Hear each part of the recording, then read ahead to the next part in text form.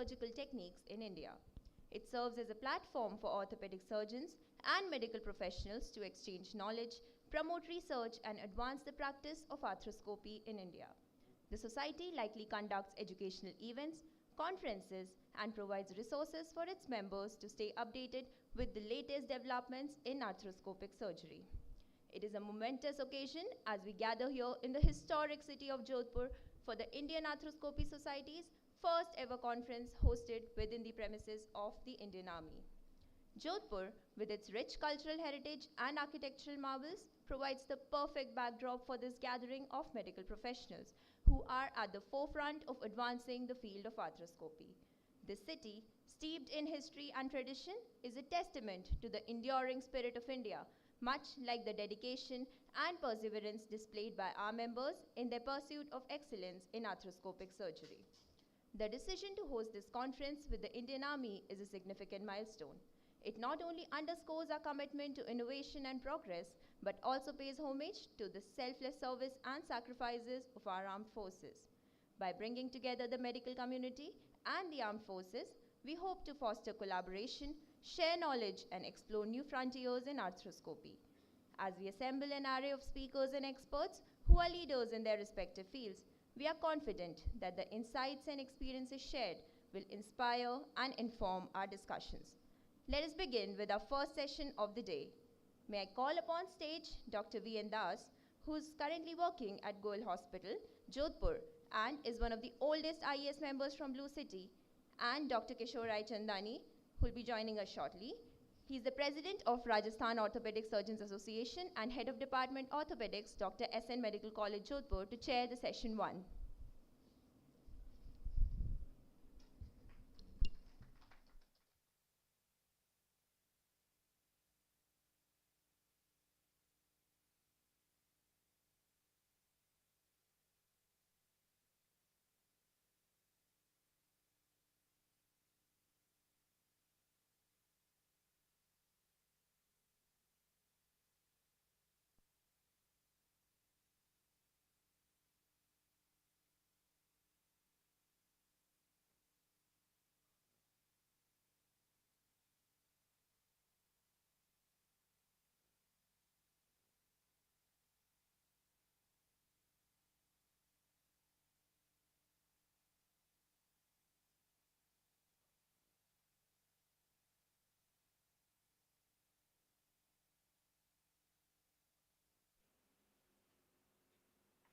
Can we start? Okay.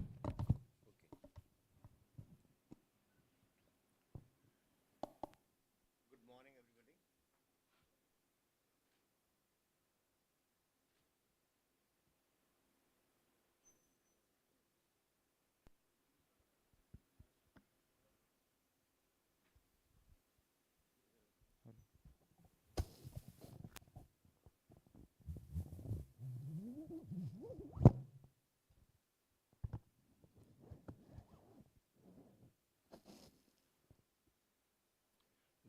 Good morning, everybody. Good morning to Tapaswi and my all our colleagues. I open the session now and invite Dr. Colonel Sunil Hegde to talk on knee arthroscopy weapons and planning of war.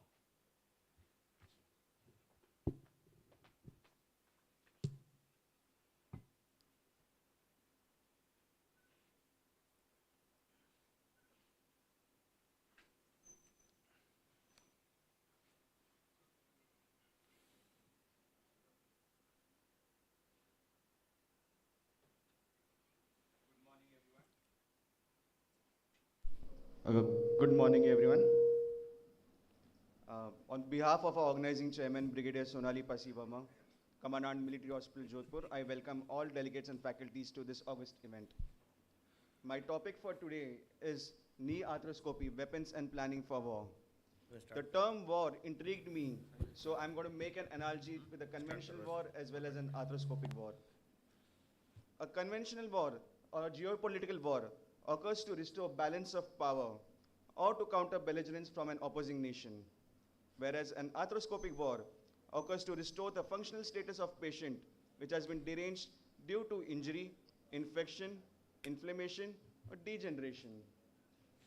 So, quickly to enumerate the reasons that are going for arthroscopy are for removal of loose bodies, for synovial biopsies, to do synovectomy, for meniscal repair or resection, to augment or reconstruct ACL or PCL, for management of chondral defects, and for debridement of knee in cases of infective or degenerative pathologies.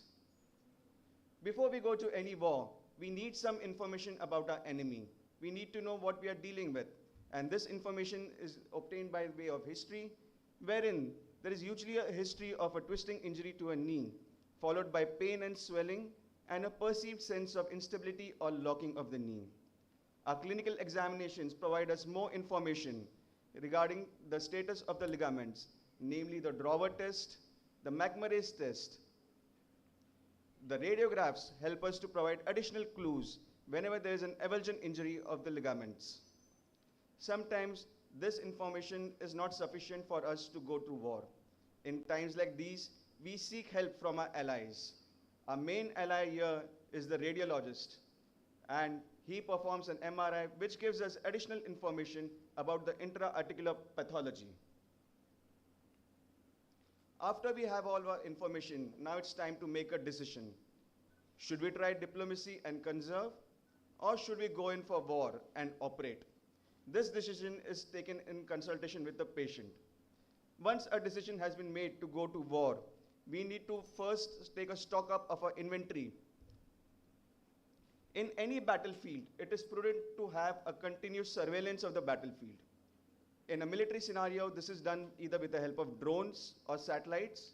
However, in an arthroscopic war, we have a 4mm arthroscope with 30 or 70 degrees angulation.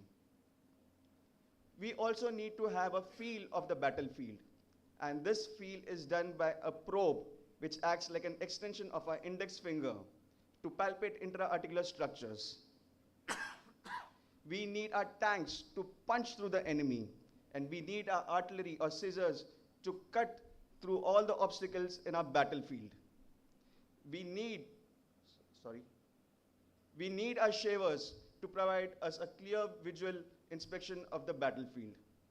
We also need our joint irrigation fluids, which is either normal saline or glycine, to distract and distend the joint so that there's a control of bleeding. This can be infused either with the help of an arthro pump or through gravity-assisted methods. One of the most important weapon in our inventory to provide a clear vision in a battlefield is a pneumatic tourniquet, which is applied high up in the thigh.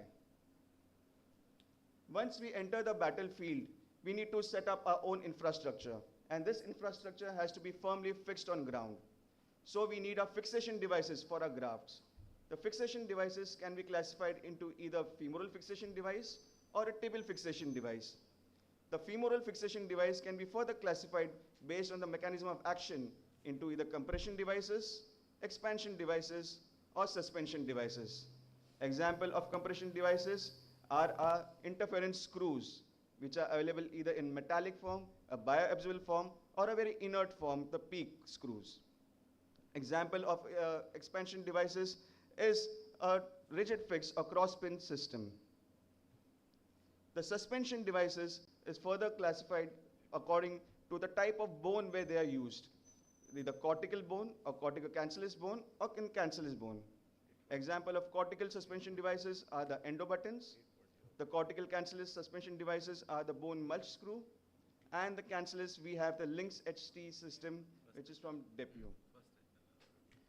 Tibial fixation devices can be classified into intratunnel as well as extratunnel devices. The intratunnel devices we have again our interference screws, and for extratunnel devices we have the tibial base plate as well as the tibial post. The most important part of any battle, of any war, the most important resource of any war is the infantry. The infantry is the one who goes into the war and he'll hold the battleground. Our equivalent of infantry is the arthroscopic surgeon, and he should be well mastered in the technique of triangulation. Once we have taken a stockpile of our weapons and stores, now it's time to draw a battle plan. before we go to any war, we position ourselves to be ready for the battle. So in this scenario, the patient positioning is important. The patient can be positioned either supine on a table with hips and knees flexed, with a lateral support, thigh support, as well as a foot support, or he can be placed with his leg hanging downwards. The surgeon is placed on the ipsilateral side or the operating side, and the arthroscopic tower is placed ergonomically on the contralateral side. Now it's time to draw a battle plan. We have to do our surface markings. We mark the patella, we mark the patella tendon, we mark the tibial tuberosity, the fibula head, we mark the joint line, and then we mark our portals. The first main portal that we mark is the anterolateral portal, which is our viewing portal. It is marked 1 centimeter above the joint line on the lateral aspect, just adjacent to the patella tendon in the soft spot. The counterpart of the anterolateral portal is the anteromedial portal, which is our main working portal. Based on the scenarios, we have various other accessory portals, namely the superomedial portal, the superolateral portal, which is used for inflow of irrigation fluid as well as aspiration, the posteromedial portal and the posterolateral portals, which are used for visualization of the posterior horn of the meniscus as well as for tibial attachment of PCL, and the central transpatellar portal, which is used for grabbing intraarticular things. Once our battle plan is done, now it's time for execution. We enter the knee joint with the knee in extension through the anterolateral portal, and we reach the suprapatellar pouch. We examine the suprapatellar pouch for any evidence of loose bodies, for any synovial abnormality. Then we go sequentially and we examine the patellofemoral articulation. We examine the undersurface of patella for any chondral defects. Then we sequentially go to the gutters. We examine the gutters, and then we reach the intra-articular compartments. We examine the lateral compartment with the help of figure of 4 maneuver. We examine the medial compartment and the meniscus by valgus maneuvers. And then we examine our ACL, and we probe the ACL with our index finger, which is in this case a hook probe, and to see check the tightness of the ACL. As in any battlefield, there can be setbacks. The setbacks for us can be heme arthrosis, iatrogenic chondral damage, infections, or improper fixation. And how do we minimize these setbacks? In a conventional war, we minimize these setbacks by learning about other wars. We learn our history. We read our books, and we see what other countries, when they wage a war, what problems they face, and we learn. However, in an arthroscopic scenario, we minimize these setbacks by attending more IAS conferences. Thank you.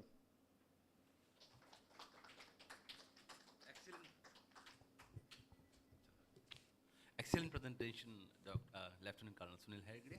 And the beautifully you have presented in well-timed and just took us to the battlefield, and it definitely appears that we are in the military hospital, and we are now going to go for the war of arthroscopy. And surely we are going to win it. Thank you so much. Thank you, sir. Thank you, sir.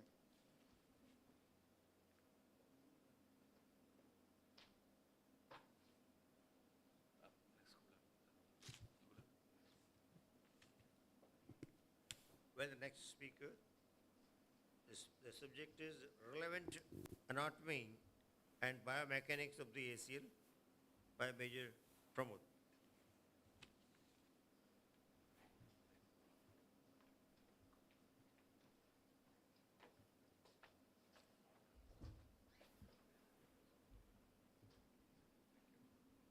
Morning, sirs.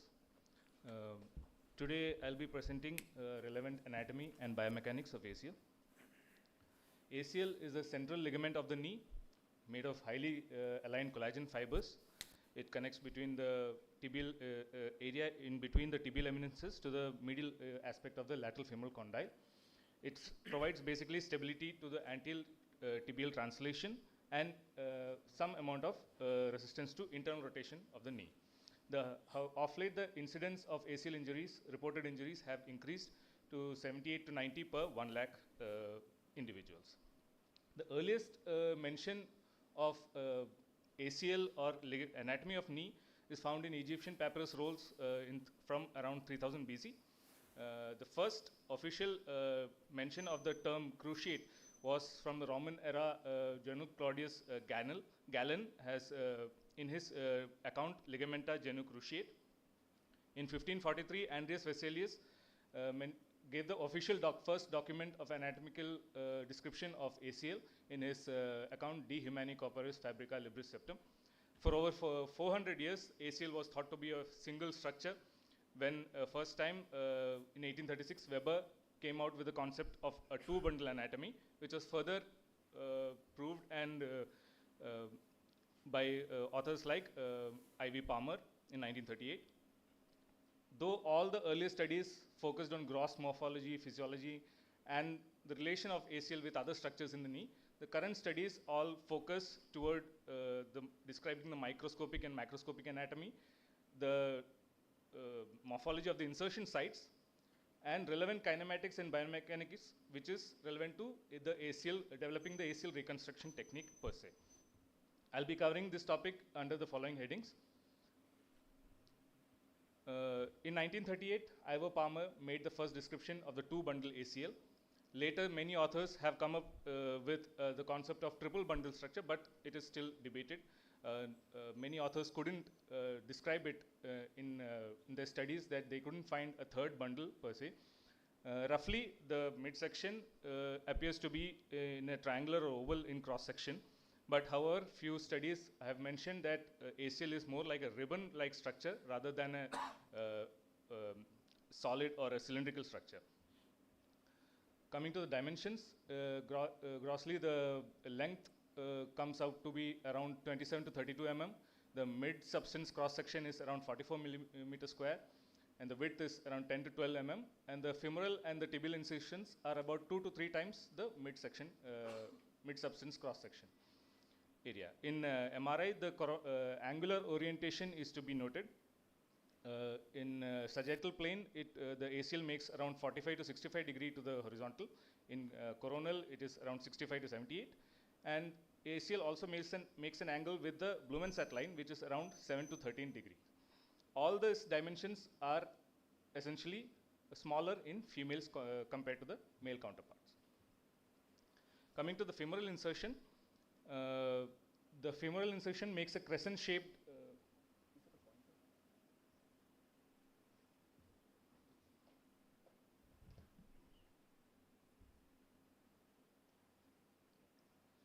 so the femoral insertion makes a crescent-shaped insertion over to the posterior aspect of the lateral femoral condyle. The anterior border is made by the lateral intercondyle ridge, or what we call it is known as the residence ridge. And the posterior border is formed by the posterior articular margin of the lateral femoral condyle. In a recent article by Smigelski, he mentioned few important concepts. The first of all was that the mid substance of the ACL to its femoral insertion on dissection of around 111 knees, he found that it is more of a ribbon-like structure rather than two bundles. He couldn't differentiate into two bundles. One important thing he wanted to mention was that he described this anatomy after removing the surface layer, surface membrane of the ACL. And another thing is that he described two direct insertion and an indirect insertion onto the lateral femoral condyle of the femoral insertion. The direct fibers, which is shown by these red dotted lines, the yellow dotted lines, they form a transition zone and insert directly into the cortical bone. Whereas the indirect fibers don't go through a transition zone and they fan out onto the posterior cortex. So what he wanted to make is that most of the load that transmits through ACL goes through these direct fibers, which is inserted a little anterior and proximal in the insertion site. So the take home is that he suggested that the tunnel should be placed where these direct fibers are attaching into the femur. Another point what he made was that why the graft choice. Considering that the ACL is a ribbon-like structure, a flat structure rather than a cylindrical one, it is almost impossible to make a flat or such a tunnel using current drilling techniques. So you should go for more flatter options like 5 to 6 mm patellar tendon or a quadriceps tendon rather than a very bold, thick quadruple semi-T or a patellar tendon. Coming to the tibial insertion, mostly it is an elliptical shape. However, Gunther et al. In his recent article mentioned 3 types of insertion on tibia, of which the elliptical is the most common and C shape is the least common. However, you need to know that the insertion lies between the anterior horn of the lateral meniscus in the anterolateral fossa, the ACL ridge, and the retinoeminence ridge. So the center of the tibial insertion is about 1 centimeter behind posterior to the ACL ridge and almost 1.5 centimeter ahead of the retroeminence ridge and almost 0.7 centimeter medial to this anterolateral fossa. It is also important to know how ACL, these landmarks look inside in an arthroscopy. So this is the ACL insertion site showing the lateral intercondylar ridge and the bifurcate ridge. Though the bifurcate ridge is a very subtle convexity rather than a ridge, it is very difficult to identify when you use the shavers. If you find it, the ACL should be placed, the tunnel should be placed somewhere around this region. This is the showing the tibial landmarks in the arthroscopic view. The blood supply, ACL receives its blood supply from the popliteal artery, the middle genicular artery, and the nerve supply comes from the tibial nerve. Mostly proprioceptive receptors, mechanoreceptors are present in the ACL, minimal pain fibers supplied by the tibial nerve. That's the reason why patients don't develop pain after an acute injury unless there is hemarthrosis. The biomechanics, this graph shows the strain relations between the posteromedial and anterolateral bundles. It basically shows that the posteromedial bundle is taut in extension and the anteromedial bundle is taut in flexion. The other concept here to mention is that the attachment sites in the femur is vertical and onto the tibia it is horizontal. So when the knee flexes over, it is not isometric. The ACL bundles are not isometric.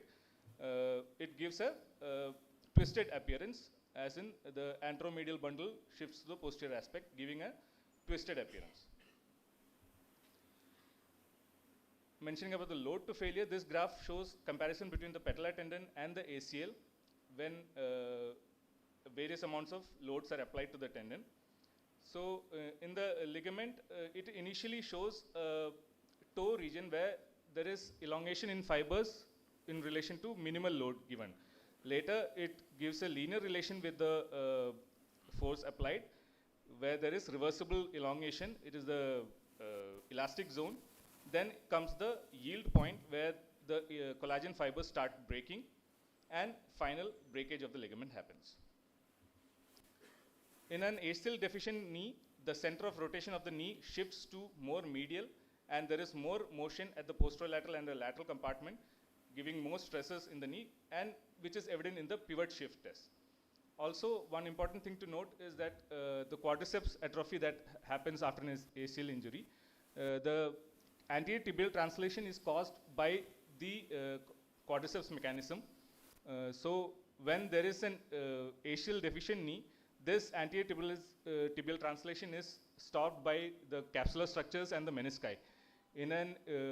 With quadriceps pulling the tibia anteriorly, there is more load on this capsule and menisci. So in order to reduce the stresses on these structures, the quadriceps atrophies. In a Latchman test, the anteromedial bundle contributes more and the posterolateral bundle has little contribution towards the anterior tibial translation. Please try to conclude early. Yes, sir. One more slide, sir. So what I want to bring out is the Latchman test cannot differentiate completely between a full ACL tear and a partial tear on an anteromedial bundle tear.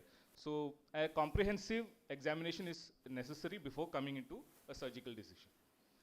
ACL functions in concert with other structures to confer stability. Primarily, it resists anterior tibial translation. Secondarily, gives rotatory and varus and valgus instability, stability to varus and valgus instability. Prior to any surgical dissection, comprehensive knee examination is a requisite, and you should be well aware of the anatomical landmarks, even arthroscopically, before going to any surgical decisions. Thank you. Thank you, Dr. Prasad. It is very important to know your anatomy before you proceed forward. So may I request now Dr. Mukesh Saini to come forward and present his.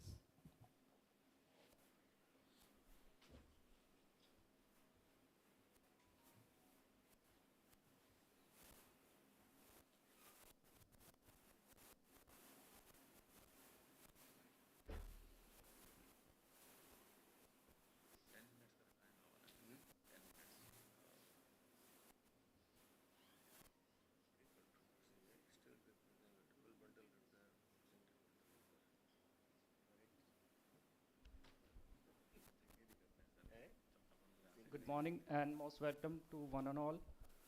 So I will be talking on the ideal graft for primary ACL reconstruction. So ACL reconstruction is, our primary goal is for ACL reconstruction is to restore the anteroposterior and rotatory knee instability as discussed by Major Pramod, function as closely as possible to the native joint. And revision surgery rates average around 2 to 10%. It may go as high as 42% in high-level pivoting athletes.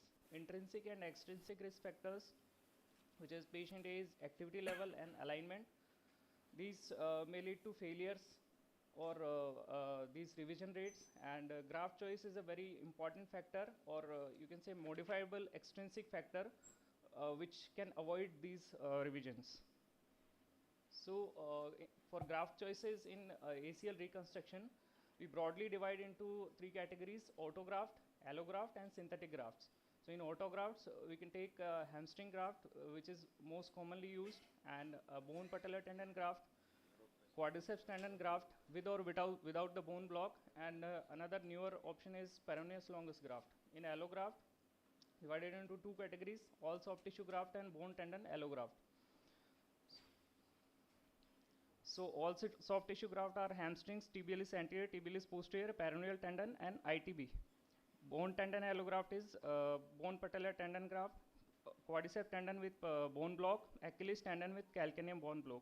Synthetic grafts are not very popular and still in the evolution phase. So the ideal graft for ACL the ideal graft for reconstruction of ACL must be biomechanically similar to native ligament, easily harvested, has least harvest site morbidity, can be secured predictably, and gets well incorporated with the bone. So the rationale should be individualized graft choice, and no single graft is appropriate for all patients. Consider multiple patient-specific or physician-specific and graft-specific factors like tissue availability, prior injury or concomitant injury, patient comorbidity, and surgeon experience. So the anatomy of native ACL, we have already discussed. The quantitative measurement are patient dependent, like length is 26 to 38 millimeter. Cross-sectional area ranges from 30 to 53 millimeter square, and volume from 854 to 1858 millimeter cube. The femoral insertion is 60 to 130 millimeter square, and tibial site is 100 to 160 millimeter square. So native ACL has a high percentage of fibroblast, blood vessel, and elastic fibrils with a relatively low ratio of collagen fibrils to interstitium. So the native ACL will facilitate the ACL function during daily activity as they allow for regeneration and enable the ligament to withstand the multi-axial stresses and fluctuating tensile stresses. So our first option is patellar tendon autograft. Historically, the gold standard in ACL reconstruction. Franke first used the middle third of patellar tendon with blocks from patella and tibial tuberosity first time. So approximately 10 millimeter wide tendon strip is obtained from the central third of the patellar tendon, and this includes the 2 bone blocks, one each from the tibial tuberosity and one from the patella. So compared to hamstring tendon, it is more flat and has less collagen fiber compared to quad tendon. So it gives a faster bone-to-bone healing within the tibial and femoral tunnels, and the long-term results are excellent. almost 83% patient have a stable, normal, or near normal function. 1.6% of patient needed is revision with this patellar tendon graft. It gives a high strength and stiffness, consistency of size of the graft, ease to harvest, and can be secured well in the tunnels by interference screws. Few complications occurred with the patellar tendon graft are patellar tendon rupture, anterior knee pain, patellar or tibial fracture, loss of extension or quadriceps weakness, difficulty in nailing, numbness due to injury to infrapatellar branch of saphenous nerve. Other option is quad tendon autograft. Multiple configuration can be used for quad tendon autograft. It can be harvested with or without bone block from the superior pole of patella as an approximately 10 millimeter wide full thickness graft, or we can take a partial thickness graft like in 12 into 5 millimeter. Historically, 20%. Histologically, 20% more collagen fibrils are seen in quad tendon graft and high density of fibroblasts than a patellar tendon autograft of the same size. So comparable thickness of collagen fibrils and density of blood vessels has been seen with the quad tendon autograft. This is a technique for harvesting. Conventionally, we use a long incision for quad tendon autograft harvesting. It can be used with a smaller 2 to 3 centimeter incision, and then a tendon stripper can be inserted up to the thigh. Hamstring tendon autograft harvested from the CME or gracilis tendon, wide variability in graft configuration ranging from 1 to 8 strands. So quadruple hamstring tendon is the commonest configuration used by most of the surgeon, correlated with the patient anthropometric and sports activity level. So it is a patient dependent in terms of thickness and length. 20 to 40% higher number of collagen fibrils and fibroblasts compared to patellar tendon autograft. So compared to ACL, most of the grafts have a higher ratio of collagen and lower number of elastic fibrils and fibroblasts. Comparing the cross-sectional area with the patellar tendon autograft, so patellar tendon has 32 to 61, hamstring tendon has 52 to 64 millimeter square, and quad tendon 71 to 91 millimeter square. So most of the autograft, they mimics the intact native ACL. The quad tendon appears to be most closely approximate the size of the native footprint. So a cadaveric study comparing the microscopic anatomy of patellar tendon and quad tendon autograft showing more favorable femoral insertion width, insertion thickness, and graft bending angle for quad tendon. This is the technique for harvesting. Advantages: minimal donor side morbidity and no knee pain or fracture risk. Disadvantages are reduced knee flexion strength, lesser fixation strength, and nerve injury, sometimes seen with the saphenous nerve. So short-term studies revealed 86 to 91% near normal results and 1.5% re-rupture rates. Long-term follow-up results with the hamstring autograft up to 15 years suggested that 75% patients scored normal or near normal results. Re-rupture rate was 17% in long-term studies. Allograft, donor side problem had led to search for the allografts. Sterilization with the irradiation or ethylene glycol was recommended to reduce the immunogenic reaction and disease transmission. So advantages are, again, there is no donor side, so no morbidity, predictable graft size. We can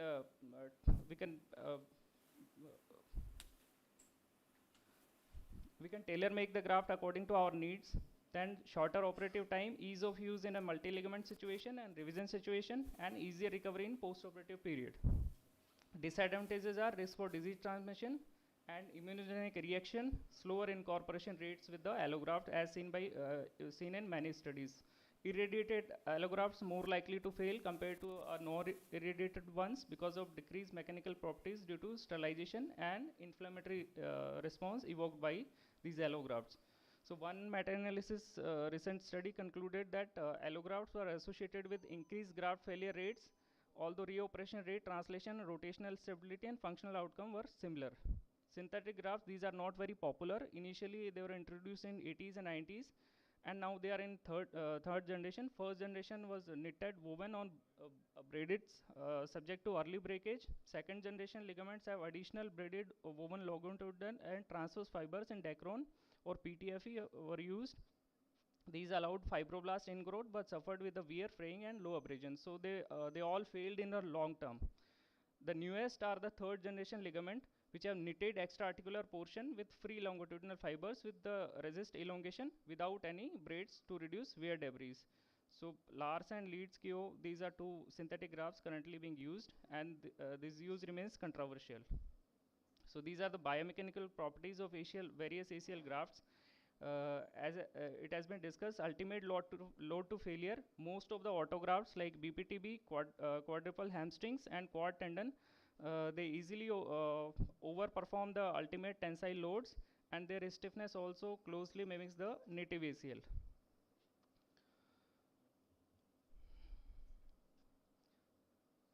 So graft fixation, primary aim to provide stability graft within the bone tunnel with graft to bone incorporation is accomplished. Optimal graft fixation minimize the bungee effect or windshield viper effect and influx of synovial fluid into the bone tunnel.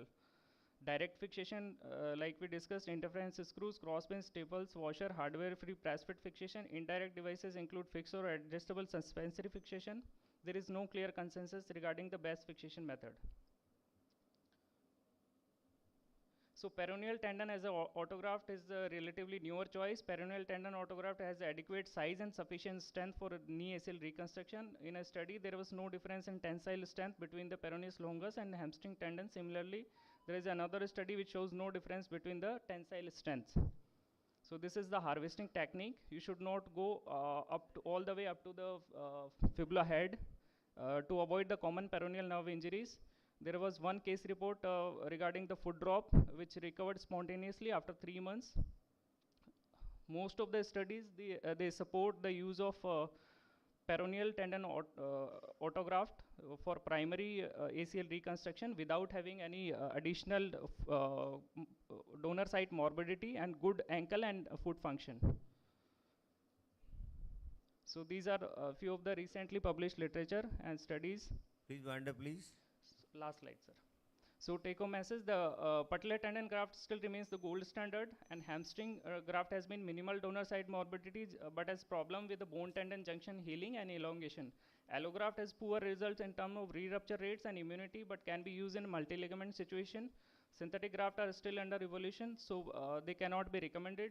Patient-reported outcomes are not influenced by graft choice. So we have to individualize the graft choice, and there is no ideal graft. And favorable post-operative graft rupture rates in the patient treated with patellar tendon and quad tendon autografts over hamstring tendon or allografts. Thank you very much. Thank you, Dr. Mukesh. Thank you for giving us the comprehensive analysis of various grafts available with us. Now, may I request Dr. Hemant Jain to present the best technique to do the ACL reconstruction. We have already been told about the what are the appliances available, what are the inventory available, what is our anatomy, what is the graft, and now Dr. Hemant will tell us which is the best way to do the ACL reconstruction.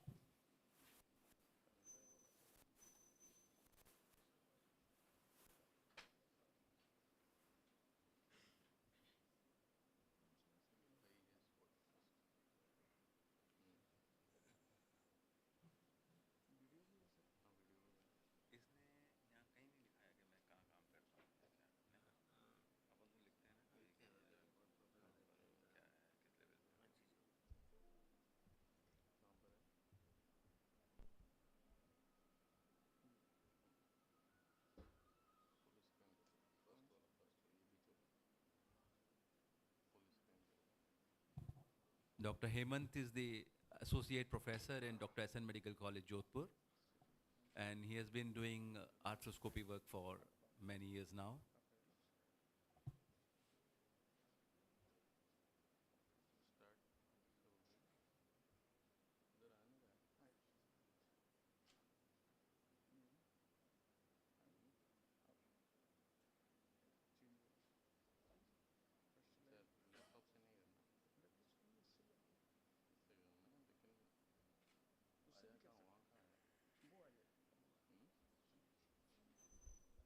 So, good morning, chairpersons, Sachin sir, other my colleagues, dear friends. So, today I am going to present my talk on best technique for primary transportal ACL reconstruction. So, what is best? I think best is something which does not fail. So what are the parameters we should keep in mind so that our ACL reconstructed does not fail? So there are three factors which are important for the success of ACL reconstruction. First is the quality of graft. Second is appropriate tunnel placement. And third is strong graft fixation.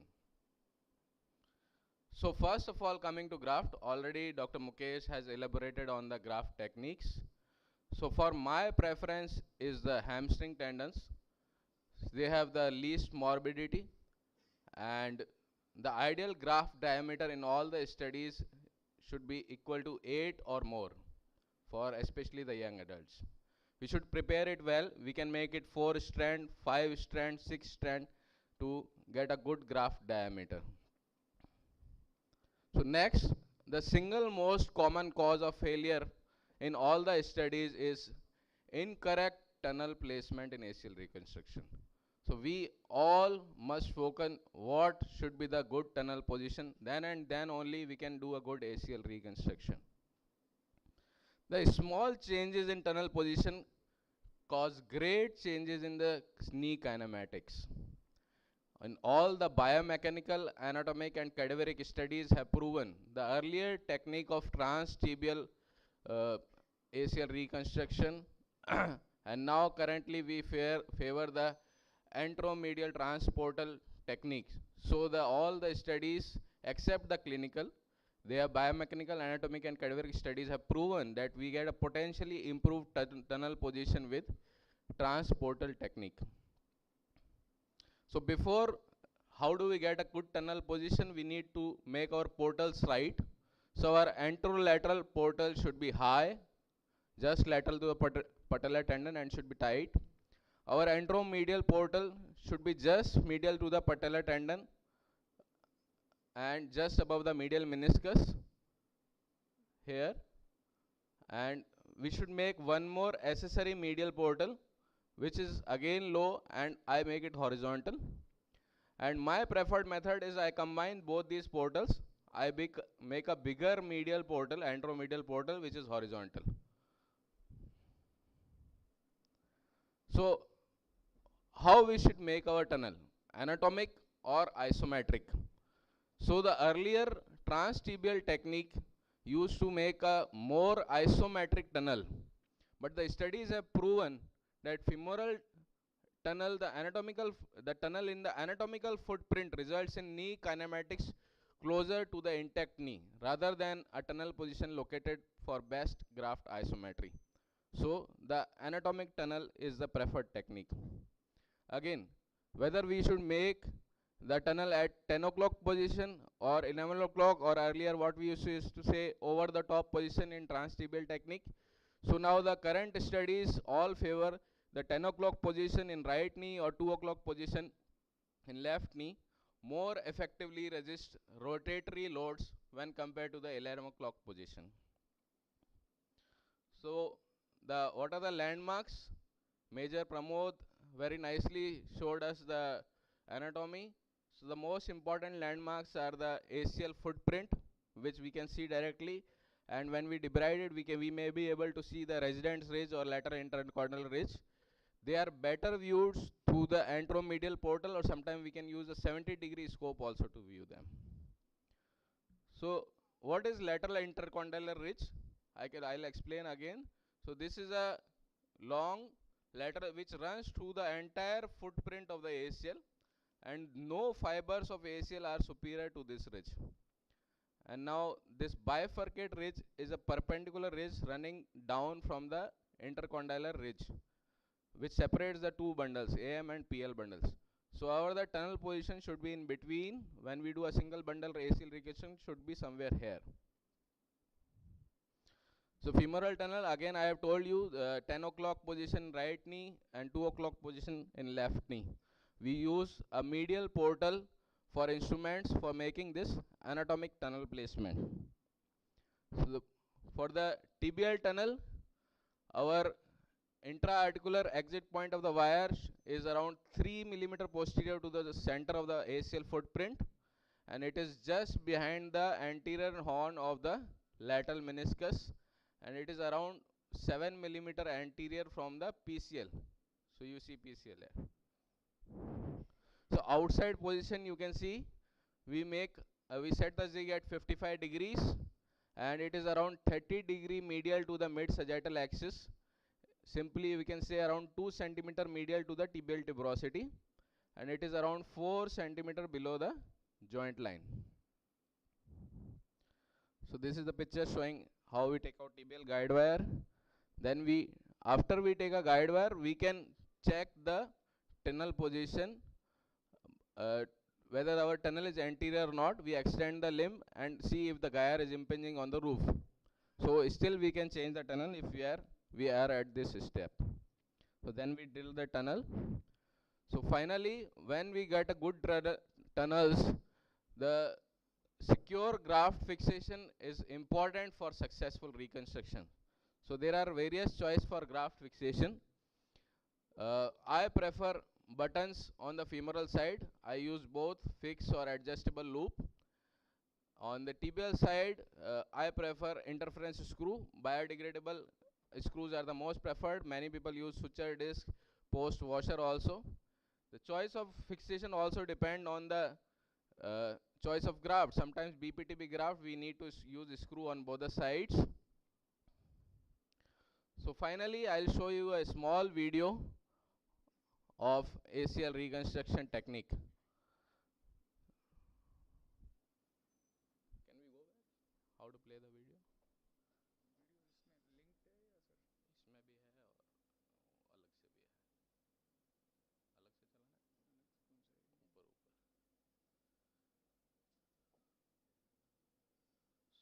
It started? It's not. No, no. You stop it. वापस start से जाना पड़ेगा.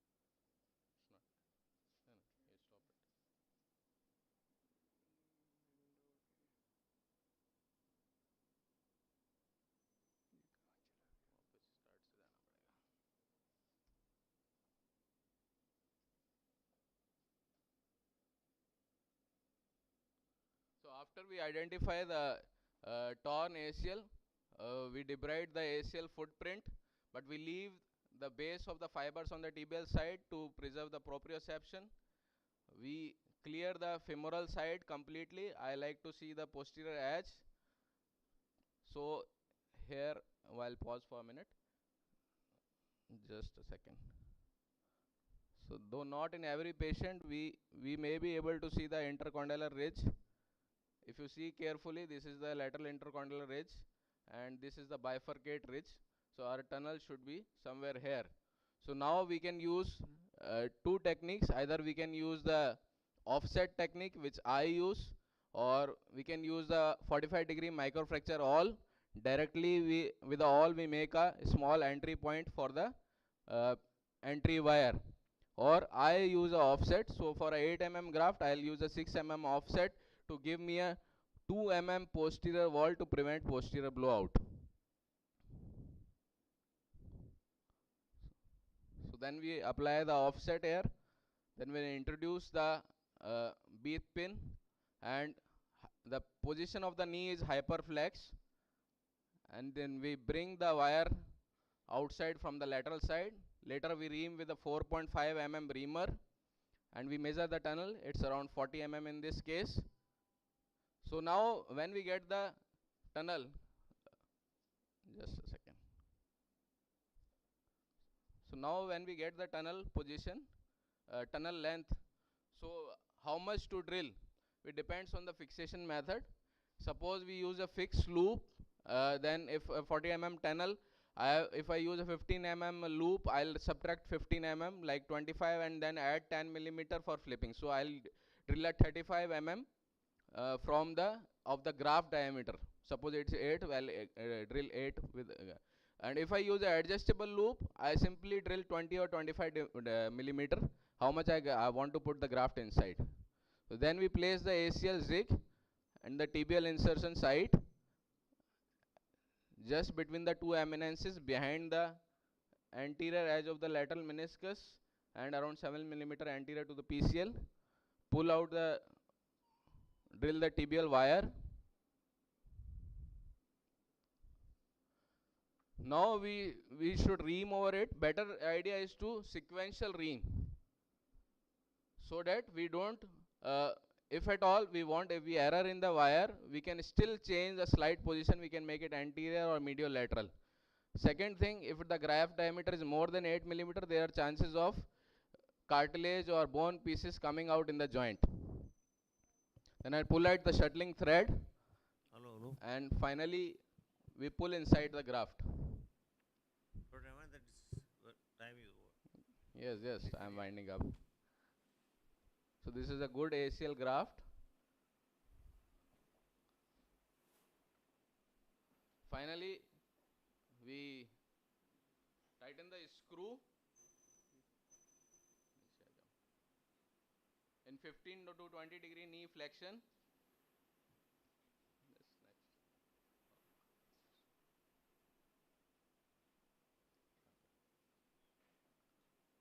Though I prefer a biodegradable screw, but titanium screw also works well if there is a cost constraint. The assistant holds in gives a posterior drawer force and keep the limb in 15 to 20 degree flexion unless it is a recurvatum deformity. So after a good ACL reconstruction, a good rehab is also a must. I said move it or lose it. I allow early movement on the next day and partial weight bearing.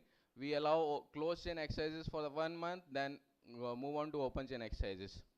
So in the end, thank you to all and my team, because teamwork is important to get a good best results in ACL reconstruction. Thank you. Thank you very much, Dr. Hemant, for the excellent presentation and giving us all the tips and tricks and revealing all your secrets of bringing the best from the patient. Thank you very much. Now we proceed to something new, that is ACL avulsion, something different from the ACL, but it's a part of ACL.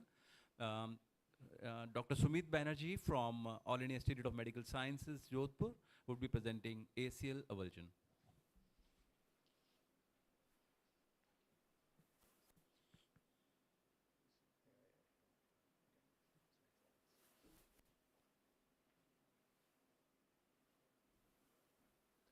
Good morning, everybody, and it's indeed a pleasure to be here amongst friends and company, and also a privilege to be amongst such august arthroscopic surgeons, especially our president of IAS, Dr. Sachin sir. It's a pleasure to be here.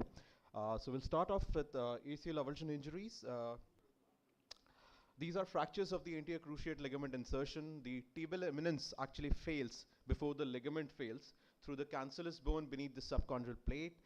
The mechanism of injury is usually hyperextension with rotational injury. The most common mechanism we tend to say is fall while riding a bicycle or a scooty or something like that. Coming to the epidemiology, it's relatively rare, especially if you compare it with our ACL tears, the ligament tears per se. It's a very rare injury. This is a study by Posna. They found that 60% of the members were treating less than 4 such injuries in a year. There are 2 peaks, primarily in the 8 to 14 year group when the cartilage is still maturing, the growth plate is maturing, that place, and then you have a smaller peak in the adults. So the patient presents to you. If he presents to you in the acute phase, he will have a lot of effusion. Lacben and irradiates are very difficult to get it in the initial phase, but of course if he comes to you later, he will of course have your tests of laxity. And the most common complaint if they come to you a little late is loss of extension and sort of stiffness. Further imaging is always required. We always get a CT and an MRI. CT is to look for the bone fragments, your comminution, and the MRI to look for associated meniscal damage, to look at the interstitial damage in the ACL per se, or any chondral damage. The classification, Myers and McIver, is probably the most widely used classification. 1 is undisplaced, 2 is with a hinge, with the posterior hinge intact, C is completely displaced, and D is a comminuted one. So coming, how do you manage? Type 1 is usually managed non-operatively, immobilized in full extension. Type 2, there is still a bit of a debate whether more of us are going towards surgical as we feel more confident with our skills. And type 3 and 4 definitely require surgery. So surgical fixation, open reduction. There are various techniques. First is an open reduction. You can fix it with your screws, or you can do an arthroscopic reduction with all epiphyseal fixation with your anchors. You can pass your suture bridge through the transphysis. Coming to the biomechanics of all the mechanism of fixation, this is a very good article from the Chinese group about what works and what is the strongest. They did all of it, screws, loops, anchors, and they found that the suture bridge fixation with a neck wear knot, so that is essentially when you're taking your bite through and wrapping it around the graft to get your scarf-like property, that has got the biggest, highest failure load. So that is the strongest one, although the displacement is less within anchors. So coming to how do you plan to position, as speakers have already talked about standard positioning. If you've got it in an acute phase, lot of lavage because there will be a lot of hematoma inside, so wash it out. Pumps are an option if you're doing, especially in the acute phase, pumps will give you a good field of view. Chronics, I think you can manage without pumps as well. Cannulas, again, if you're starting out, it is good to have cannulas for the management. Tips and tricks, ensure the visualization of the entire fragment. Sometimes there is meniscal entrapment. Sometimes the anterior intermeniscal ligament comes in the way of your reduction, so make sure you take a suture out to build them back. Mid-patellar portal is really, really helpful. The tunnel should be anterolateral and anteromedial, as has already been told. Avoid manipulation because it can lead to combination. And again, finally, when you're fixing it, make sure you're not fixing it in flexion. Rehab, you start with your range of motion early. Early mobilization is the key. You start off with your ROM and gradually increasing, getting up to a full mobilization at probably about 6 weeks. Again, similarly, non-weight bearing, progressing to full weight bearing, depending on the size of the fragment. If it's a bigger fragment, you can probably weight bear early. Smaller fragments, maybe take it a little later. Early patellar mobilization is key to prevent the arthrofibrosis. So you go from the closed and then on to the strengthening and proprioception. So coming to the cases, this is a 37-year-old male. He had an hyperextension injury with RTA. He initially presented elsewhere. He lives in a remote village in Badmer. Complained with the complaints of instability. That was his X-ray. Initially, he was managed in a peripheral with a brace. Presented to us 4 months after the injury with still continuing symptoms. So we got a CT scan done. We saw 2 fragments, one large, one smaller one. The MRI also showed the same thing. If you look at the ACL, it is still very much intact. There is some amount of hypointensity in there, but it is fairly intact. So the question was whether you repair or you reconstruct. I tend to repair all of the ACL versions, even if it comes up to maybe about 6-8 months. I've done one 8 months as well, but at least up to 6 months, I would definitely go and repair. My criteria for reconstruction would be if there is interstitial damage. When I go in scope and if I find it is not good or it's not good ligament, then probably I'd do a reconstruction. The problem with the reconstruction plan is that your lateral meniscal root is in the fragment, and then if you try to reconstruct, you'll have to do a root repair alongside as well. So this is what it looked like initially in the arthroscopy, and as you can see, a lot of fibrosis in the fragment. Again, the same thing, you do your pull-out sutures, make your knots, get your tunnel in the crater. The idea is to get your tunnel in the crater as anteriorly as possible so you can close down the hinge, because otherwise the extension can get hampered. You pass it and you pull it down. For the chronic ones, one important thing while you're doing chronic ones is essentially that once you had debrided, it was a very thin sliver that was left once you had removed the fibrosis.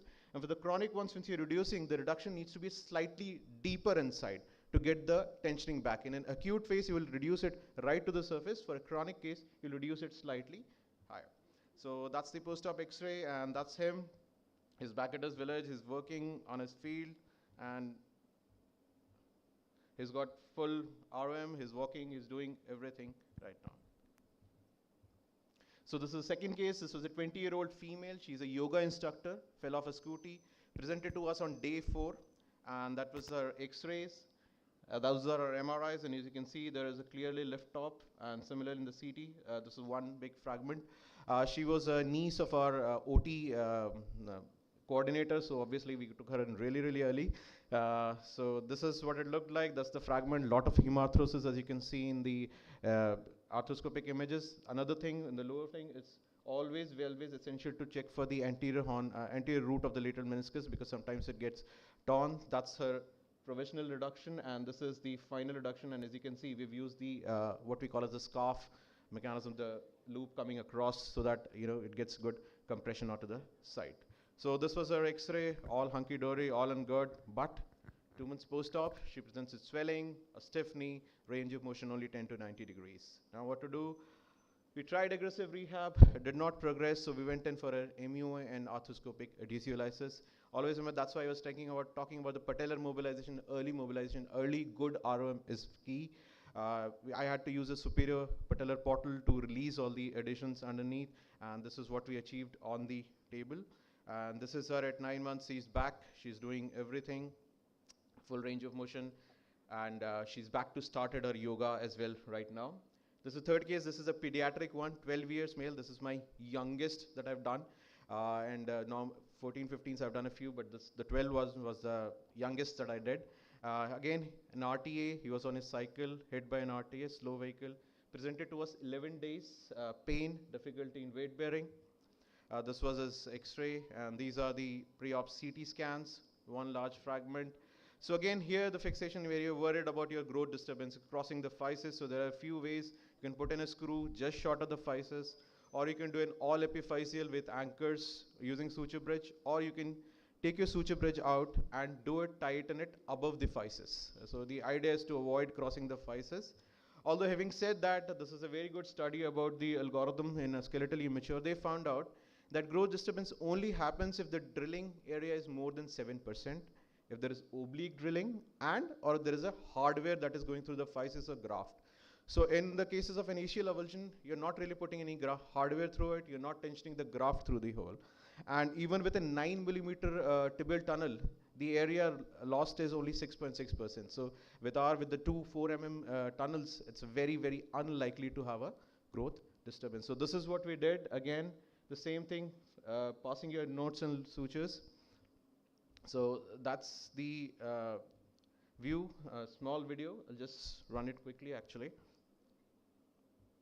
So as you can see, the ACL is intact, it's shiny, no problems with the ACL. This is the passing of the, this is the passing of the sutures, the pass-through sutures. You shuttle it using a lasso, and again, as I said, the configuration, that is the configuration we're going for, a scarf or a knot loop. And I always, take it onto the other side as well to get another sort of a loop over it, and which gives us a good strength. These are our post-op X-rays. It's right on. This is at 2 years. And I was a little skeptical since he was 12 about the growth disturbance. So I ended up getting an MRI, which showed no growth disturbance in any plane. And that's his at follow-up. And as you can see, he's got a full ROM. Sumit, please hurry up. Yeah, this is the last size, sir. And that's his ACL's strength and tensioning. So complications, laxity, objective testing, laxity might be there, but clinically no real symptoms of instability if you fixed it properly. Arthrofibrosis is very common, so we, early mobilization, patellar mobilization and CPM helps. Loss of extension is the most commonest symptomatic complication. Optimal reduction is key, and mechanical block can be removed at relook surgery. Outcomes, there have been various studies, systematic reviews and meta-analysis, mostly on the pediatric population. Functional outcomes are excellent, no major cause for growth disturbance. However, there is no real consensus on the optimal technique to do it. Take home, plan it well. Suture bridge is a popular choice. Growth arrest is not really that big a concern.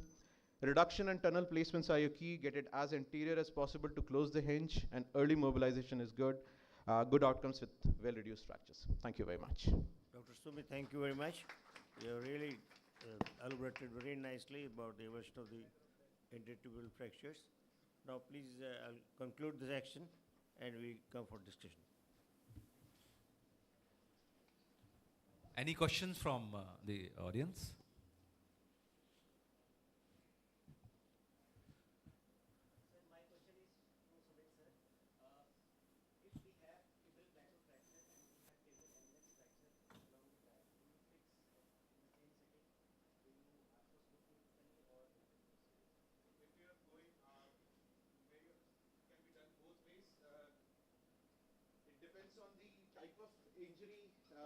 The amount of injury combination you have, and if while fixing, if I know it, yes, I would fix it there and then itself.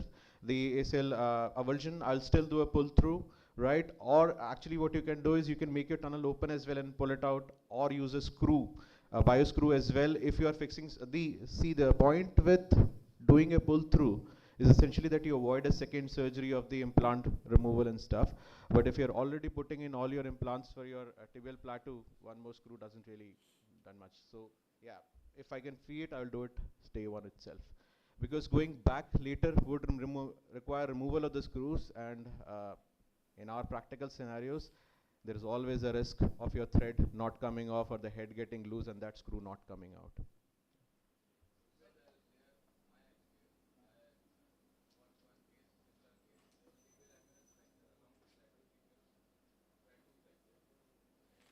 Hemant, can you come on mic?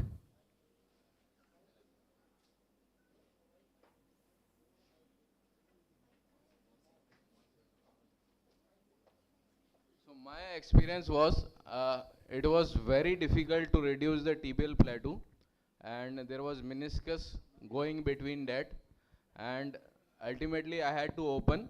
I could not reduce it, and after opening I fixed the tibial eminence as well as the plateau with a Herbert screw, and post-operatively there was real problem of stiffness despite aggressive mobilization, and I had to do arthrolysis after 3 to 4 months.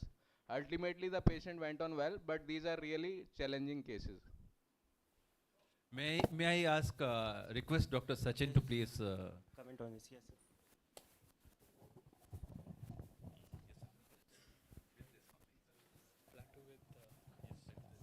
So I think it depends upon whether we have. Yeah, okay, thank you, sir. I think what's important to understand is that is your ACL avulsion a part and parcel of the predominant tibial plateau fracture injury, or is there a small undisplaced or a minor component of the tibial plateau fracture which is associated with the predominant ACL avulsion? So both of these will behave differently. If you see a lot of trauma series across not only India but globally, you will find that a lot of tibial plateau fractures will have an associated ACL avulsion fracture. Unfortunately, even in the best of the series which were presented at OTA and other sessions, they tend to be fixed by trauma surgeons, and for some reasons they do not want to fix these avulsions, whereas all that it needs is to just lag that screw, lag it with a simple screw. So in these situations, I think the tibial plateau fracture takes predominance of treatment. That needs to be fixed based on its fracture configuration, and the avulsion fracture needs to be lagged with a screw, either plast, antegrade or retrograde. In those injury patterns where you see predominantly on X-rays that there's an avulsion fracture, and on the MR scan you can pick out small fracture lines which are passing usually through the medial tibial plateau. These can be just lagged at the same time with 2.7 RAF screws, or whatever fixation modality that you feel suitable. A small word on mobilization after these injuries. I think if you have secure fixation, you should be mobilizing them aggressively. Restrict the range of motion for about not more than 2 to 3 weeks in the best of all the results. But you should get them moving on the same day, and then have them weight bearing quickly at the end of 3 weeks, because a lot of these which are there in adolescent skeleton, they heal very rapidly. So just probably just a couple of experiences. Thank you very much, Dr. Sachin. If it is not coming closely, would you like to open it, Dr. Sachin? If it is not coming close reduction, you can do the open reduction then and then only? For this tibial plateau and avulsion fractures. Absolutely. I think perfect anatomical reduction is the key, most important thing. And whatever it takes for you to achieve that would be of utmost importance. Thank you. Thank you, Kishore sir. Yes, please. I think there are a couple of things in it, that in trauma, we often overlook the meniscal as well as the ligament injuries, because you're completely burdened by especially these displaced tibial fractures. And often we are taking an X-ray or a CT scan. Now the question here is, how many of us are going for an MRI in a trauma situation, and how good is that MRI? And often I've seen that people have, especially the people who are fixing the in a closed manner, literally displaced fracture, and I find that the meniscus were entrapped, and that was a constant cause of pain even years after the patient was, and we had to go and kind of take the meniscus out. So I want to say that if you are having any doubt, either you do an arthroscopic assisted fixation of these fractures, or you at least do a submeniscal approach and not be shy of doing that, as you said, if you open it. and just fixing it may look great on the X-ray, but there may be a meniscus being trapped, ACL not looked after, and the trauma result doesn't come very well. What is the criteria for getting the MRI done in the trauma cases? So displaced fractures, and if there is a doubt, now that's something that is something that was very difficult to diagnose. So as a protocol in my institute, we were getting MRI done for all of them, but that was not always very good. It was showing a lot of things torn. So we had always put an arthroscope, have a quick look inside. If everything is all right, do a trauma fixation. Thank you very much. Yeah, some more questions coming. Dr. Hemant, yes. I think in general, MRIs in the acute settings are not really that great. It's a lot of edema. You will get a lot of signals around. So even if you're suspecting something, do your fixation. In any case, if you, as Sir said, you have to look at the surface when you're doing your lateral tibial plateau. There is just no way you can reduce it without having a look at your surface. So do that. And after that, if you're wanting to get an MRI, I would say probably wait for about 3 weeks-ish when the edema and everything is settled down. Get your MRIs then, because then even if there is something, it's not too late for you to fix or repair, reconstruct, whatever. But Sumit, the dilemma is that once you fix the plateau, the metal artifacts are so much that you cannot diagnose the ACL and other. No, so ACL, in any case, if you fix ACL, would be ACL usually. It's hard to miss. It's a meniscus that gets trapped, and so if you have to open it and reduce it all, it's the collateral sometimes which you tend to miss because of the fracture. It's already unstable because of the fracture itself. But even that, once you've stabilized it, you can sort of sense whether there is a collateral injury or not when you're reducing your fractures. Hemant. Just a small comment. Sumit, I slightly disagree. I discussed with radiologists, and they all say nowadays the current MRIs, they have got techniques. Even we can get a fresh MRI and get the best diagnosis. I'm not sure. My question to Sachin sir. Sachin sir, I presented on the technique for transportal ACL reconstruction with hamstring. I just want a few tips from you. When we do BPTB graft, what should be our tunnel positions? How should we make them? Tunnel positions so that we can easily put we want to put a screw there on the femoral side. So I think firstly the tunnel position does not change even if you use a soft tissue graft or a bone plug. The tunnel has to be perfectly anatomic. The only technique that you need to sort of modify is the way you prepare your graft. So if you're preparing a bone tendon bone graft, then the plug from the patella is approximately about 18 millimeters long, and you fashion the tip of the graft like a small bullet tip. So when you're passing this graft, you use a pulley technique like how you use in a PCL. So you put your scope in the anteromedial portal, visualize the graft as it is getting pulled through. You put a trocar through your anterolateral portal, and then with the trocar, you lift up the sutures so that the bone plug can come straight out of the tibial tunnel. Then withdraw the trocar, and then with the help of your trocar or a hook probe, gently coax it into the femoral tunnel.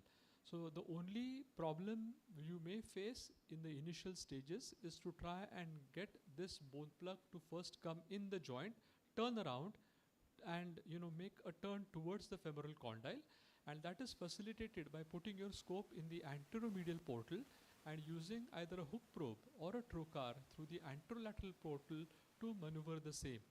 Again, the fixation should be with a screw. I usually prefer a titanium screw if I'm doing a bone plug, and again you will bring your knee to the same degree of flexion as the same where you drilled your tunnel, and then use an interference screw.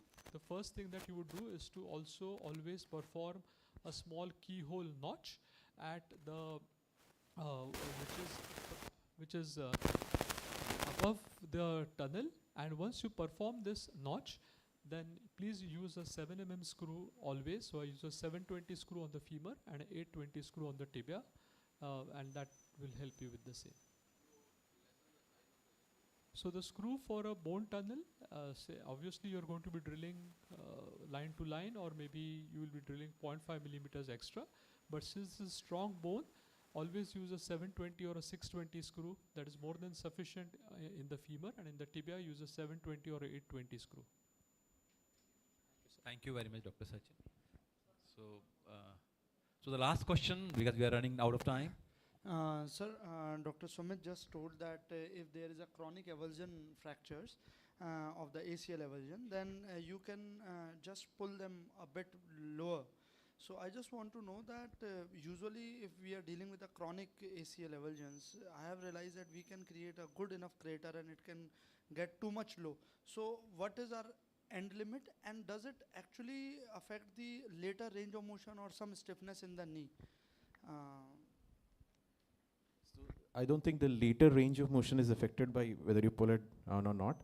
And your stiffness, essentially, once you prepared the crater and it's going down, so in the arthroscope it looks grand and huge, but essentially it's just a couple of millimeters there. So the tensioning, adequate tensioning, it does not really affect. You can't really go too down, I would say, because your the bone plug, the ACL, the avulsion, the fragment, chip fragment will also decide on it. I think the idea is to sort of debride it onto the sides, because in chronic cases what happens, some amount of ossification happens, it becomes probably bigger than the crater itself, so it will not sit properly. So the idea is to sort of shave it around the edges so that it goes nicely inside the crater.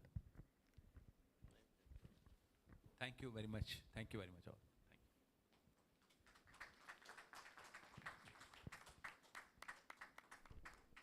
Sir.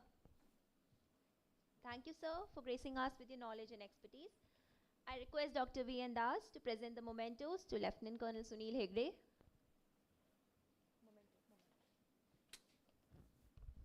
Sir, please come up on stage, sir.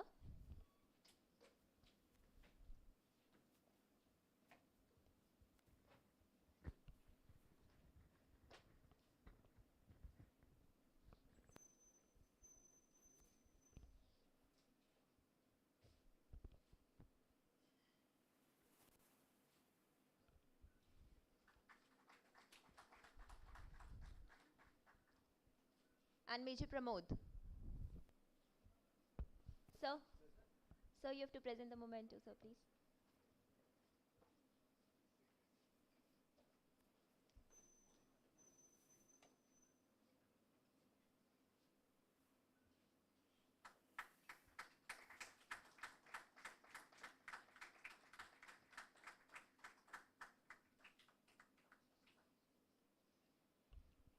Thank you, sir.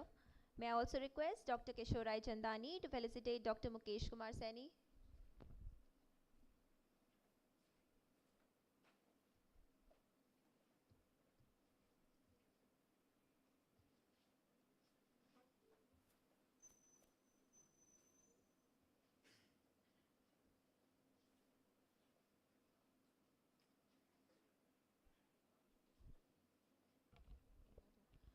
Dr. Hemant Jain.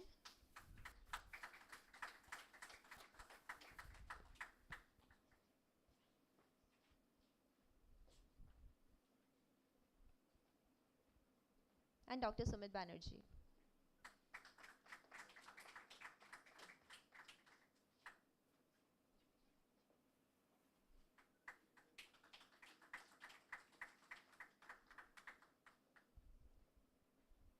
I kindly request Dr. Sachin Tapaswi, IAS President, to felicitate our moderators, Dr. V. N. Das and Dr. Kishorai Chandani.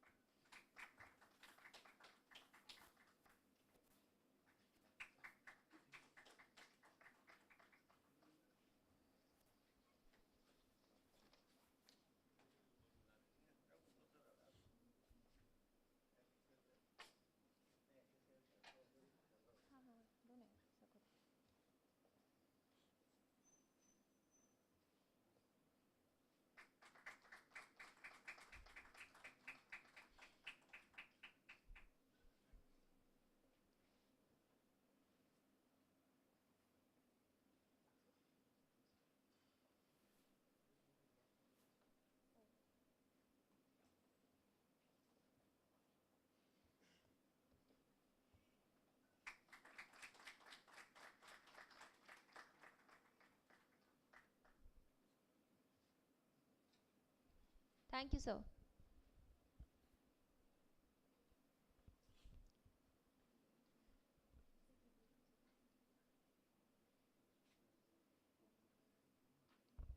We're about to begin with the second session of the day.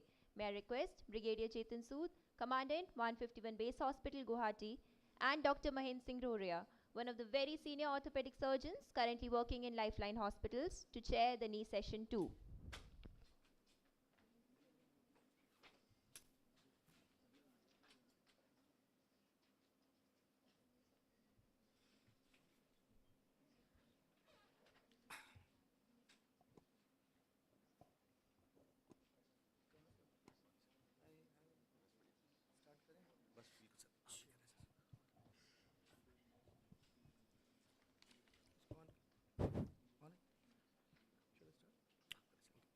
Good morning, everybody.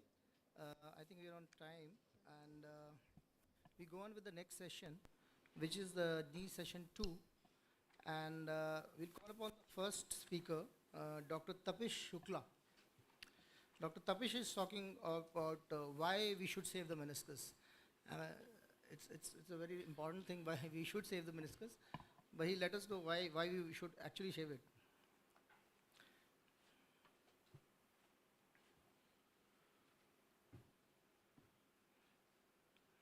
So we don't.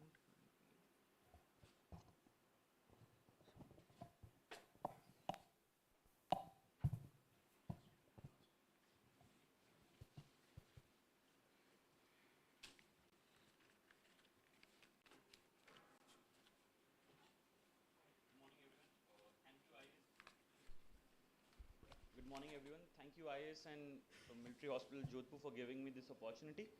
Today, I'm going to briefly touch on the topic, why do we need to save the meniscus? So, to start with basic meniscus anatomy, it's a fibrocartilaginous semilunar tissue, 90% made up of type 1 collagen. It has a radial and longitudinal fibers in its structure. There are 2 in number. The medial meniscus is C-shaped. It is more closely attached to the capsule. It has little or no mobility. The lateral meniscus is more circular, and it has more mobility, very loosely attached to the capsule. Regarding the vascular supply to the meniscus, we all know that the meniscus gets most of its blood supply from its periphery. Now, 25% of the blood supply is in the periphery. 75% of the rest of the meniscus receives nourishments from the synovial fluid via diffusion or mechanical pumping through joint motion.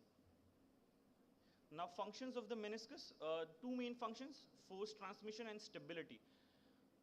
Regarding force transmission, meniscus increases the congruency between the femoral and the tibial articular surface, and that is how it decreases the point loading by increasing the contact area. This is especially important in case of lateral meniscus because, as we all know, the lateral tibial plateau is more convex.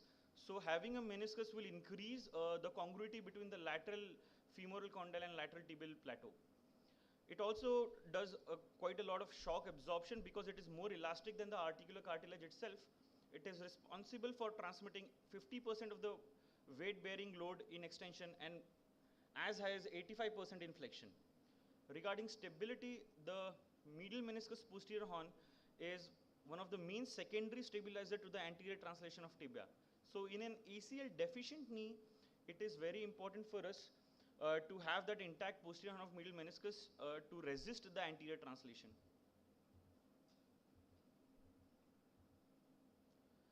This is telling us the same thing, the role of the meniscus: knee stability, load distribution, and further prevention of osteoarthritis. The compressive forces of the knee are converted to hoop forces when the menisci are loaded. This is how the hoop stresses, they are transmitted. Now, there was a study by Dr. Brian J. Cole, Chicago.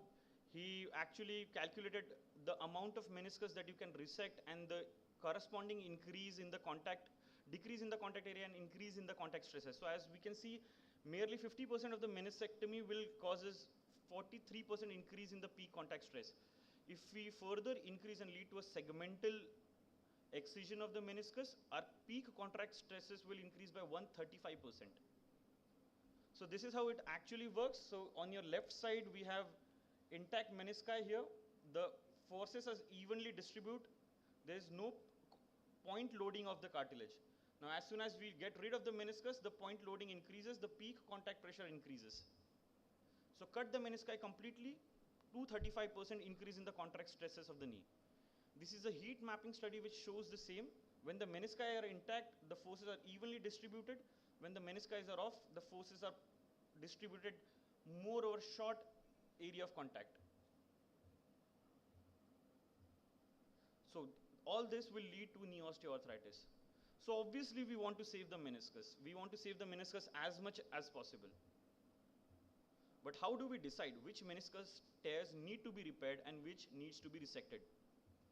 Now, as I have already told that the meniscus vascular supply is divided into 3 zones. They get most of it's from the periphery, which is the red zone. It has good vascularity, good cells, good neural structure, good repair. There's a gray zone and there's an inner 1/3 zone which is avascular, aneural, and poor results with repair. Now this is a study which tells us that the vascular supply of the meniscus decreases with age. As the age goes on increasing, the periphery, which used to get more blood supply, is still getting a blood supply, but it is still less. The tear type is also very important. A proper vertical longitudinal tear will give better results than this complex degenerative tear. The tear anatomy also depends, and the results of repair also depends upon the orientation of the collagen fibers. The traumatic tears, they do better, they have better outcome than the degenerative tears. These are the indications of repair, but I think they will be covered in a much better way in the subsequent talks. So just to briefly give a perspective, the overall failure rate after meniscal repair is somewhere between 0 to 48%, which is unacceptably high. Average failure rate is about 25%, which says that 1 in 4 fail. So this is lower than we know because the literature is heavily skewed towards those that went through the meniscectomy as a second surgery and excludes a larger cohort. Regarding particular types of meniscal repair techniques will be taught in the later subsequent talks. So we need to get better, and we need to get better fast with our meniscal repairs. Recently, there have been a lot of surge in use of biologics to improve our meniscal repair techniques. We have a number of different options which we can use. We can use either mesenchymal stem cells or a blood clot. So to summarize, obviously better to save as much of the meniscus as we can, but not all of the meniscus can be saved. We have to be very prudent in our patient selection. We have to know that we are in an era of a very high re-tear rates and explain that to the patient. Future is probably all tears are going to get biologically enhanced. Thank you.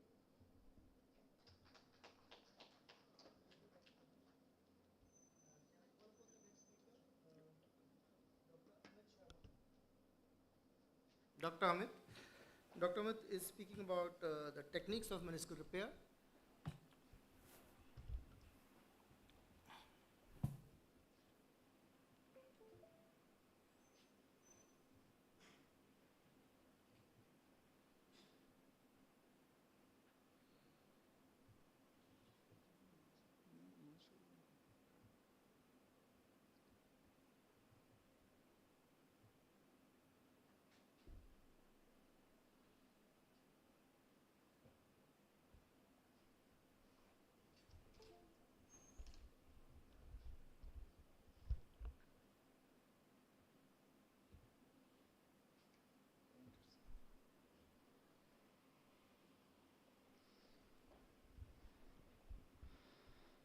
Good morning, everyone.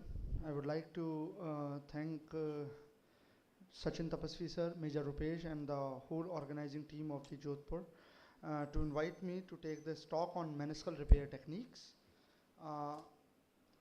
I think the first important thing which I want to highlight is that you can repair more tears than you think.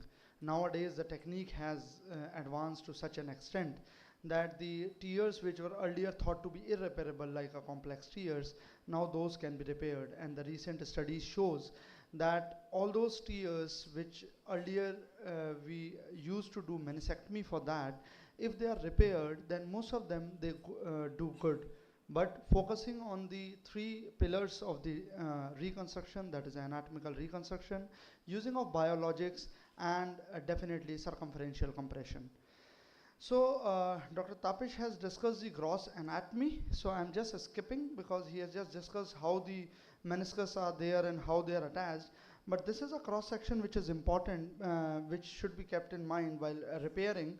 If you can see, the outer fibers, they are having circumferential fibers, and the medial or the inner fibers are radial in arrangement.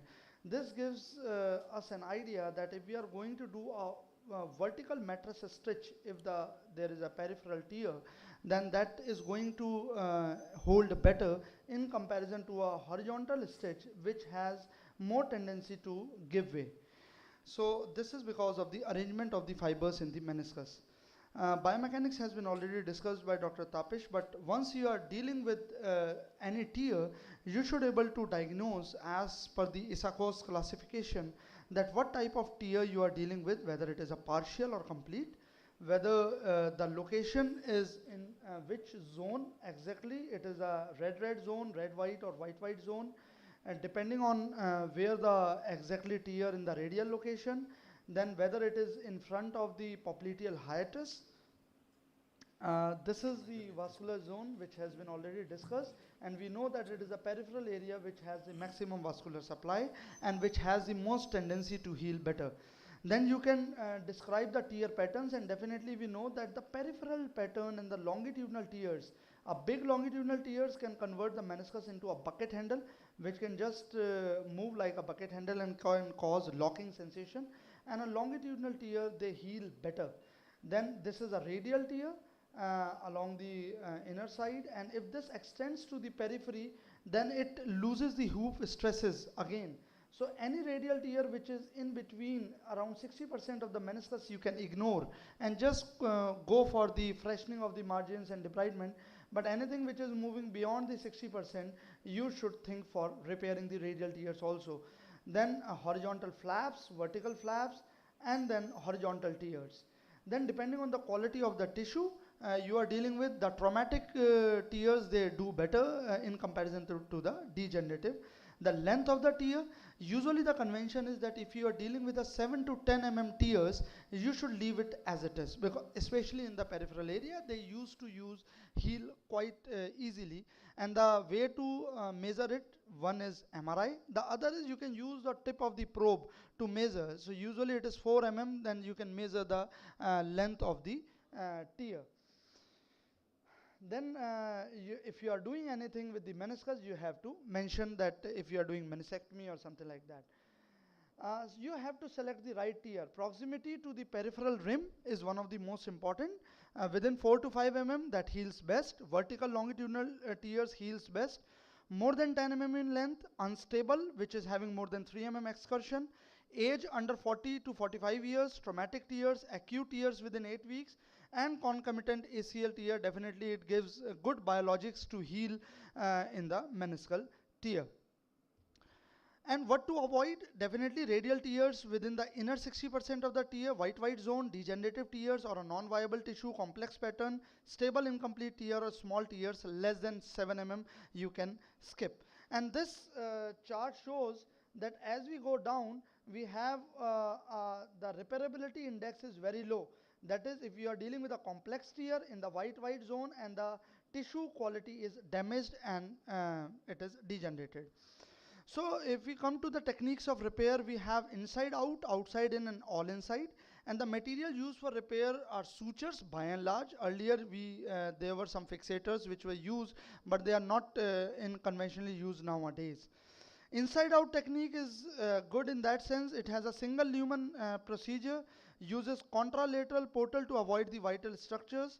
Vertical mattress commonly used, although you can use horizontal mattress too. The pitfalls for this is, if you can see that if you are going posteriorly, there is a risk for neurovascular structures, and if you are not careful enough and to prevent the neurovascular structure, you need to put some incision on the posterior aspect to prevent those structures from getting injured. So this is just a short video to show an inside out meniscal repair technique. This is examination of the meniscus. Then this is using the meniscal rasp to freshening the edges, and that is the B, the biologics, and this is the needle which is being used.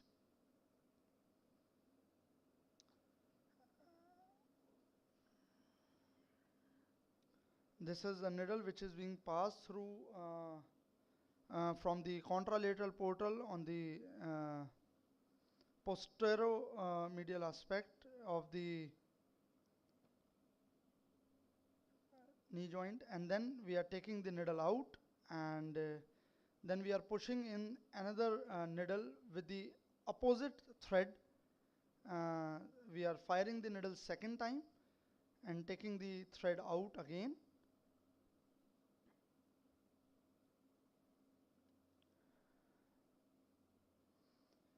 And then rest is we give the incision.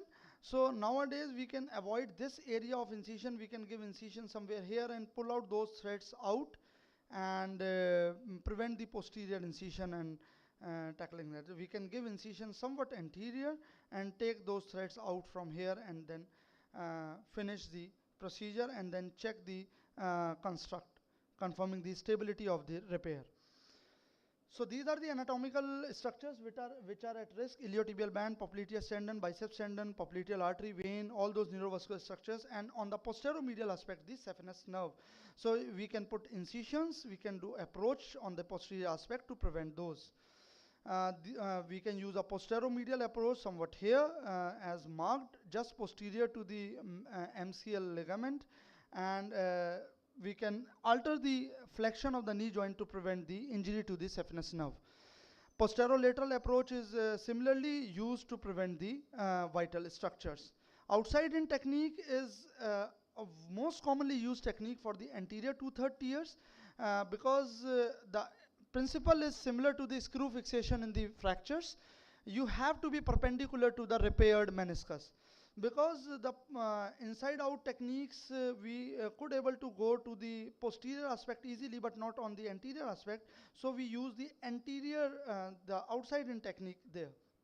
It is easy, no posterior incision, no vital structures at risk, no rigid intra-articular cannula, no requirement to assistant, and can be done with using a two needle technique or a single needle. This is how it is a diagrammatic representation of the same. You put the needle, and this is the video for the same outside in meniscal repair.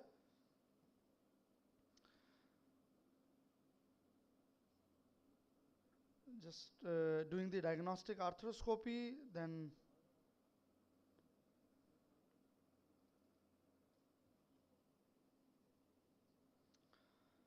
so in the meanwhile we should be ready to do the hybrid fixations also. We should know if there is a long tear, then you should able to know that you are going to use inside out, outside in. And nowadays, which is a all inside technique, in this the meniscus is reduced, and then it is being repaired from the outside in technique. And important is again the anatomical reduction of the meniscus.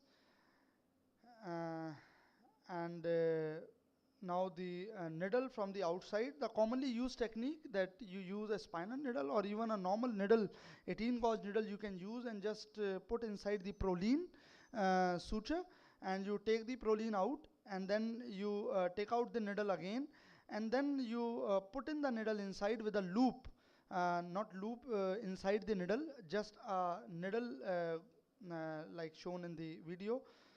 The needle is going in again, and you can see there is the thread is going outside the needle also and inside the needle also, makes a loop kind of structure. And this you are going to use the suture grabber, suture passer, to pass the suture within the loop and just take out the needle and give a small incision on the outside skin of the knee joint, and just go ahead with the repair. So that's how you can do it. So all inside repair, I think there are a lot of things coming in the all inside repair. That is the last type of repair which we use nowadays, which I believe that in the posterior area, to prevent the neurovascular damage, all inside is the key nowadays. And it has gone through many generations. So I can skip all the generations, but these are the fixators which were used, but they have been failed nowadays. And it is a fast fix which is being nowadays used. You can see in the diagram, this is a horizontal mattress stitch going horizontally, and this is a vertical mattress up and down which we usually favor. And this is just a video to show you a bucket handle tear with a all inside suture. Dr. Amit, please try to finish. Just so this is the last demonstration of the all inside. So in this you just fire, and there is an anchor which goes beyond the meniscus and the capsular area, which gets fixed beyond that. And after fixing it, you can firing the second time. When you are moving to the posterior aspect, posterolateral aspect actually, you don't go for the vertical, you prefer to go to the horizontal side. So that's how all inside can be done. But beware of that. The study says that even in the posterolateral aspect, if you are fixing the root area, near the root area, you are very close to the popliteal artery, and there have been reports of the aneurysm of the popliteal artery. So beware of the fact. So nowadays the needles are coming which are having a fixed length firing. So use that. So these are the different types of suture configuration which you can use in various techniques. This is a tie grip. You put a vertical stitch and then repair the radial tears with a horizontal mattress. You can use the different techniques to bury down the knots. And this is a crown feather stitch to jitter out from the radial oblique tears, complex tears. And yes, this is a mini scorpion, which is the, I think, gives ease to everyone. You can do any repair kind of thing in the using the mini scorpion. You just have to put in the fiber wire of 2O, and you can just fire it where the type of repair you want. So the take home message is that you should select your patient judiciously. You should get the anatomical reduction, hold the reduction with a stitch, needle or K-wire. I have used K-wires also to hold the reduction at times. You do the stable fixation, no motion should be at the tear. After doing the fixation, you should do the knee range of motion and check arthroscopy again. Hybrid fixation is the key.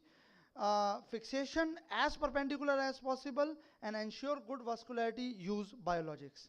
Thank you. Unfortunately, we have an inauguration ceremony and they have to rearrange the stage. So we'll ask the next speaker after the arrangement. We can have some question answer in the, is there enough time? You'll have enough time to rearrange? Okay, we can call the next speaker then. Okay, Dr. Ramakant. Dr. Ramakant, he'll be speaking on ramp and root lesions. That's an important topic.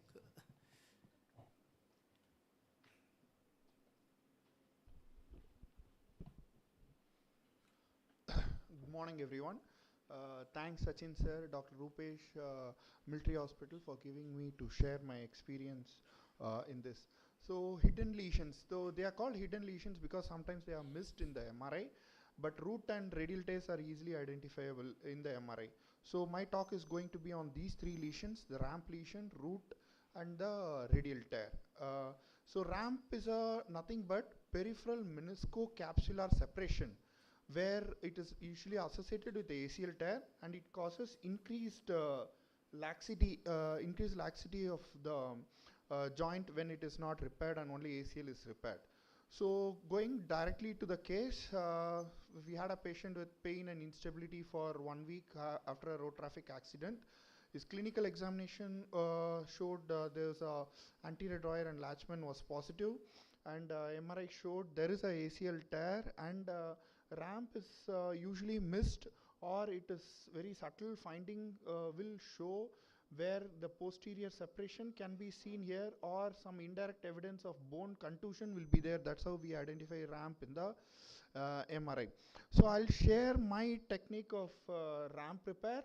So this is going through the window between the PCL and the medial femoral condyle. You try to look for the ramp lesion. So there is a medial femoral condyle, there is a capsule, and there is a posterior horn, and the needle is coming from the posteromedial portal. So we can repair the ramp lesions by having the posteromedial portal.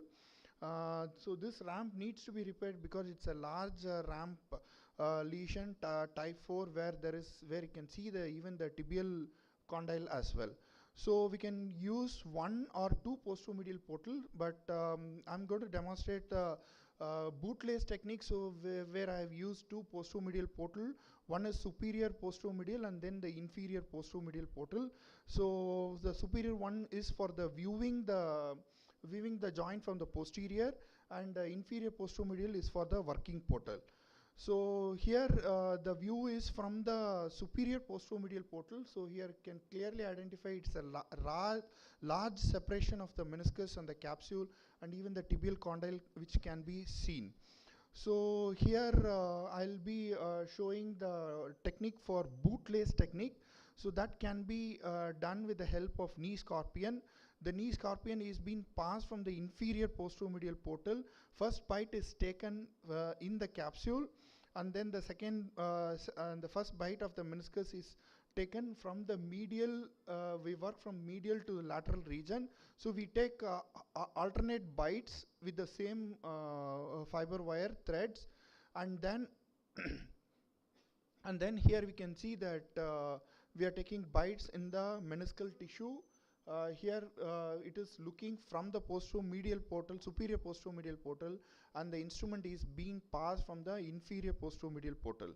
So alternate bites are taken and then interlaced and to form the meniscal loop, and then finally the third bite near the lateral end is being taken in the capsule, and then the meniscal bite is also completed there. So once we take all the necessary bites, when we approximate, we can see that it forms kind of a bootlace. That's why it's called a bootlace technique. And then after that we put half hitches, and then close the repair and tighten it. So this gives a robust and stable repair. It is very economical as well, because only the no implants and only the fiber wire, with the help of fiber wire we are able to complete the repair. And then the knot is secured, and then the knot is cut.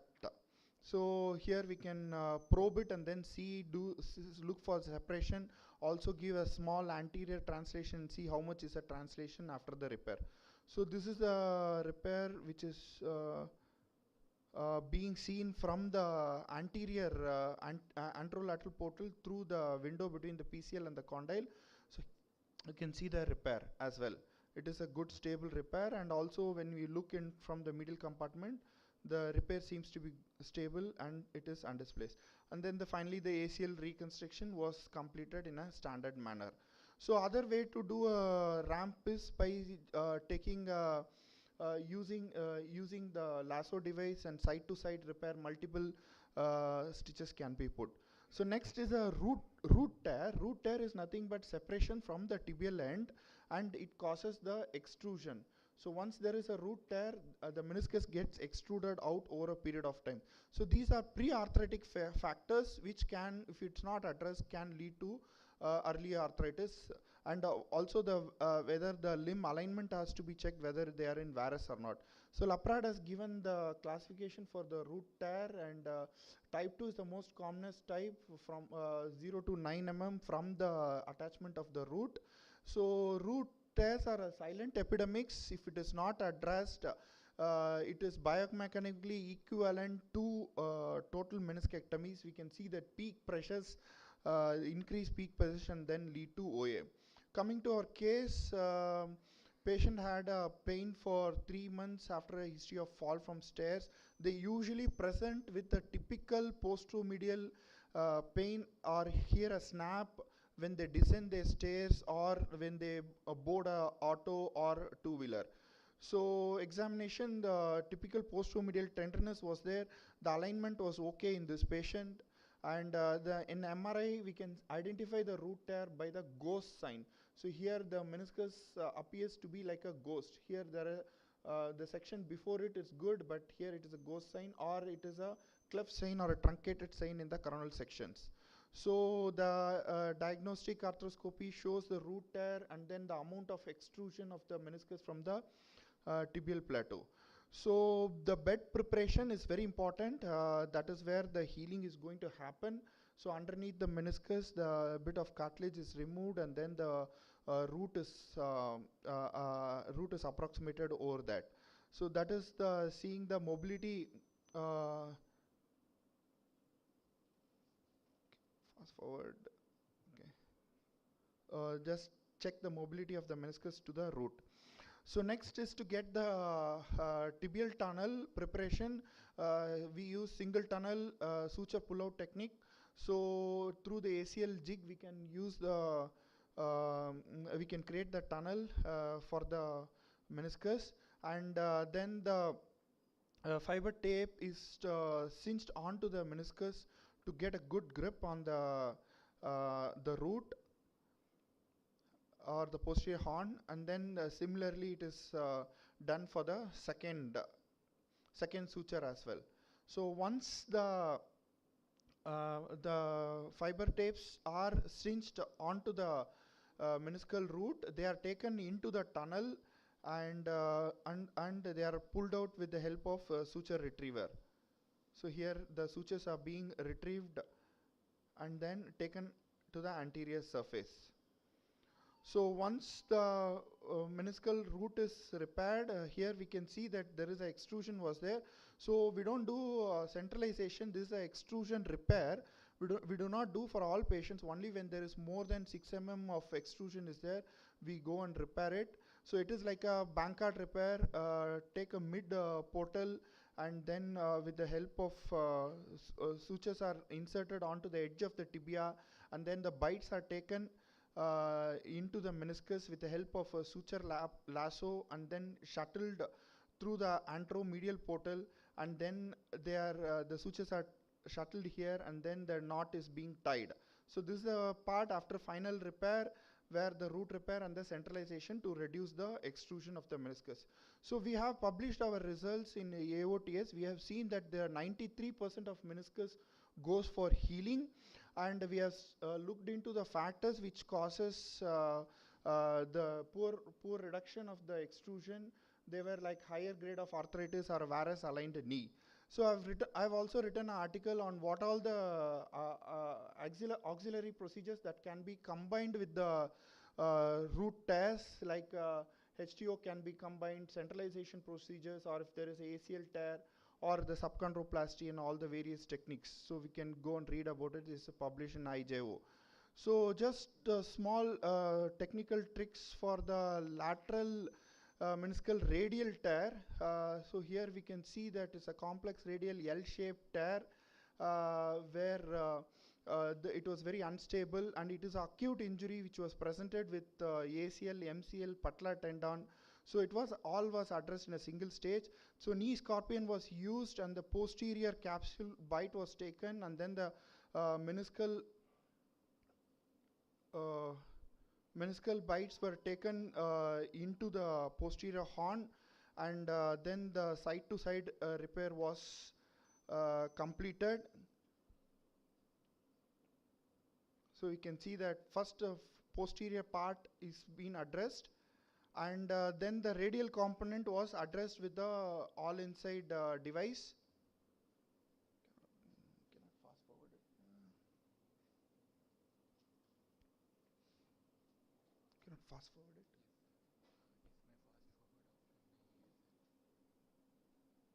it. Okay.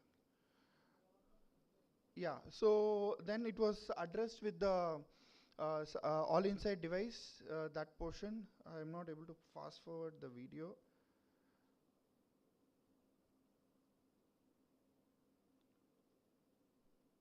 So there were two all inside was used.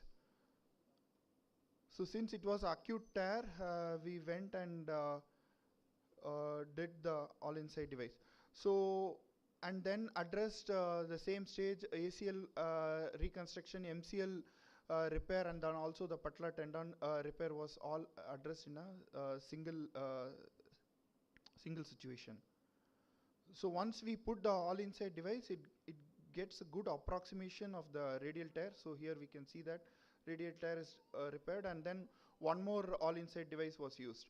So in 2022 we conducted IAS con with 37 live surgeries. It was well appreciated by all the delegates. So I invite you to 5th Ganga Arthroscopy course in March, and early bird registration is there, and also request to vote for Dr. Sundarajan for Vice President post. Thank you.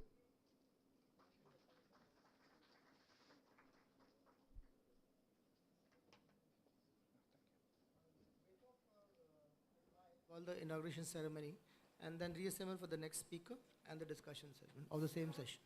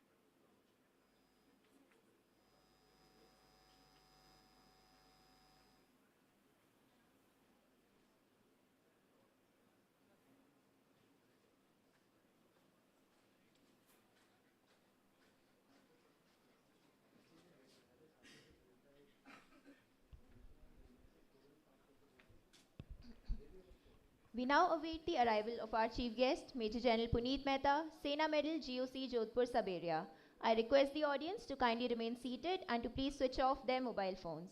I would also like to inform you that we'll be having a tea break after the inauguration. Kindly let the first two rows to proceed for tea before getting up from your seats. Thank you.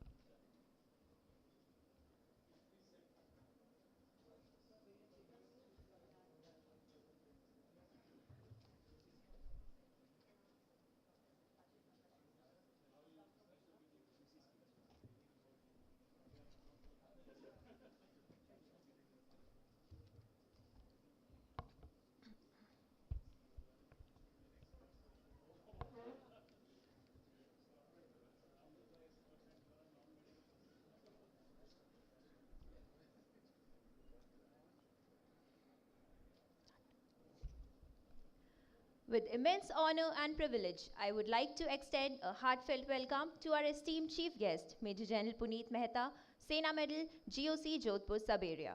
He is a second-generation officer and was commissioned into the Regiment of Artillery on 17 December 1988. The General Officer is an alumnus of National Defence Academy and Indian Military Academy.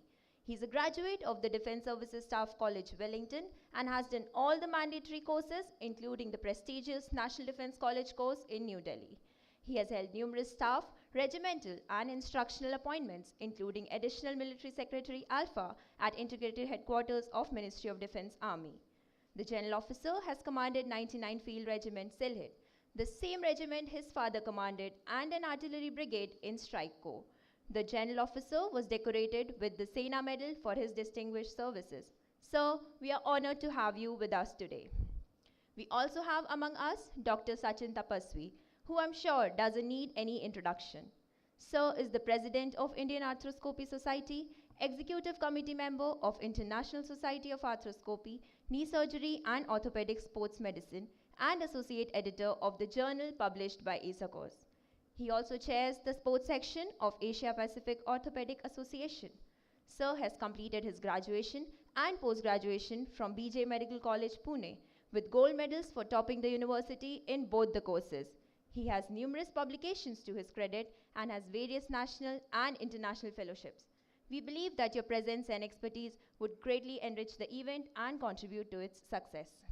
I would also like to welcome Brigadier Chetan Sood, Commandant 151 Base Hospital, Guwahati, who is the graduate and postgraduate of the prestigious Armed Forces Medical College and has also had the honor to be the head of Department of Orthopedics of the same institute. Sir has various specialized interests in arthroscopy and arthroplasty. The officer has various publications to his credit and is also the chair and founder of the Armed Forces Cell Indian Orthopedic Association and Armed Forces Cell Indian Arthroscopy Society. It is a great pleasure to welcome you to the event. I would now like to welcome Brigadier Sonali Pasi Verma, Commandant M.H. Jodhpur. She is an alumnus of the Armed Forces Medical College and has a wide experience in combat medicine. She has done all the mandatory service courses, including HDMC, and has served in various peace and field stations. The officer is the 4th Lady Paratrooper of the Indian Army and the first certified solo lady skydiver of the Indian Army. We welcome you, ma'am. The lighting of lamp holds a special place in our tradition as it represents the dispelling of darkness, ignorance, and negativity from our lives and the ushering of light, knowledge, and positivity. May I request General Mehta, Dr. Tapaswi, Brigadier Sood, Brigadier Verma, and Dr. V.N. Das to come up for the lamp lighting ceremony. May I also request Dr. Kishore Rai Chandani, Dr. Arun Vaishi, Dr. Mahesh Bhati to accompany them.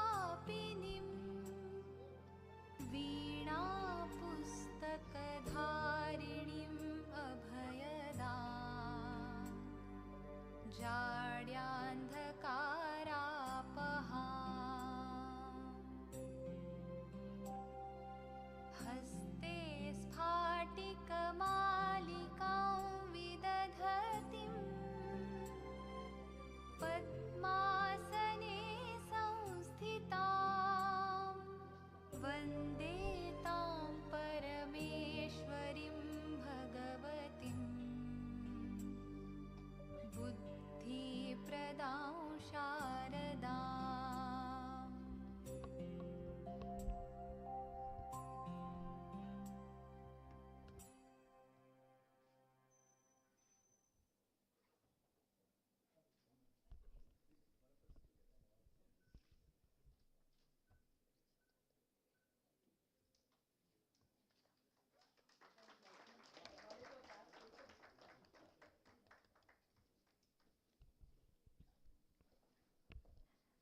Thank you, sir.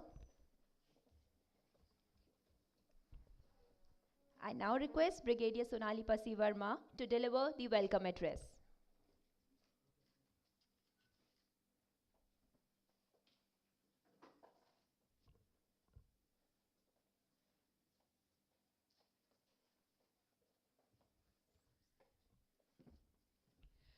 Good morning, ladies and gentlemen. On behalf of this august gathering, I extend a warm welcome to General Puneet Mehta, Sena Medal, General Officer Commanding Jodhpur Sub-Area, Dr. Sachin Tapasvi, the doyen of arthroscopic surgery in India, Brigadier Chetan Sood, Commandant MH Guwahati, and Dr. V.N. Das. Arthroscopy, as you all know, is a medical marvel that has transformed the way we approach joint-related health issues.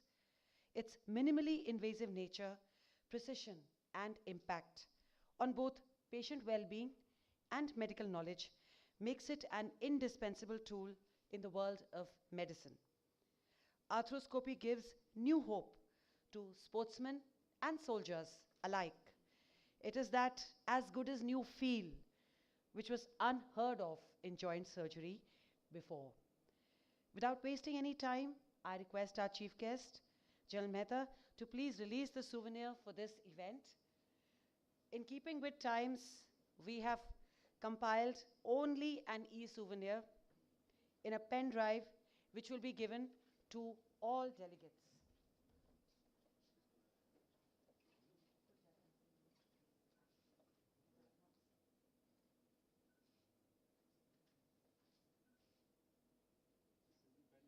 Yes, sir. Pen drive we will. And sir, I'll now request you to please deliver the cornerstone address.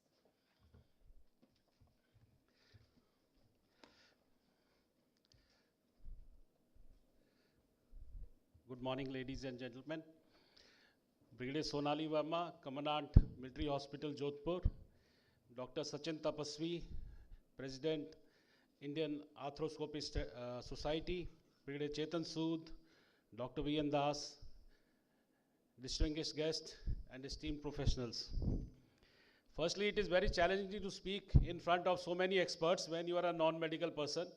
But it gives me immense pleasure to be here amongst you on this inaugural seminar which is taking place in Military Hospital Jodhpur.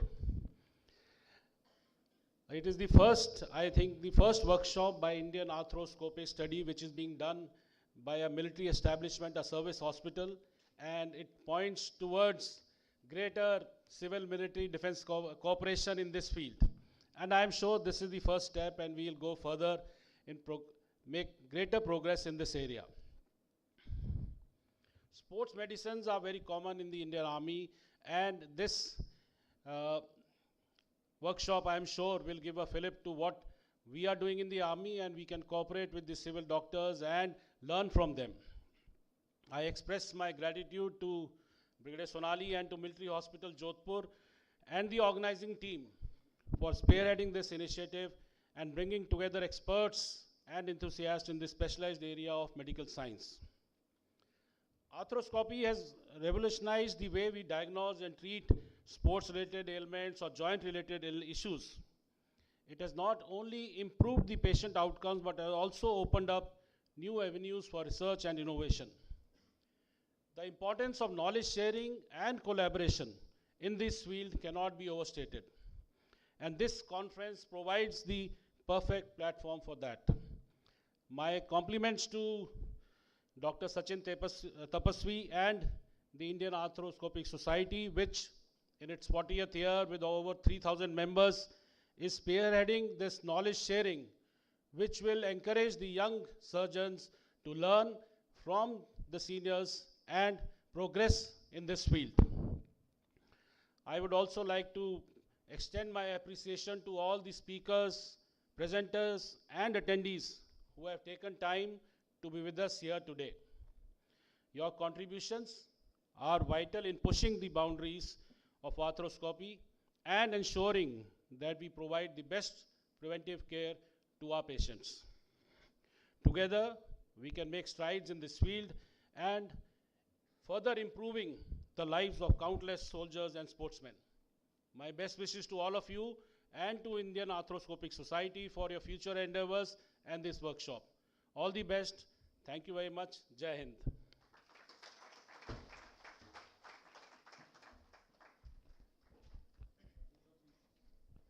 Thank you, sir. We are truly grateful for the encouraging words. I would now like to invite Dr. Sachin Tapaswi to address the gathering.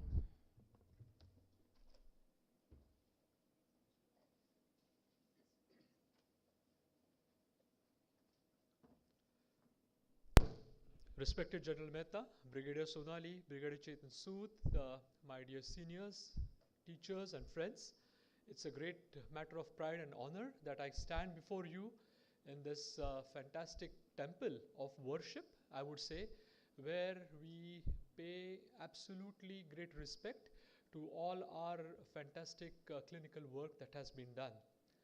Sports injuries and other related ailments are being cured with the help of good keyhole techniques, and the defense services are probably testament to this fact that the best sportsmen and the best physically trained human beings come from this very institute.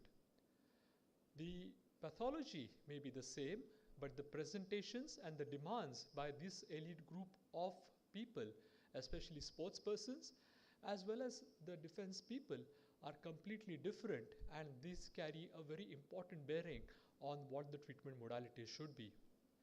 The best produced clinical data across the globe comes from the defense.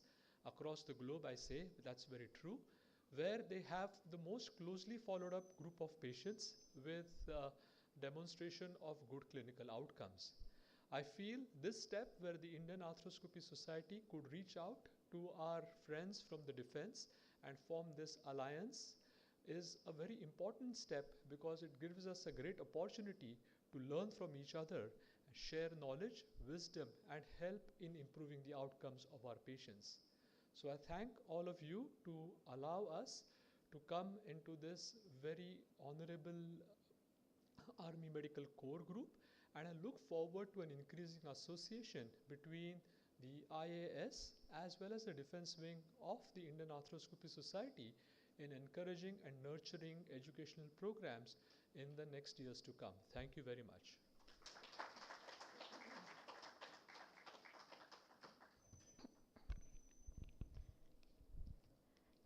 Sir, we thank you for the uplifting words. May I now extend an invitation to Brigadier Chetan Sood to deliver the vote of thanks.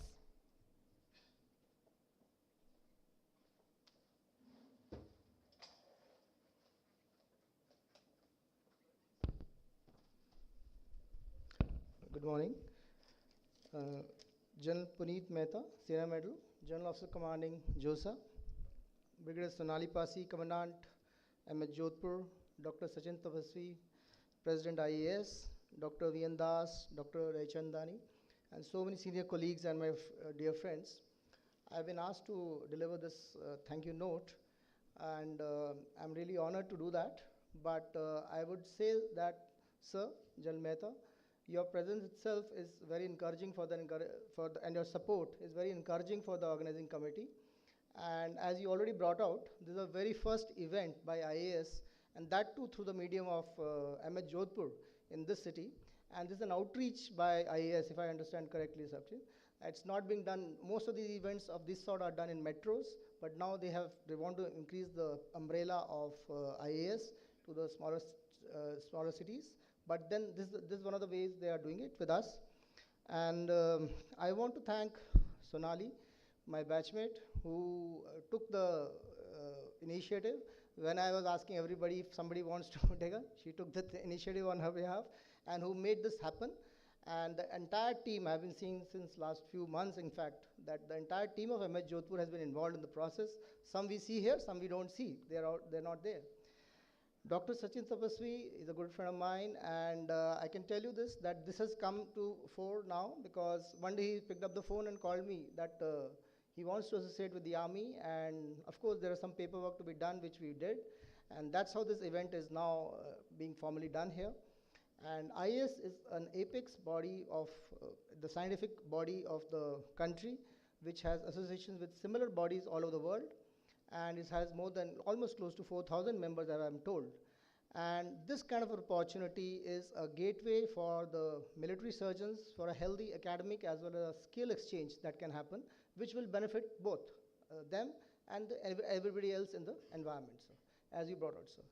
So thank you very much. And for the organizers, I cannot forget to thank Colonel Manish Sood, who from Bombay, he's the advisor of orthopedics in Mumbai, who was working with Rupesh and Colonel Sunil Hegde to work out the academic program, and which is a very academic feast. Thank you very much, and we will enjoy with the rest of the tenure and the rest of the conference. Thank you, sir.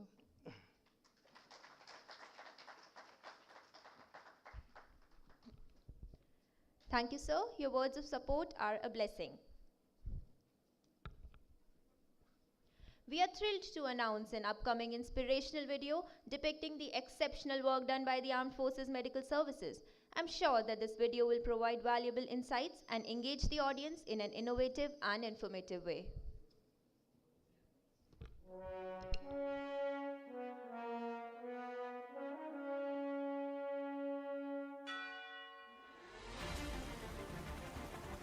हम मदद पहुंचाते हैं, प्रतिबद्धता और देखभाल के साथ। शांति काल हो या युद्ध, हमेशा सेवा को तैयार। हम हैं AFMS, Indian Armed Forces Medical Services। भारतीय त्रिसेवा में पिरोए समर्पण और निस्वार्थ सेवा से प्रेरित स्थापित हुए हमारे आदर्श सर्वे सन्तु निरामया वसुधैव कुटुम्बकम्।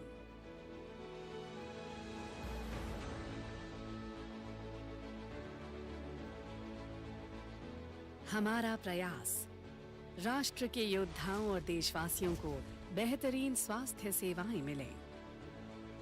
युद्ध के दौरान देश की सशस्त्र सेनाओं को चिकित्सा सेवाएं, सभी सर्विंग कर्मियों और उनके आश्रितों को स्वास्थ्य सुविधाएं,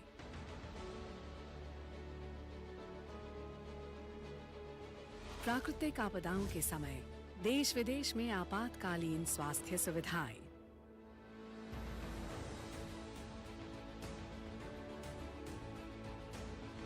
हम अनमोल जीवन की रक्षा करते हैं, हर बार, हर जगह, बिना चूक।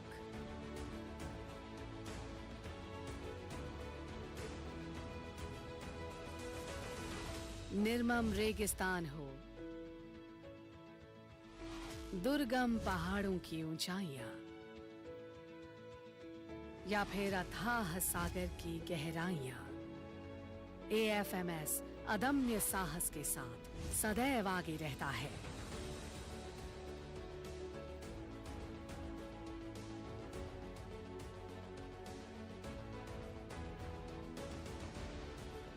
प्रत्येक अस्पताल में उपलब्ध हैं उत्कृष्ट सेवाएं और नवीनतम उपकरण। हमें गर्व है, हमारी सेवाएं और स्पेशलिटी केयर श्रेष्ठतम मापदंडों पर सदैव सटीक।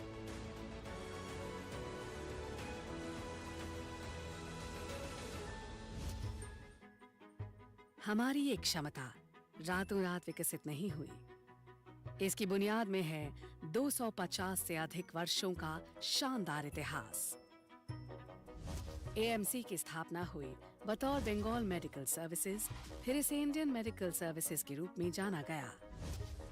पहले और दूसरे विश्व युद्ध के दौरान हमारे कोर का अस्तित्व और सुगठित हुआ। 26 जनवरी 1950 एएमसी को मिला अपना वर्तमान स्वरूप। हमारे कुछ हेरिटेज हॉस्पिटल दूसरे विश्व युद्ध के दौरान शुरू हुए। 3 अप्रैल 1966 में एएफएमएस को प्रेसिडेंट्स कलर्स से सम्मानित किया गया।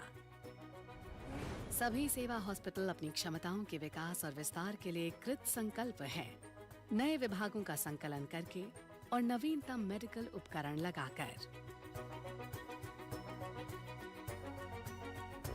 हमें गर्व है हेल्थ केयर के कई क्षेत्रों में एएफएमएस ने पहल की है।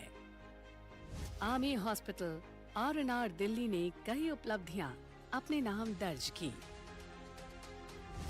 सशस्त्र सेनानियों के लिए लिवर ट्रांसप्लांट, नेत्र सर्जरीज जैसे स्माइल और कॉर्नियल ट्रांसप्लांट, भ्रूण में लेजर हैचिंग, अत्याधुनिक जेनेटिक लैब, निदान केंद्र। हमारे सर्विस हॉस्पिटल्स ने प्रेरणादायक कथाएं बुनी हैं। सरकारी अस्पताल में पहली बार हृदय शल्य चिकित्सा में मित्रा क्लिप का उपयोग। एक ही बच्चे के दोनों कानों में कॉक्लियर इम्प्लांट। AICTS पुणे को कॉम्प्लेक्स कार्डियक सर्जरीज में महारत।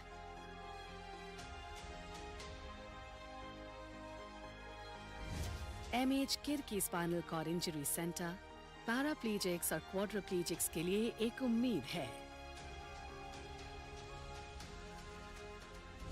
देश सेवा में अपने अंग गंवाने वाले सैनिकों के लिए वरदान है आर्टिफिशियल लिम्ब सेंटर पुणे।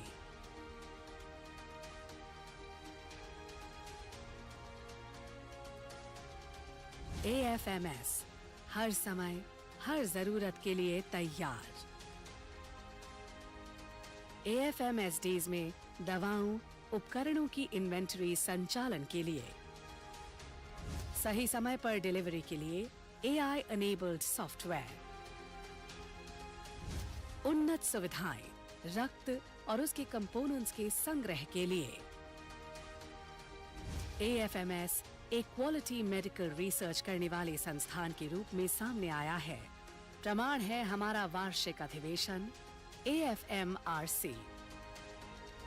हमारे द्वारा प्रकाशित मेडिकल जर्नल M जाफी अंतर्राष्ट्रीय प्रतिष्ठा वाला विश्वसनीय रिसर्च जर्नल बन गया है।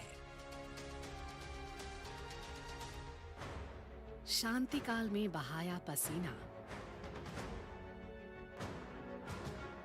युद्ध काल में रक्त बहने से बचाता है।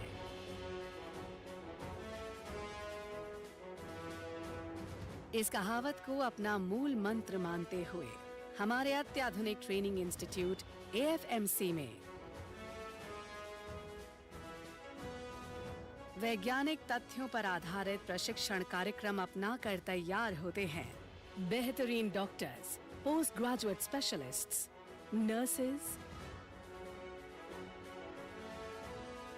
और paramedics. AMC center and college Lucknow में सभी चिकित्सकों AMC रिक्रूट्स को कैजुअल्टी इवैक्यूएशन ड्रिल्स के साथ सैन्य प्रशिक्षण देकर निपुण बनाया जाता है।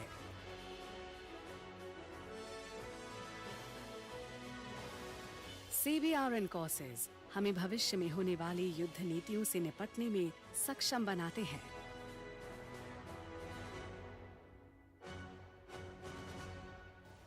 मेडिसिन के साथ साथ AFMS फिटनेस और स्वास्थ्य के थीम से जुड़ी बाइक रैलीज और मैराथन भी आयोजित करता है।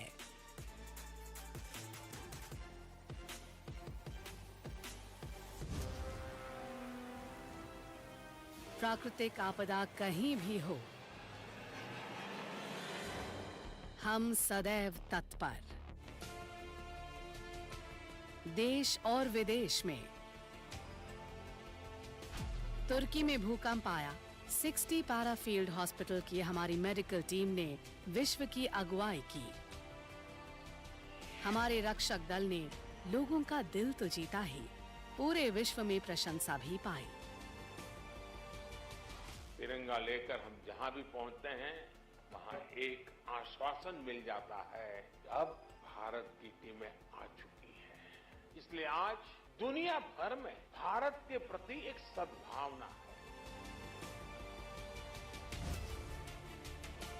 हमारे चिकित्सा सैनिक पूरे विश्व में यूएन मिशंस में भाग ले अपनी छाप छोड़ रहे हैं। जब कोविड महामारी फैली तो एएफएमएस ने उसकी चुनौती को आगे बढ़कर स्वीकार किया।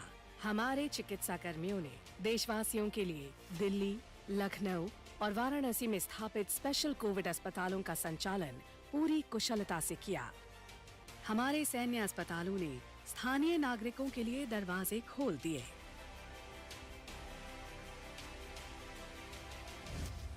नवीनीकरण एएफएमएस की रगों में दौड़ता है। हमारी कोर ने ये बात बार बार साबित की है। नौसेना में कंटेनर्स में हॉस्पिटल, हिसार के फील्ड हॉस्पिटल में मोबाइल ऑपरेशन थिएटर की हर तरफ प्रशंसा हुई। हर काम देश के नाम, यही हमारा मंत्र है। हमारी कोर ने कई युद्धों में भाग लिया, उनमें से कई वीरों को वीरता पुरस्कार से भी सम्मानित किया गया।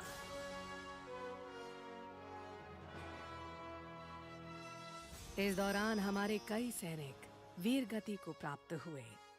हम समर्पित कर रहे श्रद्धा सुमन, अनगिनत आहूतियों की धार तुम, राष्ट्र के प्रहरी तुम्हें शत शत नमन। काबुल में भारतीय दूतावास पर हमले में एक आत्मघाती हमलावर से लड़ते हुए मेजर लैश राम ज्योतिन सिंह वीर गति को प्राप्त हुए। हम मेजर सिंह और उन जैसे सभी वीरों को श्रद्धांजलि देते हैं। हमारे दूरदर्शी पूर्व अधिकारियों के नेतृत्व में हमने एक ऐसा हेल्थ इकोसिस्टम स्थापित किया है जो कि हर तरह से परिपूर्ण और भविष्य में आने वाली चुनौतियों के लिए एकदम तैयार है।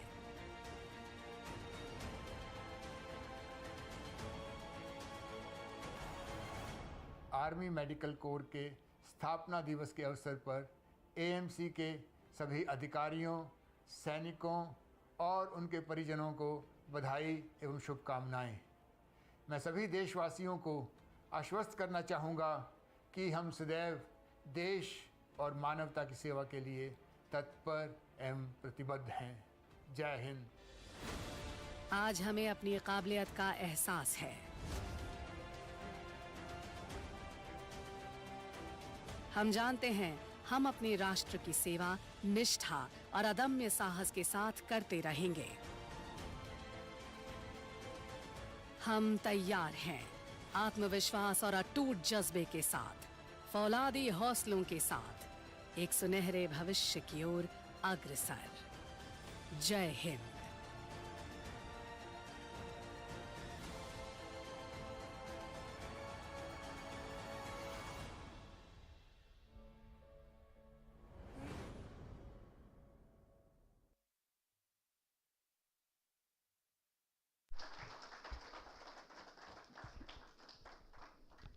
I hope you all enjoyed the video as much as we did.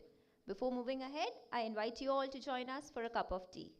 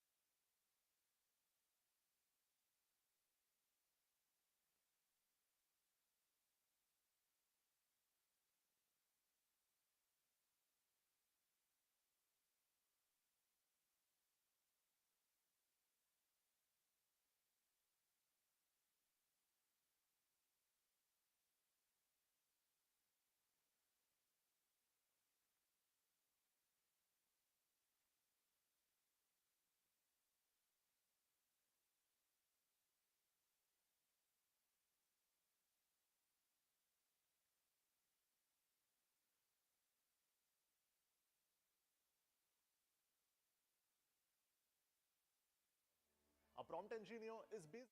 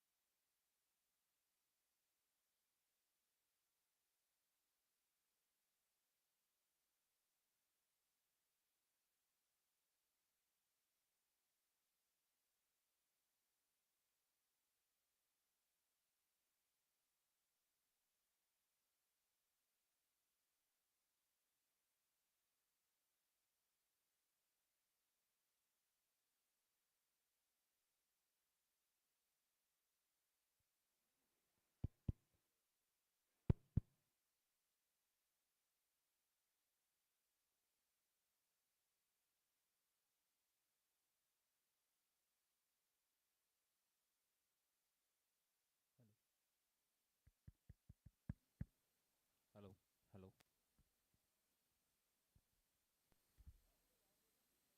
hello, hello, hello, hello.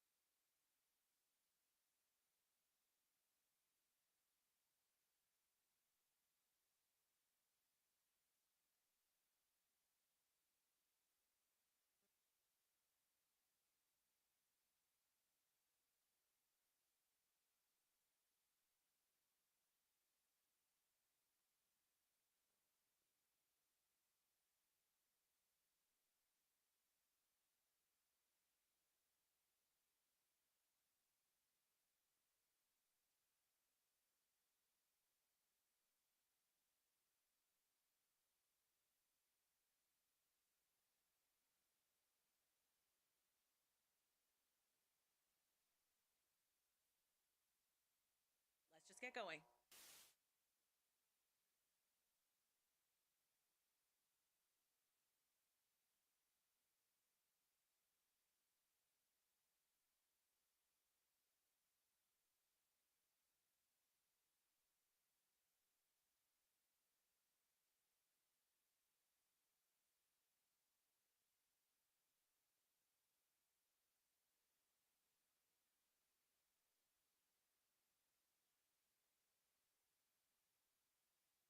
Hear that? That's gotta be Baldy. Okay, so Baldy from the educational.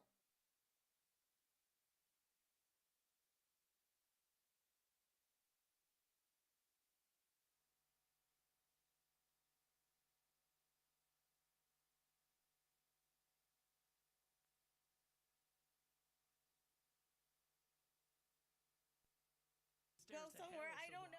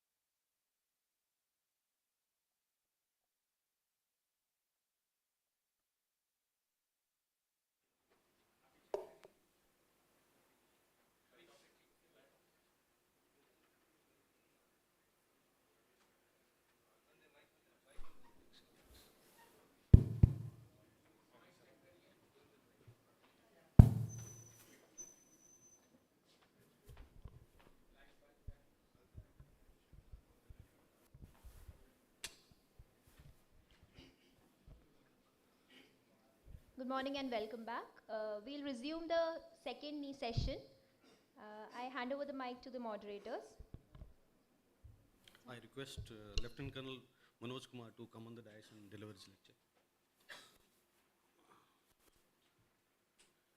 He'll be speaking on anatomy and biomechanics of PCL.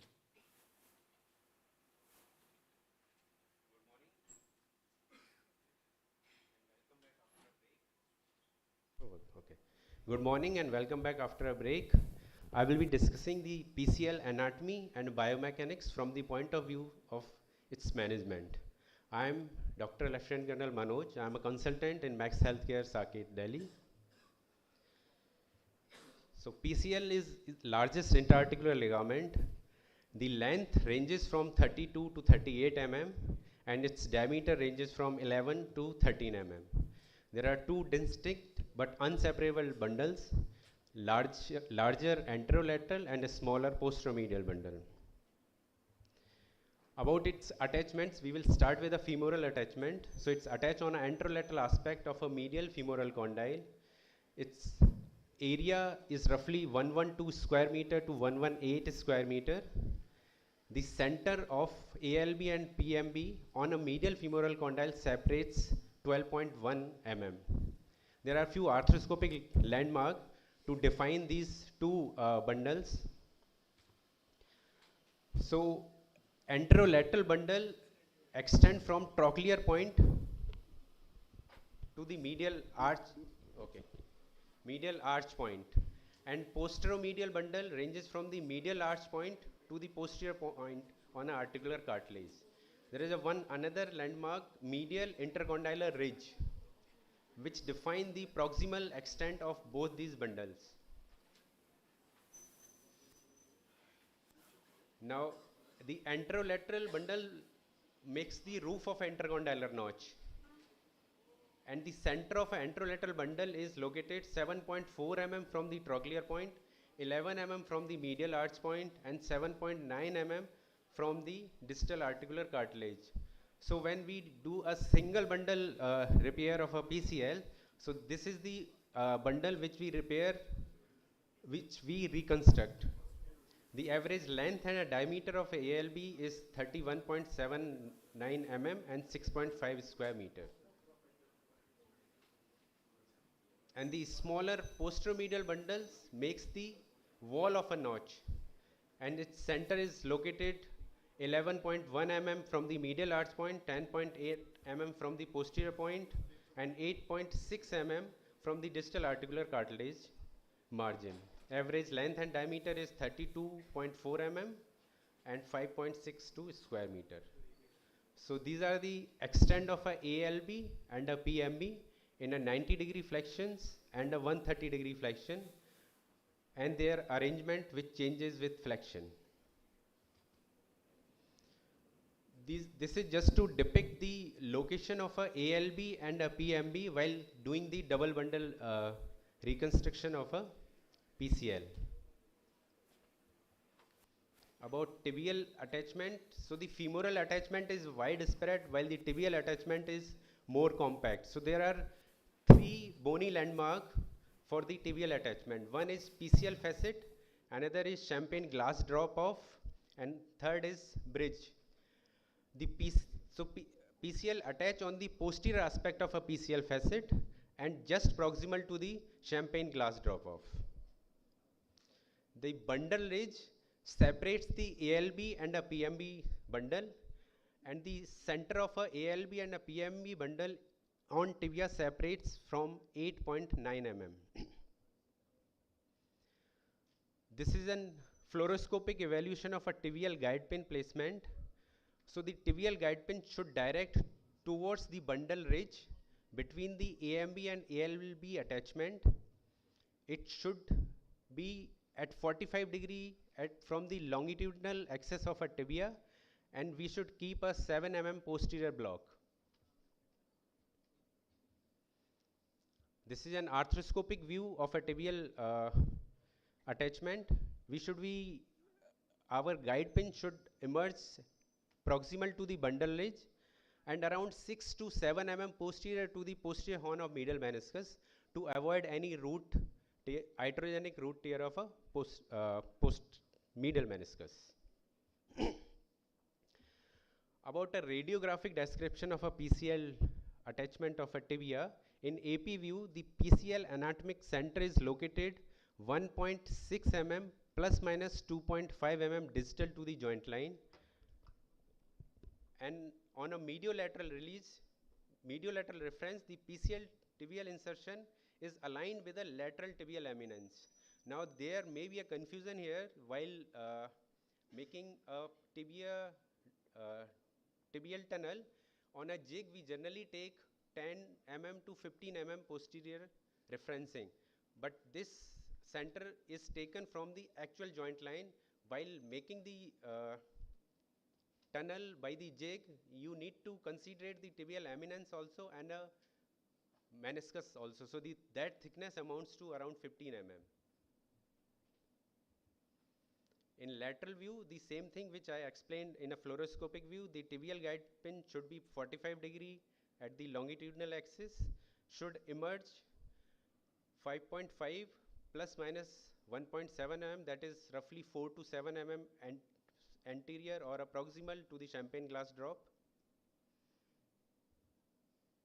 Now there are two meniscofemoral ligaments which are closely associated with the PCL. One is the anterior meniscofemoral ligament called Humphrey, and second is posterior meniscofemoral ligament or ligament of Risberg.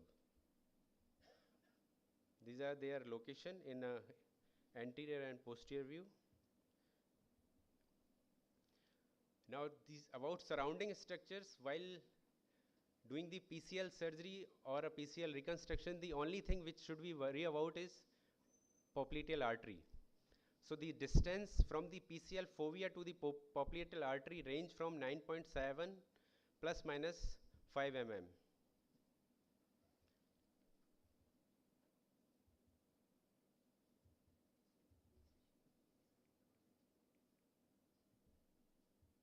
It's not going. आगे नहीं आ रहा.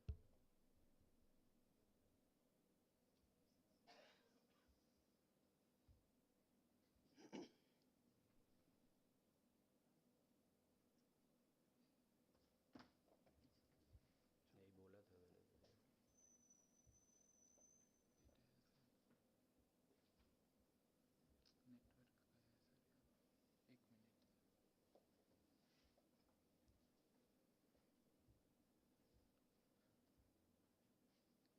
Internet गया एक बार check करिए. तुम यार. हाँ network problem थोड़ा बता दो ना मैम. 1 सेकेंड इंटरप्शन का. मैम आपका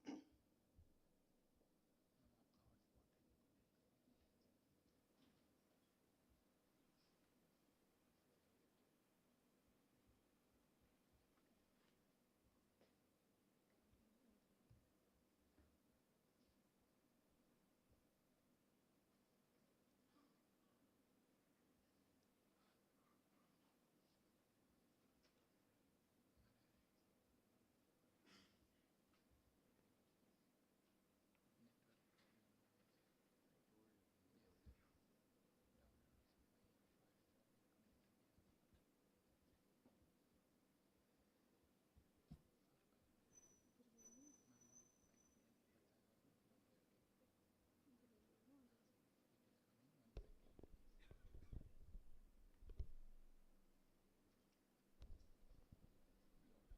I'm really sorry, we are having some technical issues.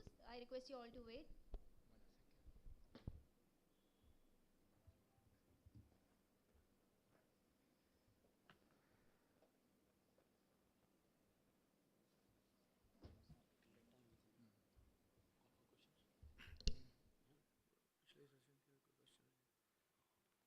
We ask the audience for any questions if they have from the previous speakers.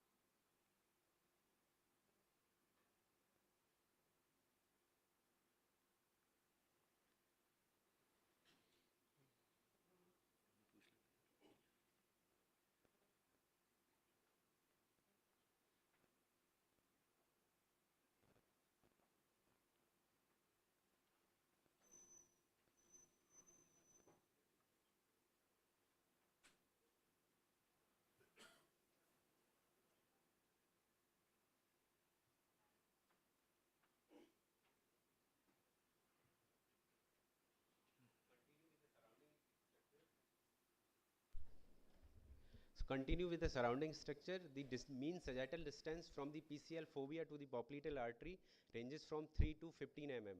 However, this distance increases with the increasing of a knee flexions. So the PCL is innervated by the tibial nerve and vascular supply provided by the middle geniculate artery. PCL provide the restraint against the posterior tibial translation at all flexion angle, and it provide the rotational stability beyond the 90 degree of flexion. Originally, the ALB and the PMB bundles are thought to work separately and independently, but the recent study, especially the study by Kennedy et al., told that they exhibit synergetic and a codominant behavior throughout the range of motion. So by the complete PCL sectioning, there is a posterior tibial transmission of roughly 11.7 mm, which amounts to the grade 3 PCL tear. And the same study found that PMB bundle is the bundle which provide the rotational stability. ALB fibers are horizontal in extension and become more vertical as the knee flex, and PMB bundles are vertical in extension and become horizontal in flexion. The ALB bundle act as a main restraint to PTT at a higher degree of a knee flexion and a PMB in a extension. The tensile strength of ALB is 1620 Newton and a PMB is 2158. So it shows the predominance of ALB in PCL. These are the orientation of a PCL ligament in the PCL in extension and in flexion. Thank you.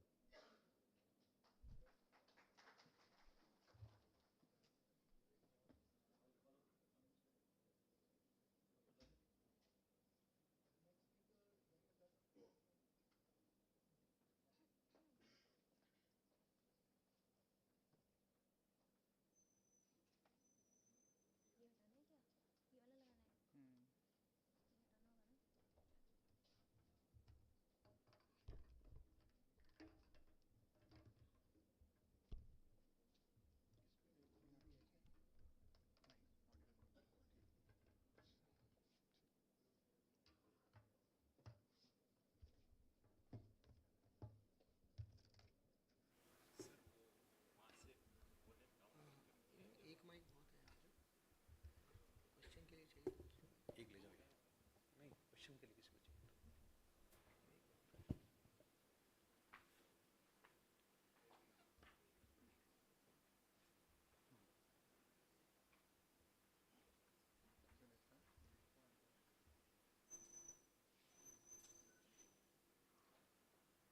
So good afternoon all. Myself Dr. Lalit Modi and my talk is on PCL reconstruction. So by heart we all knows that after reconstruction some of our PCL get lax with time. And if we try to identify the reason, we sit together and discuss that what are the reasons, then the most common injury which we found is the associated ligament injury. Either they are missed or they are ignored because of the complexity of surgeries. So they are the PLC or PMC complex which are ignored, and they are the most common reason of PCL failure. Along with that, if we ask ourselves that does all PCL surgery same after the surgery? No. Some get lax after some time and some performs well for whole life. So again we have to think that what is the reason why this happens, that some PCLs are doing good and some are performing bad. So if we could find out the reason, we found that we are reconstructing all the cases of PCL reconstruction by the same technique. But is all cases are same? No. Let me elaborate this thing. So around 20 or 30 years back, we were only discussing about the MCL, LCL, ACL and PCL. Then the posterolateral corner or the posterolateral complex come into the light around 15 to 20 years back. In the same fashion, the posteromedial corner injuries are very much discussed for last 10 years, and for last 5 to 7 years the anterolateral ligament are fairly discussed in conference. So along with the main pillars of the ligament, now we are reached a level where the corners, the importance of corners is already been established. But there is still one link which is still missing. So there is a link which is connecting the core ligament to the corners, which is the capsule. And the posterior capsule is a very strong structure and equivalent importance as PCL ligament has. So all PCL ligament doesn't come up with the same amount of capsular injuries. This could be the minimal capsular injuries, or this could reach up to the level of corners also. So that's why I am saying that all PCL injuries are not same. But how can we diagnose that how much capsular injury is there? Because the MRI doesn't tell us about this information. So the simple thing is our posterior drawer test. We all know that the posterior sagging is a sign of PCL along with posterior capsular injuries. And when we are doing our posterior drawer test, so the amount of translation directly tell us about the concomitant injuries along with PCL. So if the translation is high, it means it's not a isolated PCL injury, it is some capsular injuries also. And if the translation is more than 12 mm, then definitely there could be a high chance of posterolateral complex injuries also. Along with that, the amount of force to push the tibia back also give you a feedback that how lax your posterior structures are. So if it is a very lax knee, then definitely you should consider the injury of capsule also. But unfortunately, right now we don't have any option of reconstructing the capsule or repair the capsule. So whatever we have to do on the PCL side and the posteromedial and posterolateral corners. So to get a good results for PCL reconstruction, what we need is only 2 points: replicate safely. Safely simply means, which doctor already told, that we should be away from the neurovascular structures because they are very close to that. But along with that, the replicate same simply means the graft should be of same strength, same thickness, same elasticity, same tension, and attachment to the same anatomic location. Although we cannot find the same thing, but if we are able to reach to a near normal or near same, then we can have a good result after PCL reconstruction surgeries. So the graft length and thickness, this is important. We all know that if the graft of ACL is less than 7 mm, then the chances of failure are very high. In the same way, if the graft thickness of PCL ligament is less than 9 mm, the chances of failure are very high. So the graft thickness should be 7 to 11 mm. The graft length, if we talk about the graft length, so if we want to fix the tibia with a screw, then the graft thickness should be graft length should be at least 11 centimeters. Otherwise, the screw fixation will be difficult for us. And if it is less than 10 centimeters, then we should try for all inside technique for PCL reconstruction. So don't compromise the thickness of the graft. The first important thing is make the graft of appropriate thickness and then decide the mode of fixation. If the length is appropriate more than 11, then try for tibial fixation with a screw. Otherwise, try for all inside technique. So what are the graft options available? So 4-fold CME and graphyllis are not enough in most of the PCL cases like ACL surgeries. So either we have to do 5 strand or 6 strand of CME and graphyllis to make it thicker. But while making it thicker, the length is somewhere around 7 to 8 mm or 9 mm maximally. So for those kind of the cases, the all inside technique is a better option. In some of the cases where I found that the CME is not very good and graphyllis is not very good and CME is also of less diameter, I don't try to take peroneus longus tendon to augment my PCL graft because I don't want to compromise my PCL by taking thin graft. And another option is quadriceps tendon along with bone plug. This can also be taken, but this I always reserve for my multi-ligament injury cases. Some extra support is also required in PCL because this is a ligament which is attached to the periphery of the tibia. That's why it's on higher force in comparison to ACL. So for these kind of the cases, internal bracing is something which can be opted. Second thing, for a better graft holding on the tibia side, the dual fixation in term of screw along with suture post is a better option. The next important thing is preserve whatever you have. So stump preservation is important in PCL reconstruction surgeries because as comparison to ACL, where the ACL get absorbed with time, the PCL is something which has a very good property of healing, but it heals with laxity. So we have a very good amount of the collagen, although it's lax. So we try to preserve that collagen part or remnant. Along with that, the meniscofemoral ligaments are also important, and we have seen that along with in the cases of PCL injuries, in some of the cases the meniscofemoral ligaments are absolutely normal. So we should not try to dissect it just for or ease of surgical procedure because the size as well as the strength of these ligaments are somewhere around 20% of the PCL ligament, and they are a strong secondary restraint to PCL or posterior laxity. The next thing is double bundle or single bundle. So this is something because the PCL, we know that the PCL is fan shaped attachment on the femoral side. So definitely the double bundle reconstruction is relatively better in terms of giving the same geometry. But the important thing is you don't compromise the size of graft while making it double bundle or single bundle. So this is a case which I am showing here. This is a case of PCL injury. We can see here that the ACL ligament is absolutely lax Meniscus root is absolutely fine. And if we see on the PCL side, we have a very good remnant. So we can see here that the remnant is of enough size. So we are just removing synovium and fat over the PCL area, making the passage between ACL and PCL for our instrumentation by making a apex port.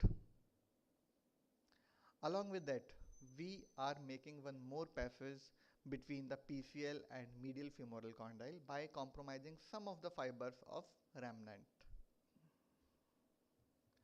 After that, we are processing for femoral tunnel. So for femoral tunnel, we can use inside out or outside in. I am using in this case the simple inside out technique like we do in ACL surgery.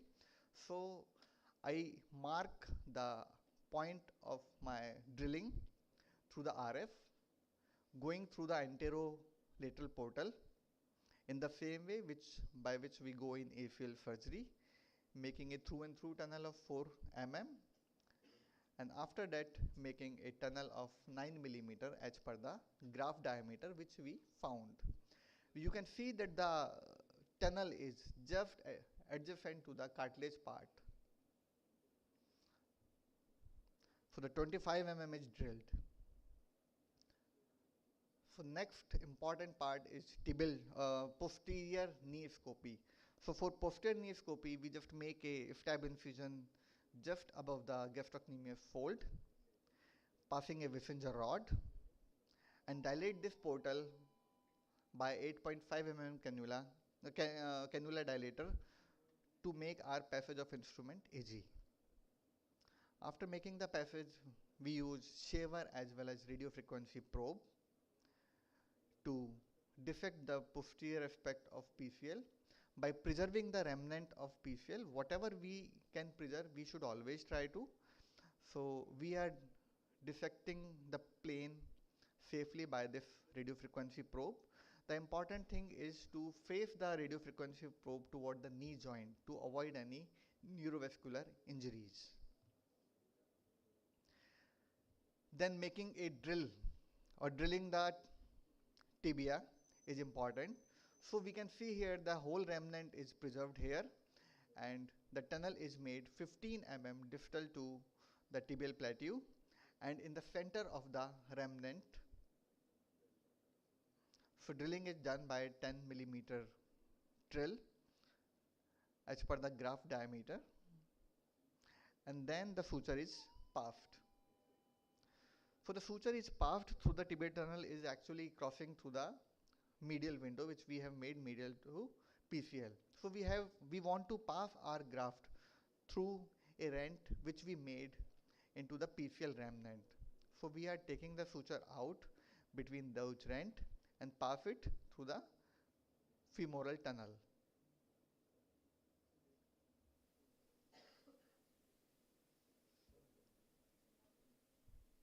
So after passing the graft through the PCL tunnel, we tight it, and we can see it very well here. Dr. Modi, try to finish. Try to finish, please. Okay. So we can see here the graft is 9 mm thickness, but in front of this whole graft, you can see that the graft, the PCL remnant is too big as comparison to the graft which we made of 10 mm. So this is the importance of remnant preservation. And if we see the same thing from the posterior port, this is after fixation, we can see that the ACL is well tightened. And this is the PCL graft and PCL remnant which we have preserved. Then the posterior knee scopy.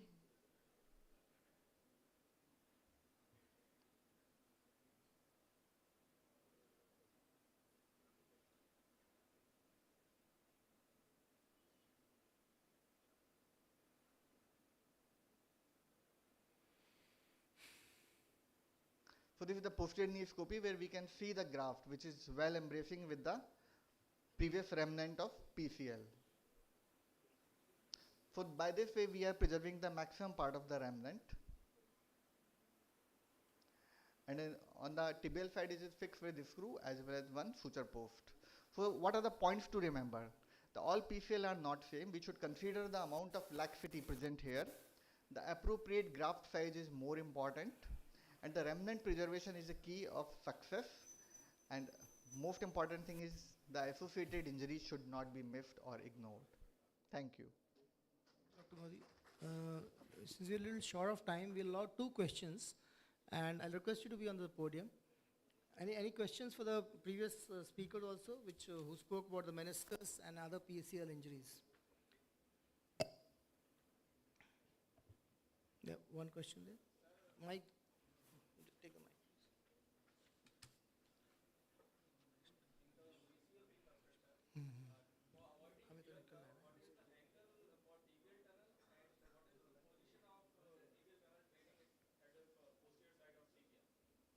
In the posterior side of the tibia, let me show you this thing. So the angle of jig is somewhere between 55 to 70. And this is the position of tibial tunnel, which is 15 mm below the joint line.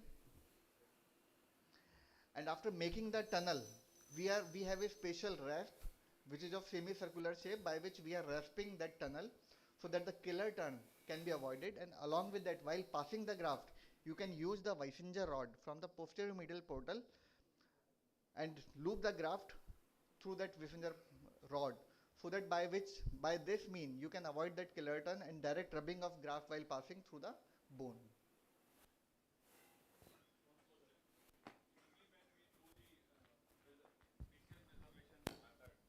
When we make a tunnel for the tibia, you cannot see your guide pin coming through that preserved stump. So any tricks and tips for that? Because when you remove all these stump, you can easily see from your posterior portal that the bead pin is coming and then your drill is coming.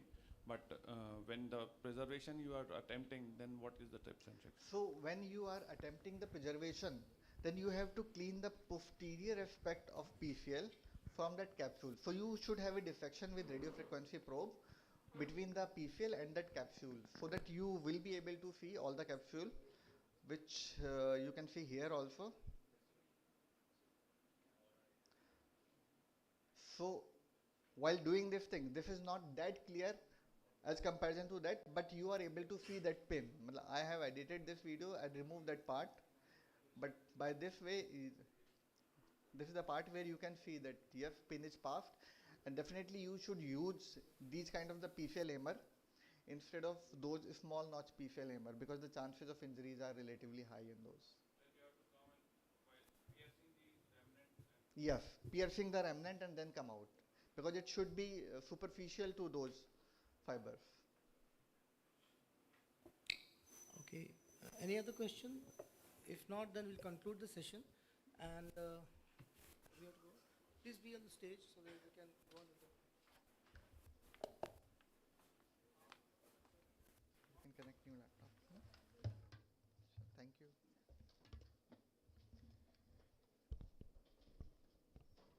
Thank you for the wonderful session. I request Brigadier Chetan Sood to present the mementos to Dr. Ramakant Rajgopala Krishnan.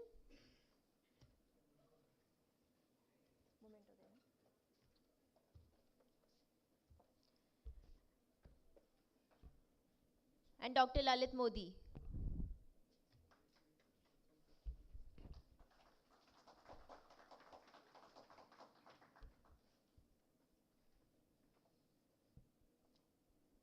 I also request Dr. Mahin Singh Roria to hand over the mementos to Lieutenant Colonel Manoj Kumar.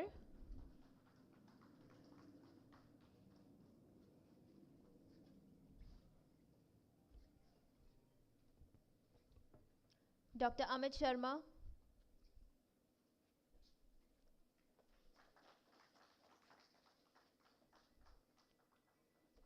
Dr. Tapesh Shukla.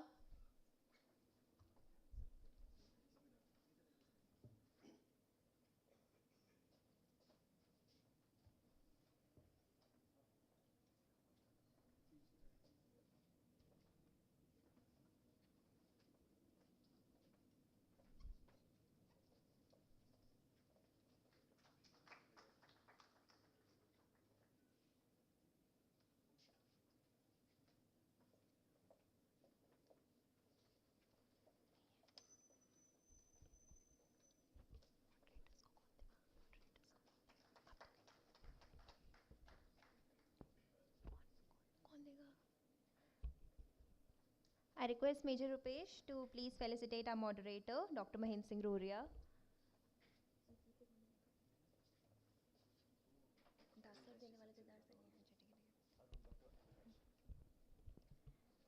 I would like to call Dr. Arun Vaishi to felicitate our moderator, Brigadier Chetan Sood.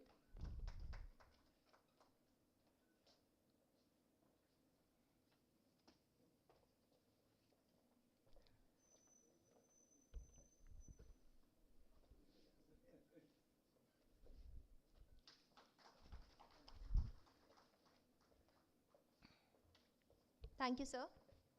We'll now start the third knee session. I would like to call on stage the moderators, Dr. Arun Vaishi, Unit Head, Department of Orthopedics, MDM Hospital, and past ROSA President, Dr. Mahesh Bhati, Unit Head, Department of Orthopedics, Mahatma Gandhi Hospital, and Dr. Rajneesh Sharma, Consultant of Orthopedics, Bone and Joint Hospital, Jodhpur.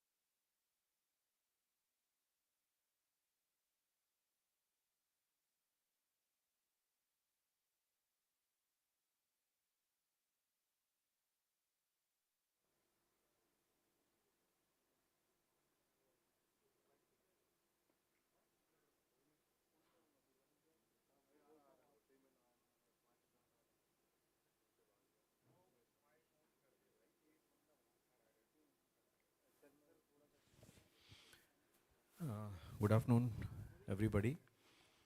So now we'll be starting our knee session third. Thank you very much to the organizers for allowing us to be a moderator.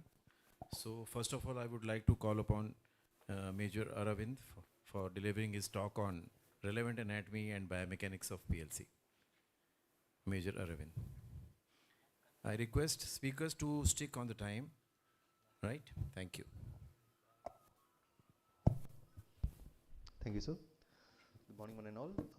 Myself, Major Arvind.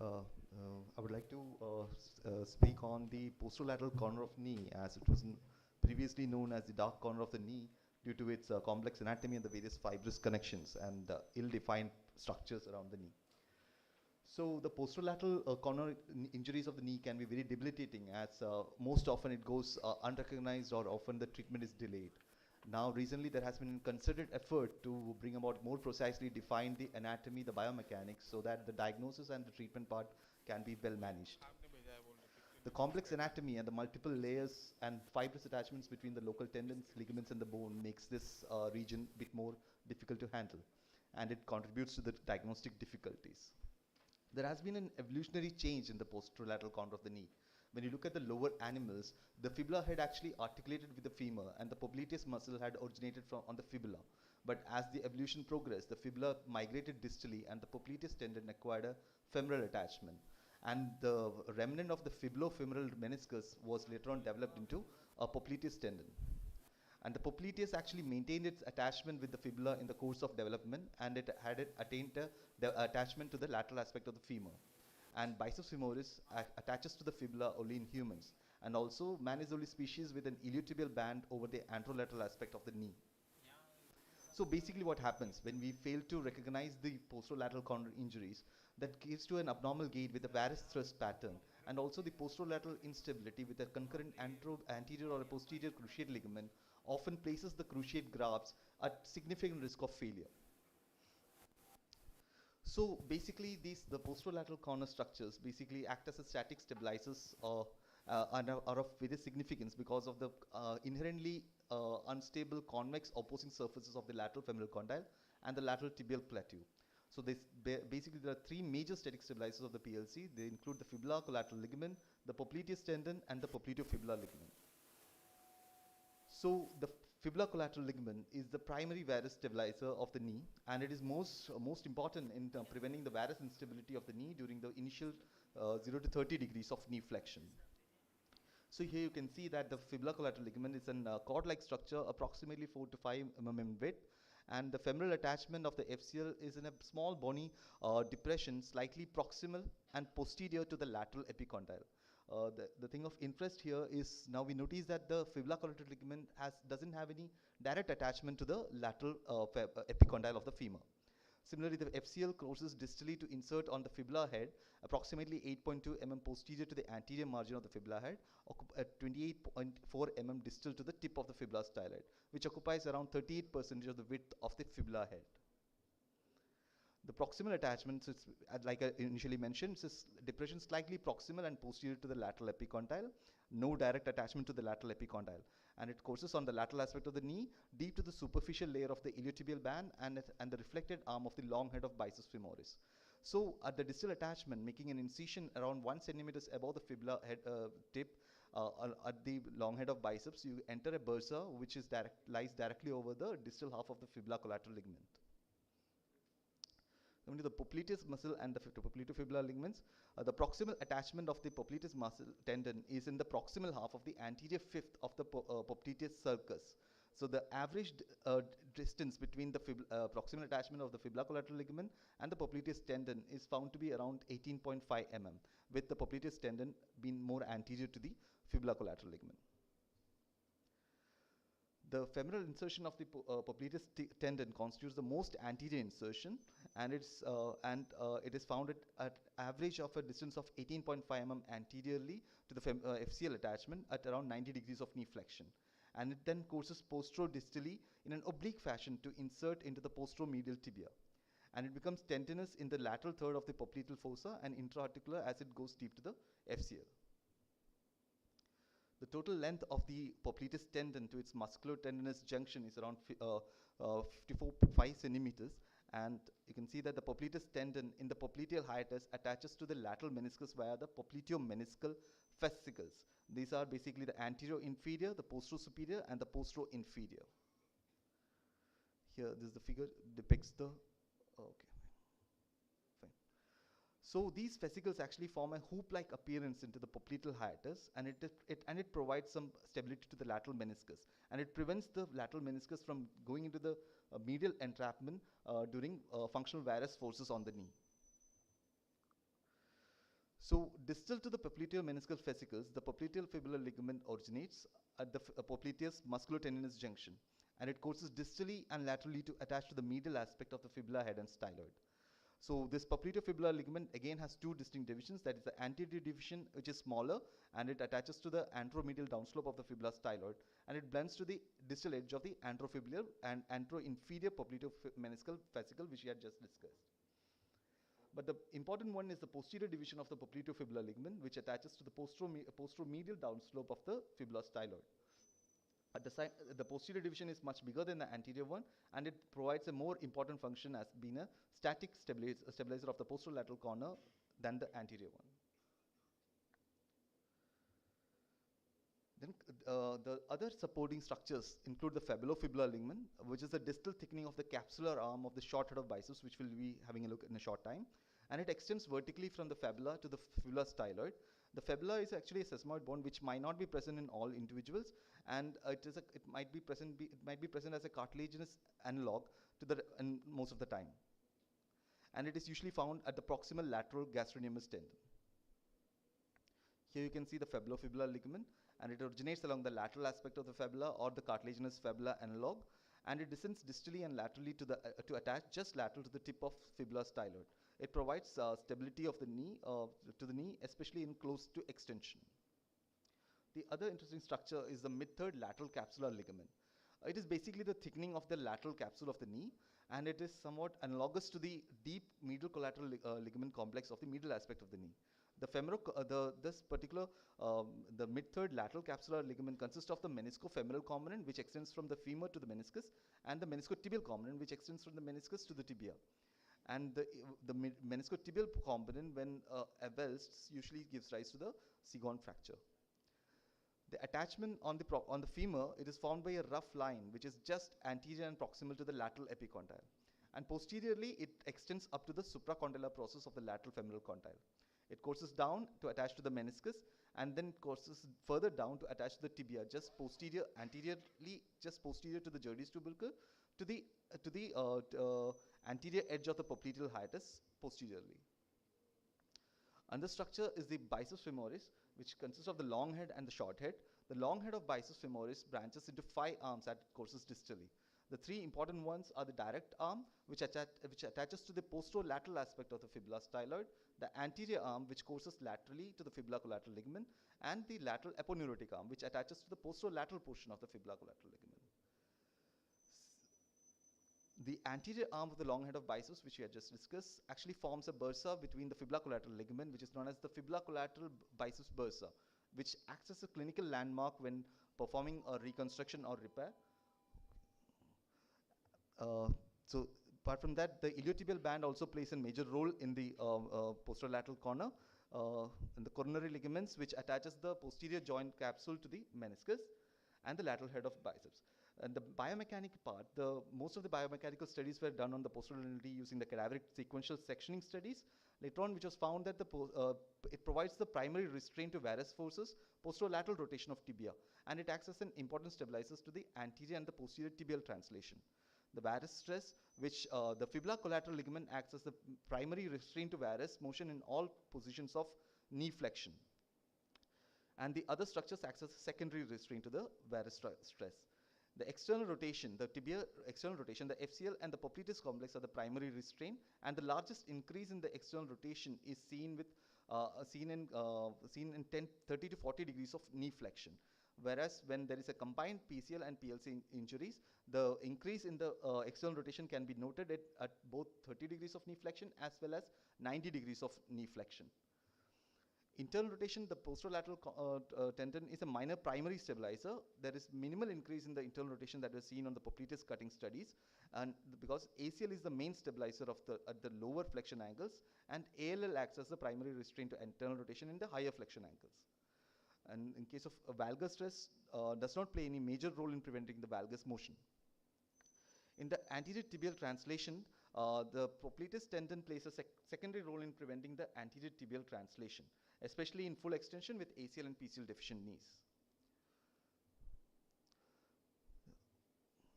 So this is something it's important that during the repair and reconstruction of the posterolateral corners, it's important that it should be the decision to whether to do a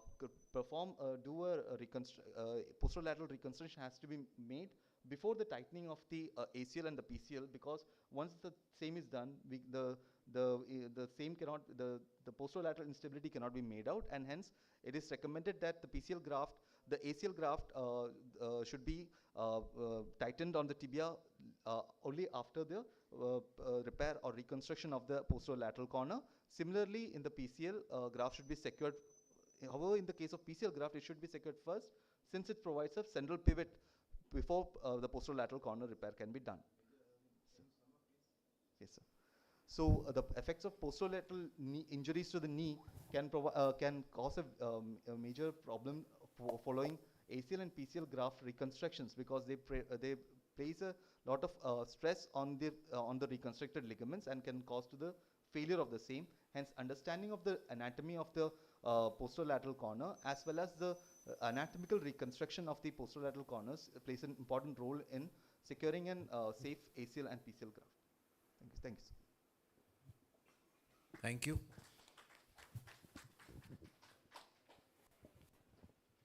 As Dr. Lalit Moti rightly said, that PLC is very important but often ignored and missed. So we are going through an important PLC session. The next speaker is Dr. Rahul Khanna. Techniques of PLC reconstruction. Good morning, everyone. I am Dr. Rahul Khanna from Paracel, Jodhpur. and I'll be sharing some insights on PLC's injuries and its management. Dr. Arvind has elaborately explained about the anatomy and biomechanics of PLCs, so we'll be concentrating more over the treatment algorithm as well as the reconstruction techniques.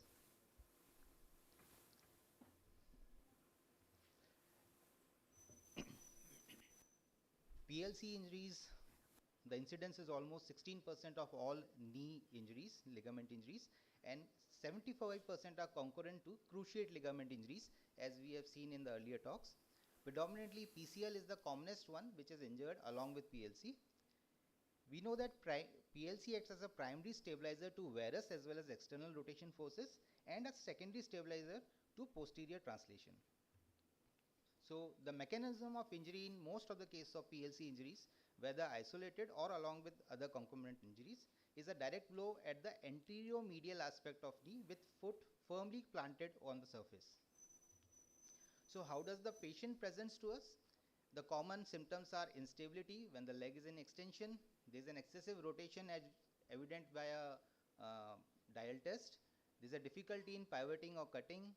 Numbness over the lateral part of leg as well as weakness in dorsiflexion of ankle can be predominantly seen if associated peroneal injury is there.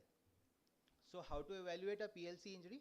It can be demarcated into two aspects, the physical examination and the radiological assessment. Physically, we see for laxity, whether a varus, external rotation or a recurvatum is there. Associated peroneal nerve injuries should be taken into account, and it serves almost 13% of the cases. And gait analysis, as told by a previous speaker, that there will be a varus thrust force. So how to assess a varus stress? We all know about that by giving a inward motion, stabilizing the lateral aspect of knee. Whenever the laxity is there at 0 degree or in full extension, both lateral collateral ligament as well as the cruciates are injured. But when the laxity is isolated, then the ligament laxity will be at the range of 20 degrees of flexion. The dial test is among the most important test while doing a PLC test, PLC instability check. So we have to check for external rotation of foot both at 30 degrees of flexion as well as 90 degrees of flexion. Whenever there is an increased rotation at 30 degree of flexion, that decreases with flexion up to 90 degrees. It is an isolated PLC injury. And when rotation is increased both at 30 degrees and 90 degrees, then it is pathognomic of PLC as well as PCL injury. There should be a difference of about 10 degrees, which is pathognomic from the contralateral side. The gait has to be assessed, and it is usually a varus thrust gait. We can see here in the picture. The next step is to assess radiologically, and a weight bearing hip, knee, ankle or a scanogram is the most important one, because we have to see that any kind of varus deformity is present, and it will be requiring a biplanar osteotomy to correct. Bilateral varus stress test should be done both at 0 and 20 degrees as seen earlier. The instability can be assessed in three forms. The grade 1 instability or less than 2.77 millimeter is suggestive of a normal of a minor sprain. If there is laxity is in the range of 2.7 to 4 millimeter as compared to contralateral side, it's suggestive of complete LCL tear. And when it is more than 4 mm, then it is associated with complete PLC injuries consisting of all three strands. We have to also take a PCL stress radiograph to assess an associated PCL injury. When the translation is less than 4 millimeters, is almost a normal. 4 to 12 millimeters is associated for an isolated PCL injury, and if it is more than 12 millimeter injury, 12 millimeter of translation, combined PCL and PLC injuries can be suspected. So we can see over this varus stress X-ray that the difference from the contralateral side on giving a varus stress is more than 4.1 millimeter, and it is suggestive of a posterolateral corner injury. Before going to MRI picture of a PLC injury, we should be knowing that what a normal MRI shows about the lateral aspect of knee. Normal lateral collateral ligament on three images, whether coronal, axial or a sagittal image, we can see that thick black colored structure or a hypointense structure is seen. That is a lateral collateral ligament as shown by the white arrow. The ligament is quite superficial and it is separated from the lateral meniscus by a loose connective tissue that consists of both the popliteus tendon as well as the lateral geniculate vessels. So it is quite evident over this picture. When we assess a knee MRI with a PLC injury, we can see that there is a disruption of that normal collateral ligament complex, which we have seen in the earlier slide, as well as in the sagittal plane, we are able to see that well-defined arcuate ligament is not visible just behind the popliteus tendon. That is again suggestive of a lateral collateral ligament or a PLC injury. Why is it necessary to address all the PLC injuries? Because one, it leads to a varus thrust gait, and when there is a varus thrust gait, there will be increased forces on the medial compartment of knee that will result in medial meniscus injuries as well as accelerated medial compartment wear. Secondly, when there is associated cruciate ligament injuries, that can potentially lead to graft failure if PLC is not addressed, as we have seen by the earlier speakers. So the management can be divided into two parts, the operative and the non-operative management, as well as the time of injury when the patient presents to us. Non-operative treatments are reserved for those which are having grade 1 and grade 2 isolated PLCs injuries, and that can be treated non-operatively by bracing as well as by a proper rehabilitation protocol. Operative management is usually seen in case of grade 3 or a concomitant PLCs and cruciate injuries together. Patient can present within 3 weeks and it will be known as an acute PLC injuries, and when it presents later, it will be a chronic PLC injury. For most of the acute PLC injuries, we can go for repair if these are avulsions from the either end, and that can be supported with the help of augmentation if required. In a case of chronic injuries, we have to assess the hip, knee, ankle scanogram. If there is a concurrent medial varus deformity, that has to be addressed first along with PLC reconstruction. So what are the possibilities of repairs? As I told you earlier, that recommended repairs are the ones that involve avulsions, and usually they can be supplemented with the help of reconstructions whenever required. So the treatment algorithm for a PLC injury will be, for a grade 1 or a grade 2 isolated injury, we can go for a non-surgical management. Whenever there is a grade 2 combined injury or an isolated grade 3 injury, if it presents in less than 3 weeks for an acute injury, we go for repair as well as augmentation. And if it is a chronic one, we usually assess the anatomical axis and accordingly we take the step further. So the surgical techniques can be divided into two kind of surgical techniques, anatomical and non-anatomical. The earlier procedures which were non-anatomical were the biceps stenodesis, proximal bone block advancements, and extracapsular IT band sling, that all have become obsolete by now. So now we concentrate more over the anatomical repairs that can be basically divided into two parts, the modified Larson's or the Laperard's technique. The difference between these anatomical techniques are that in a case of modified Larson's, it is an anatomical fibular based two-tailed PLC reconstruction we are going to see in the next picture. It reflects the physiological load sharing of LCL and PFL, but it doesn't incorporate the popliteus tendon. There is a reconstruction of FCL and PFL in this. In case of Laperard's, it is a TBL based two-tailed PLC reconstruction, and it addresses the popliteus graft along with the two other components of PLC. So these are two pictures which we can see. The first one is a modified Larson, in which it's a fibular based procedure, and in case of Laperard's, it includes the tibial component also. So the surgical plan for a Laperard's technique we are going to see in the foregoing pictures. The incision is made on the lateral aspect from the distal part of thigh towards the proximal part of head of fibula. It has to be dissected and identified, and the common peroneal nerves has to be separated and should be neuralized after going through the I2 band. Then we have to put a stack suture around the mid substance or the remnant of LCL which is present through a small incision over the biceps bursa as told by the previous speaker. And then we have to dissect the subperiosteal aspect of the fibular head, because we are going to make the fibular insertion there by making a tunnel. The tunnel has to be made from a point just immediately above the lateral champagne glass drop-off, pointing towards the posteromedial downslope of fibular styloid. And as the previous surgeon told, that it should be about 28 millimeters from the tip of styloid and almost 9 millimeters from the anterior border of fibula.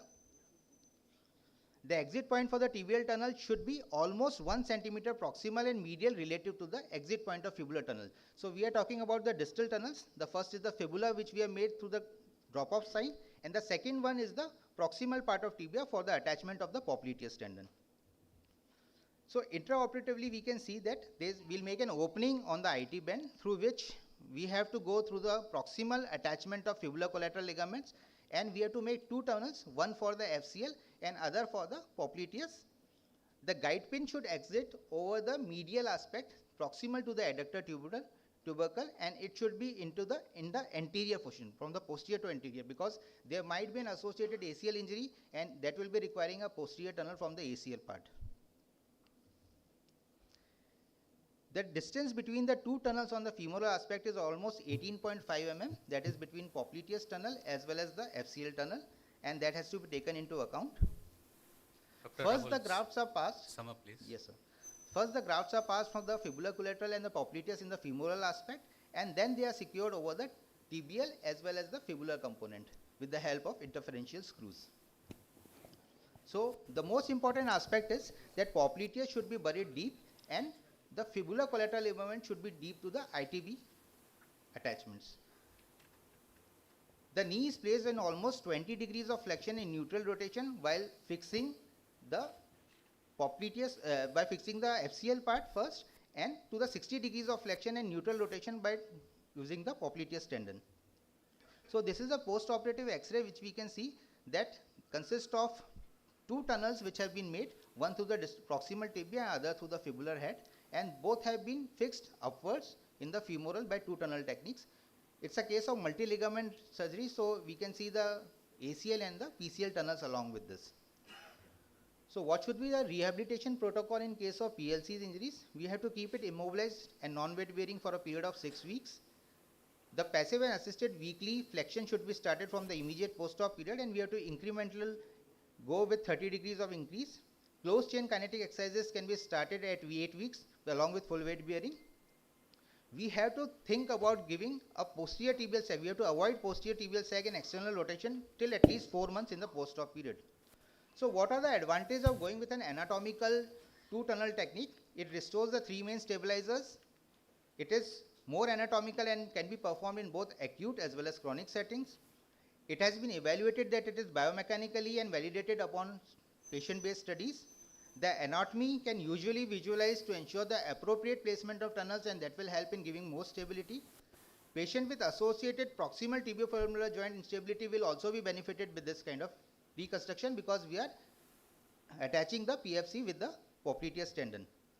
What are the pitfalls with that? The surgical approach is technically demanding and requires a lot of surgical dissection of proficiency. There is a possibility of damage to common peroneal nerve, and that should be taken into account. Fracture of the fibular head can be done if not done meticulously, and there can be failure if other unrecognized ligament injuries are associated with malalignment. So the take-home message from this is that an anatomic PLC reconstruction shall be performed in patient with PLC injuries to perform the best clinical and functional outcomes. Identification and graduation of PCL injuries is tricky with multi-ligament injuries, so stress X-rays are very helpful. PLC injuries are frequently associated with PCL injuries, so that has to be reconstructed all along with that. And anatomical reconstructions, though demanding, are always beneficial and fruitful in functional outcomes. Thank you. Thank you, Rahul.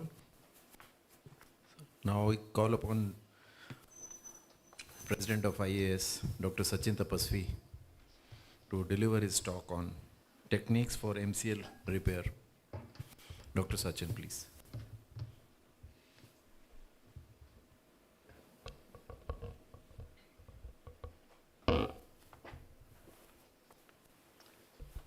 Thank you very much, and thank you for this fantastic opportunity to be here amongst all you fantastic people.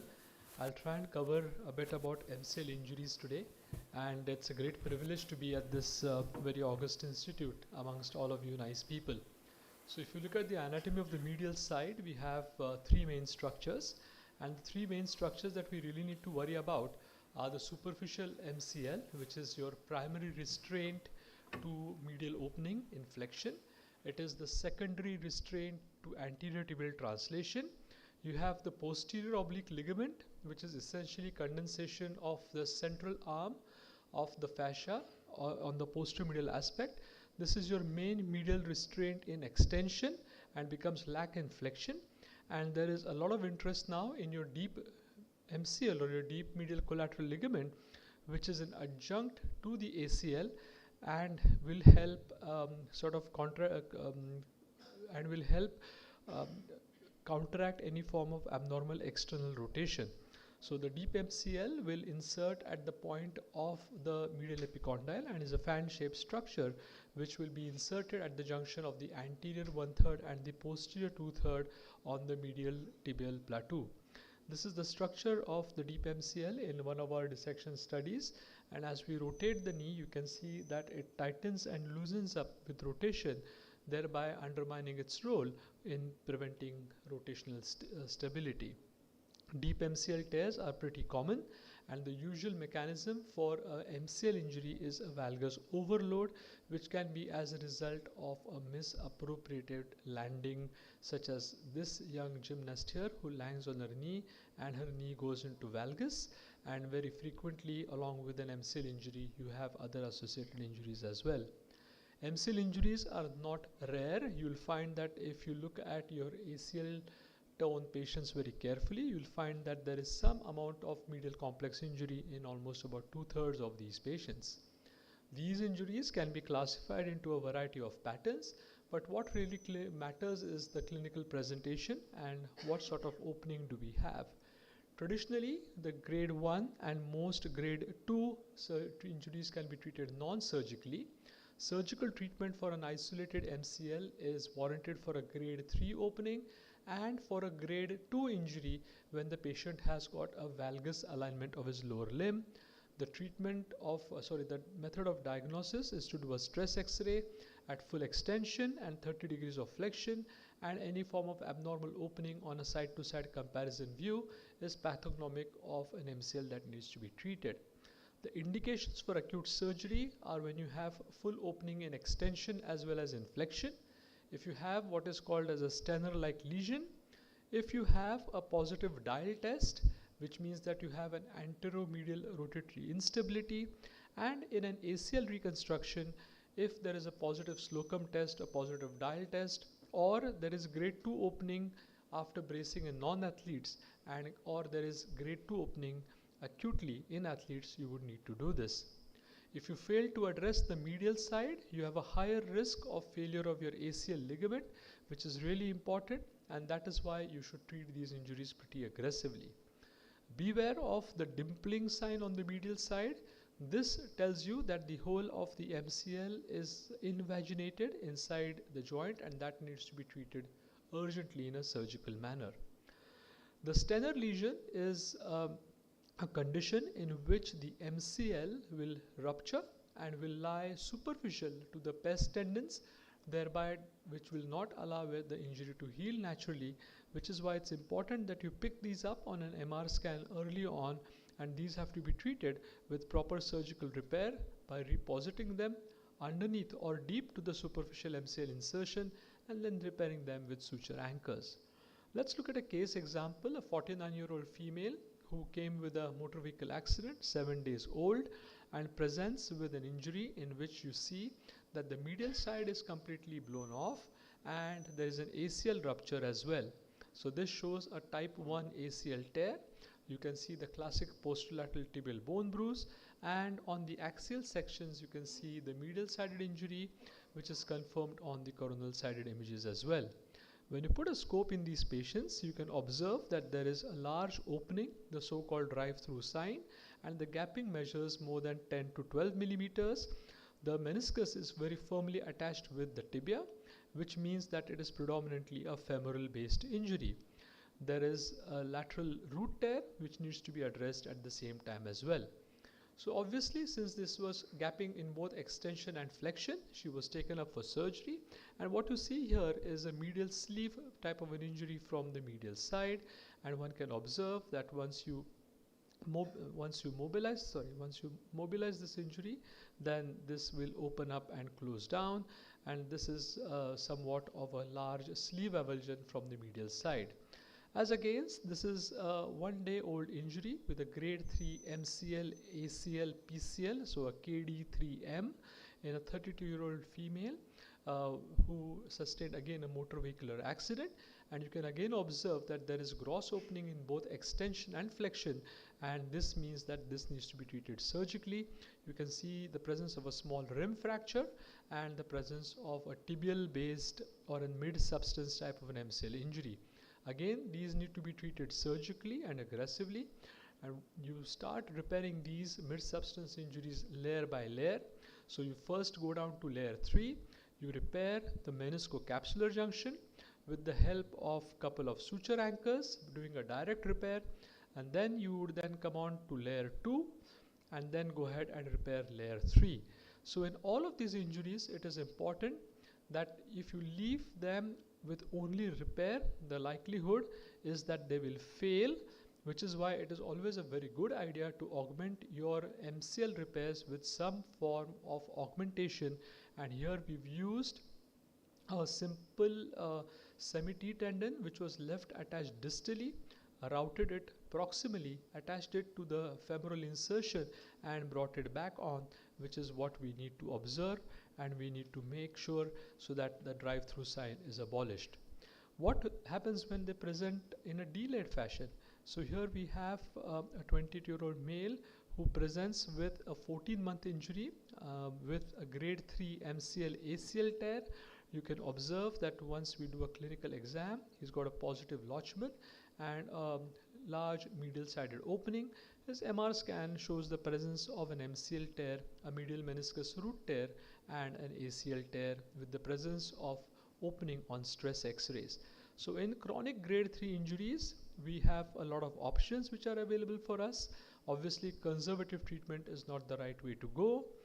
Yes, it does require a combined ACL-MCL surgery, and preferably should be done as a single stage surgery in the form of an MCL reconstruction.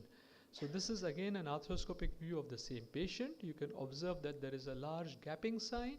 Opening is in excess of 8 millimeters, and you then need to go ahead and reconstruct both limbs of the medial side, namely the superficial MCL and the POL, by using free semi-T grafts which are split into two. One graft is 14 centimeters, which is useful for the superficial MCL, and 10 centimeters for the POL.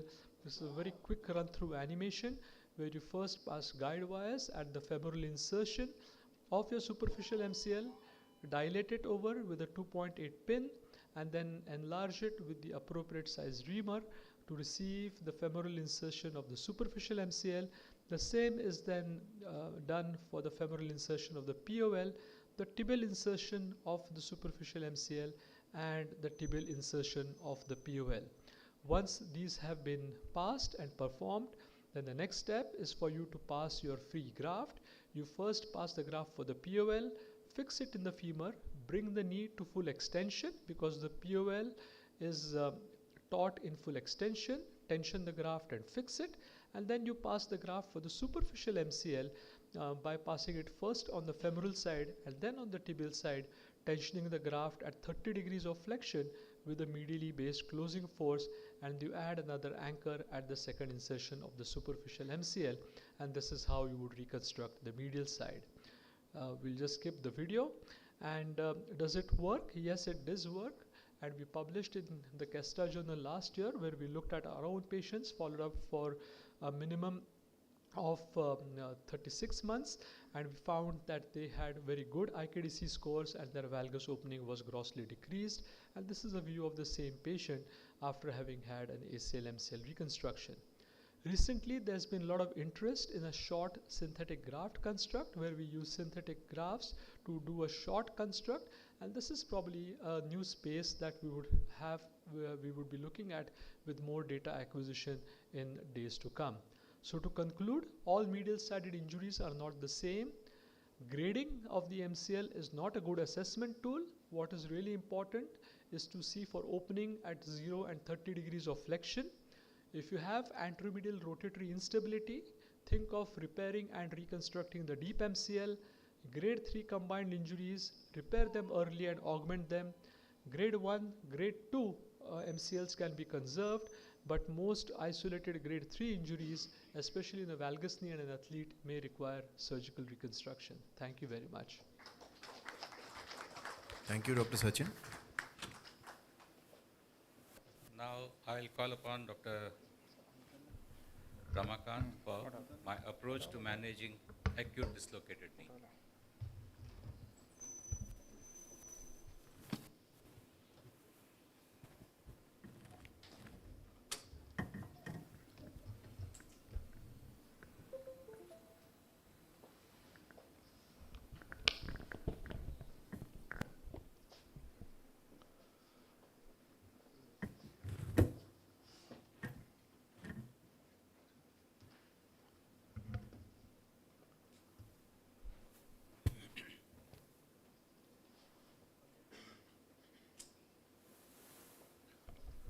Yeah. Good morning again. I thank once again for this opportunity, Sachin sir and Doctor, for giving me this opportunity to share my experience. So my talk is on knee dislocation. Slides are not moving. Slide is not moving.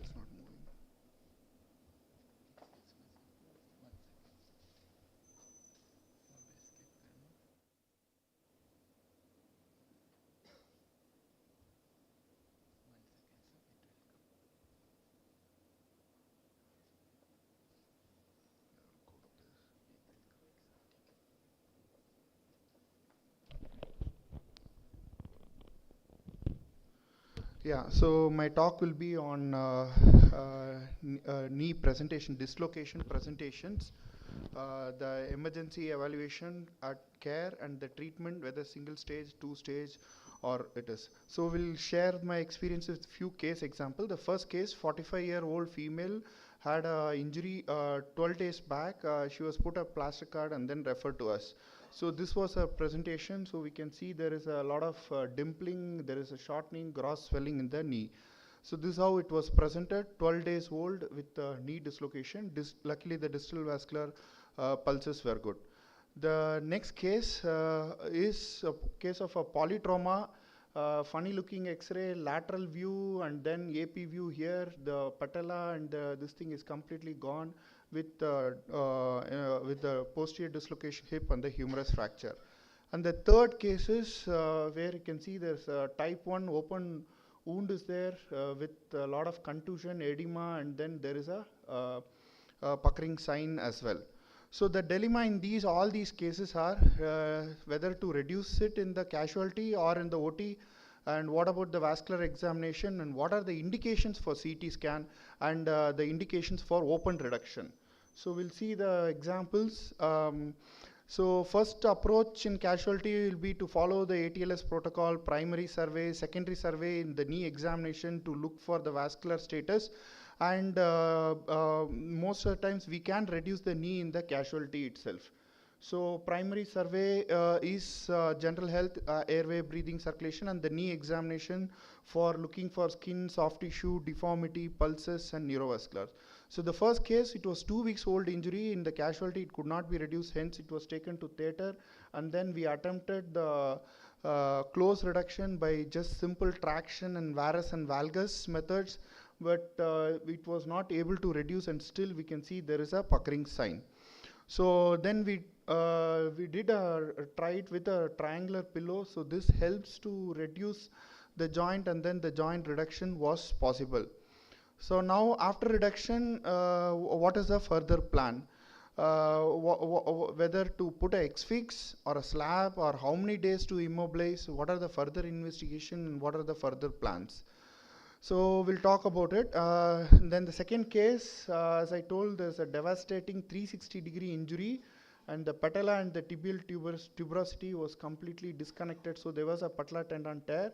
So hence this kind of devastating 360-degree injury will need a reduction, probably the open reduction and the external fixation at the same time. The patellar tendon was done, and later the trauma surgeons have done the pelvic fixation and the humerus fixation. So post reduction, the dilemma again is X-fix, how many days to immobilize, what are the further investigations, and what are the plans. So in the third case, where type 1 injury with puckered sign, medial sided and grossly displaced medially the femoral condyle. So this is because of the buttonholing effect which happens where the MCL goes inside the knee and then the buttonholing causes this type 1 injury, and it will be irreducible. So this we can try one attempt in a casualty, but if it doesn't reduce, which definitely needs a reduction in the theater. So the close reduction attempt was tried in the theater as well. Still the puckering sign was not allowing for a complete reduction, hence it was opened up, the invaginated MCL was taken out, and then the concentric reduction was achieved, and since it was a severe injury, external fixator was applied. This is a final picture after this. So the dilemma here again is external fixator, how many days, and what are the further investigation and what are the further plans. So this is another rare 95-year-old male. He had a dislocation which was close attempt was done in outside hospital and K-wire was put, and his MRI again showed that there is an invagination of MCL was there. So this is his pre-op. With this he presented to us. So we can see that there is a gross anteroposterior laxity and then a medial opening was there. And then the knee was reduced openly with, the invaginated MCL was taken out, and then the MCL repair was done. So this is a post-reduction X-ray after that. And then the medial retinaculum and MCL was repaired. So the knee dislocation casualty, most of the cases can be reduced. The indication for theater reduction would be the polytrauma, vascular injury, irreducible, puckered or open knee dislocation. And all these cases, the vascular signs needs to be seen. All the 5 signs has to be seen. If there are more than 2 signs are positive, that needs a CT angiogram. So the distal pulses alone may not rule out the vascular tear, or there could be intimal tear of the popliteal artery. So we need to check the ankle brachial index, the systolic BP of lower limb over the upper limb ratio. If it is 0.9, then it is an indication for CT. So the knee dislocation presents as a frank dislocation or a transient dislocation is nothing but self-reduced. So once the knee is reduced, we are left with a multiligamentous knee. So the X-fix is not needed for most of the cases, like in case of isolated or transient dislocation or stable dislocation. An indication for X-fix is vascular injury, open injuries, fractures, polytrauma, and 360 degrees. So the timeline in management is to reduce the joint immediately, look for neurovascular, immobilize the knee with just knee brace for 1 to 2 weeks, and then gain the movement of 100 to 120 and then plan for definitive plan. So the other salient features of knee dislocation are the knee dislocation can present like a devastating injury like this frank dislocation, or a transient dislocation en route it reduced by self and then comes, or it can present with the open knee dislocation or with a neurovascular injury. The clinical presentation, we can see there is a gross sagging and then huge swelling is there, or it can present with the open or with a puckered sign like this, or again with a puckered sign and the open injury, or it completely open injury and then knee dislocation. So the casualty assessment, we spoke about it, is very important. Indication for ankle brachial index, and once the vascular is suspected, CT angio will definitely prove whether there is a vascular injury is there. So this we have already seen here.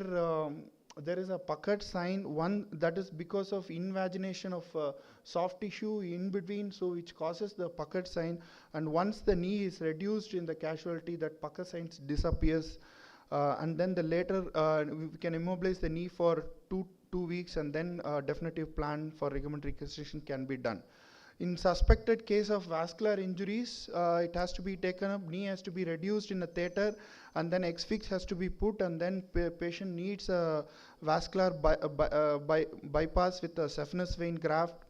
This is a picture with X-fix, and vascular repair has to be done, and then can plan for definitive management.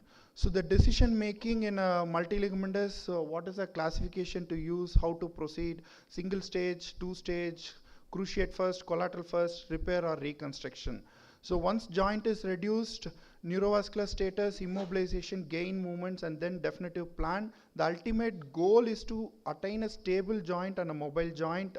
So this is a simple classification, KD classification. Simple injuries can be dealt in a single stage. More higher grades can be dealt in a 2 stages. So the definitive plan would be after 2 to 3 weeks, once the joint is reduced and movements are gained. So some of the case example here, this is a KD3M injury with femoral side tear. So you can see the amount of opening, and the amount of opening before reconstruction is about 15 to 16 mm, which can be measured. And ACL, PCL reconstruction is done, and you can compare the amount of opening before reconstruction and just after reconstruction. Around 40 to 50% it reduces with just ACL, PCL, but still there was opening of 10 mm. And then layer by layer, as Sachin sir has explained, the retinacular layer being opened here and the femoral side tear is being identified, and then it can be repaired with the suture anchor. So here we can identify the suture anchor. Suture anchor is inserted into femoral, and then repair is completed. So we can see the amount of opening is just 4 to 5 mm. Arthroscopic valgus stress testing after the ACL reconstruction, PCL reconstruction, and MCL repair. The second case is gross. It is a KD3L injury. We can see that there is a gross varus stress, and he had a foot drop. He had presented 2 weeks later. This joint was luckily reduced by the bone setter, so he had a lateral side injury as well. So here again we can see that popliteus was intact, but then the gross opening was there in the lateral side. The opening was measured to be more than 14 to 16 mm. Again we can measure it with the horizontal scale like this. So once ACL, PCL reconstruction is done, the amount of opening on the lateral side definitely reduces by 50%, but still there was opening of 10 mm. So he had a foot drop, so the neurolysis was done, and then the LCL reconstruction was done with Larson's technique in this case. And then we can see the after ACL, PCL, and PLC, we can see that the opening is just 4 to 5 mm. So we have published our results comparing KD3M and L in OJSM in 2018. So we have given the protocol how to approach cruciate first policy, and then to look the collateral side. Less than 3 weeks we can do a repair, and more than 3 weeks we have to do a reconstruction. And this goes with the E4 guidelines saying that less than 3 weeks we can do a repair, and more than 3 weeks we have to plan for reconstruction as well. So we have also published one of our complex series of patella tendon with multiligamentous recently. Yeah. So just to conclude, knee dislocation reduction, and then after 2 to 3 weeks we can plan for a definitive management. So I once again invite all of you to march for Ganga Arthroscopy course. Thank you.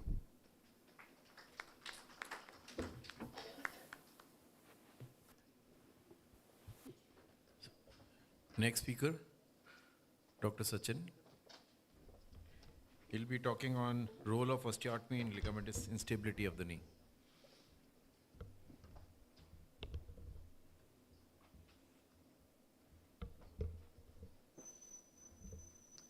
Thank you, sirs, and I promise not to keep you far away from lunch. Getting a bit late.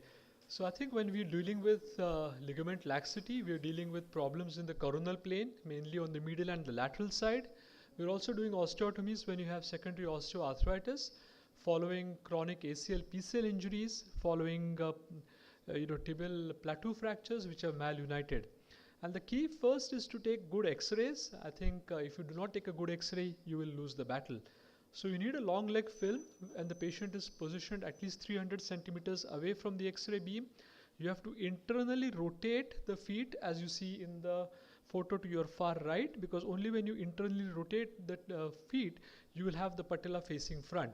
If you plan any surgery with the patella not centered, then all your angles will go wrong, and hence a good X-ray is really important.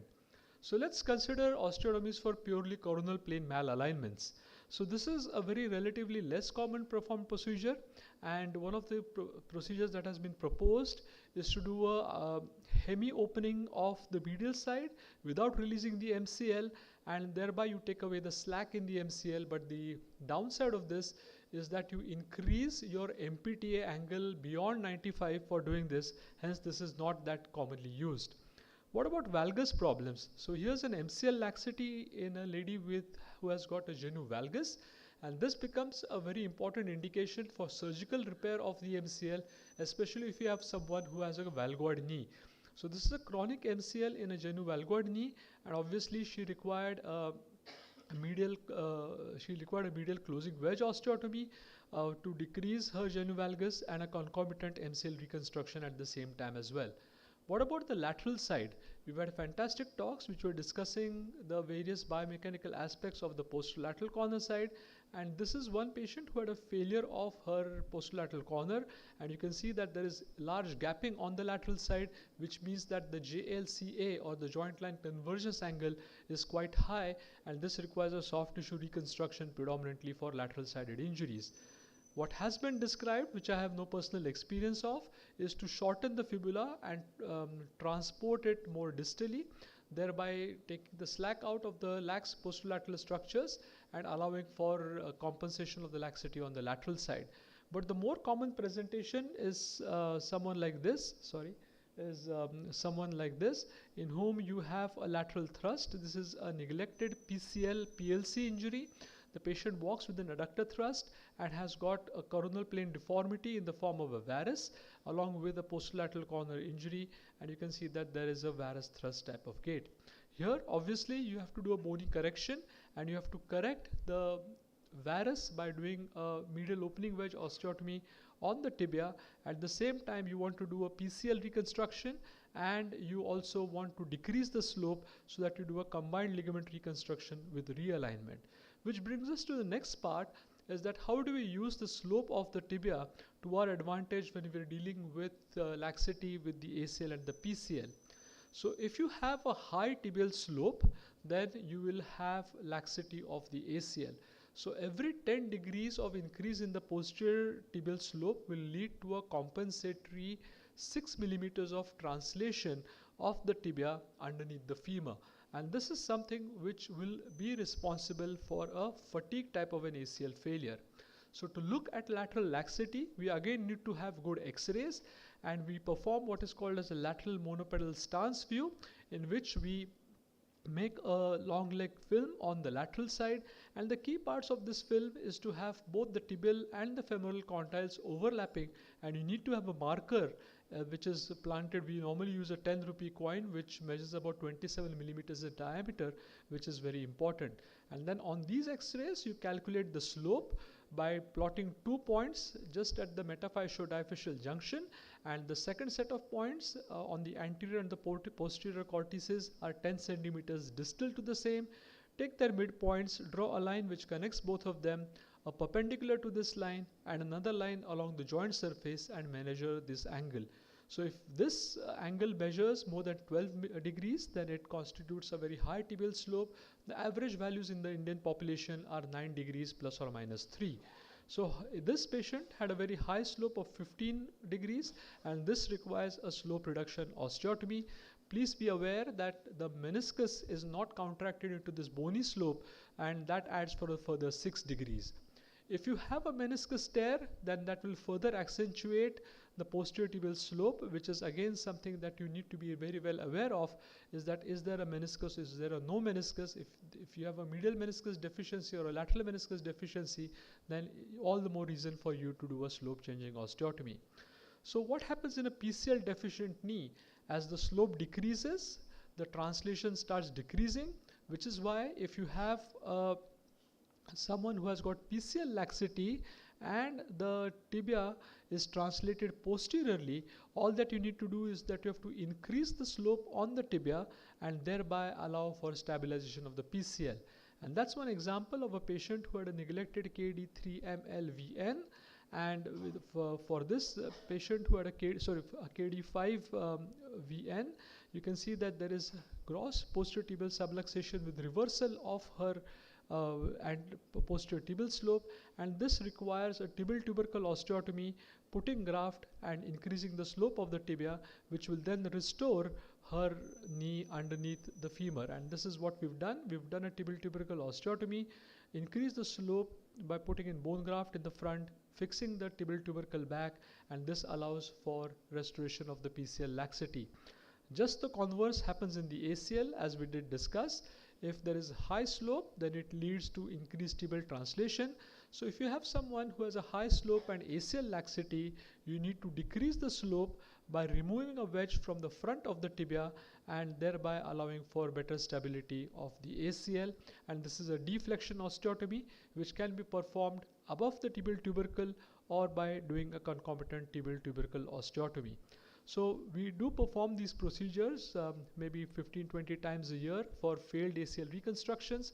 It is not recommended that you do them in the primary situation because it is an overkill to do this in a primary ACL procedure. So many a times you will have to perform them as a combined procedure where you have to correct varus as well as the slope. And for this, the way if you can manipulate the slope is, if you want to decrease the slope, please ensure that the posterior opening is 2 times more than the anterior opening. If you want to increase the slope, then obviously the anterior opening has to be 2 times more than the posterior opening, and the use of a compressor distractor device from the foot and ankle set becomes a very useful tool when you want to try and manipulate the slope. So to conclude, chronic ligamentous laxity can have effects both in the coronal, sagittal and combined plane. You have to assess your patients clinically really well.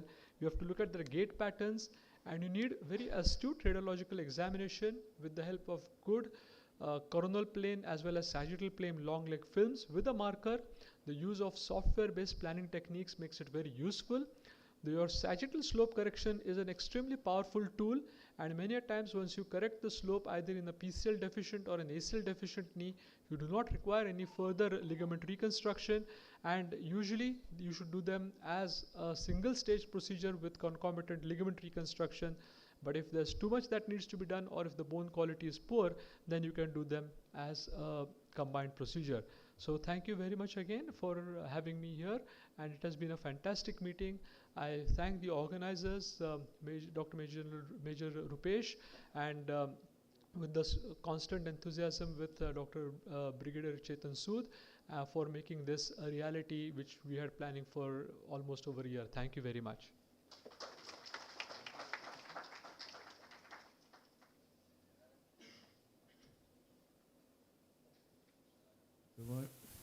Thank you, Dr.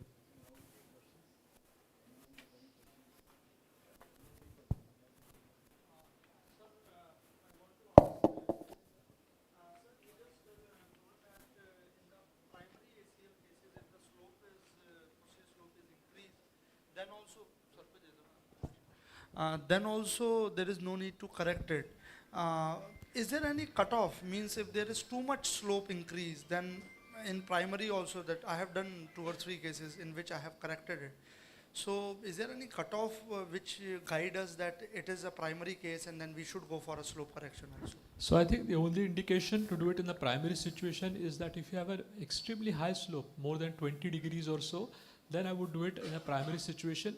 But to try and correct a 15-degree slope for a primary ACL becomes a very large procedure, really not warranted, because we need to understand that after an osteotomy, you can preserve the knee, but you cannot get them functionally back to the same level of sport again, which is why these have to be used as salvage procedures. In my hands, I use them when I'm dealing with a failure of an ACL. You'll see a lot of literature there where they will do it only when the revision has failed. So they do it for the third surgery, then they would advise it. But I think it's pretty prudent to advise it when you have to do a revision, but not for a primary. For a primary, if there is a high slope, I would add an extra articular tenodesis to protect my ACL graft, but I won't do a bony correction straight away unless and until it is more than 20 degrees. Sir, one more thing. You showed us the compression distraction device to play with the slope while doing an HTO. So if I have opened my osteotomy, the edges of ascending osteotomy as parallel, and if I hyperextend my knee, and if I make those ascending edges collapse on themselves without using any device, would that, in a hope that that would decrease my slope, I would just hyperextend my knee, I would just put a towel or a ball of sheet under the ankle, and Yeah, I my got your point. edges now have collapsed. Yeah, so yes, you can do that, but that is not controlled. Okay, so if you want to change the slope, let us say you're looking at an ACL deficient knee and you want to decrease the slope was 15, and you're doing a concomitant correction for varus. So the amount of opening that you require for varus, you will keep it on the posterior side, and let us say it is 10 millimeters, and if you want to decrease the slope from 15 to 5, you want to decrease it by 10 degrees, the slope, then you have to close the anterior side 50% of that of the posterior, which is why you need a control device. A hyperextension may not be very well controlled, that is one, and I am not so sure whether just by doing hyperextension would really decrease it, because you still have an intact hinge. So when the hinge is if by doing an hyperextension, if you're closing the anterior side, that means probably your hinge is disrupted. Here we are trying to preserve the hinge, and that is why we do a controlled compression on the opposite side. So it is around 50% for 10 degrees. There is, so what we are trying to do is that we are looking at scenarios where we are wanting to do a combined slope change along with a coronal plane change. So typically if you want to maintain the slope, then your anterior opening should be 2/3 the posterior. If you want to decrease the slope, it should be 50% that anterior, the anterior should be 50% that of the posterior. So, Sachin, sir, Yes. one question. Yes, regarding the PUL tunnel in tibia, Yes. in cases of multiligamentous, so there will be ACL tunnel and then PCL tunnel. So any tricks on that to get So it? I've stopped doing tunnels for the POL now. So usually I use a knotless anchor in which you have to drill a blind socket of 20 millimeters only. And with the current generation knotless anchors, it makes life very simple. So all that you need to do is just to make a blind socket of 20 millimeters, route it on any of the knotless anchors, and secure it properly there. Also, I found that my PUL reconstructions are becoming lesser and lesser now, because unless and until your knee is gapping in extension, you don't need to do a PUL. If your knee is stable in extension and opening in flexion, then you just, which happens in almost 80% of all your medial sided laxities, I get away by just doing a SMCL reconstruction. Yeah, thank you. So Thank you, sir. one more question, sir, last question I would like to ask. Yes, sir. Do you find still there is any role of olecranisation after knee dislocation with multi-ligament injury? Do you still have this role? Sorry, sir? Olecranisation of So patella. ideally, no. We should be really doing that, because olecranisation procedure per se had been described, but currently there is no evidence that would suggest that one should be performing that type So of in cases where you cannot repair and with knee dislocations.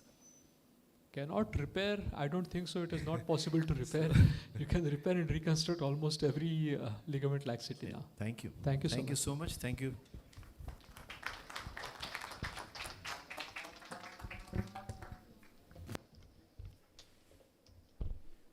Thank you, sir, for the session. I request Dr. Arun Veshi to hand over the memento to Dr. Sachin Tapaswi.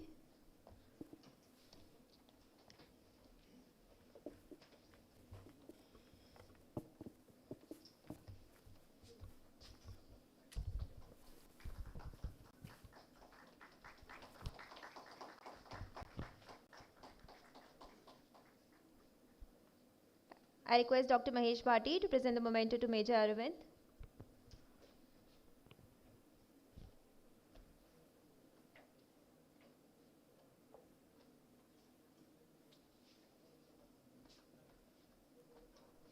And Dr. Rahul Khanna.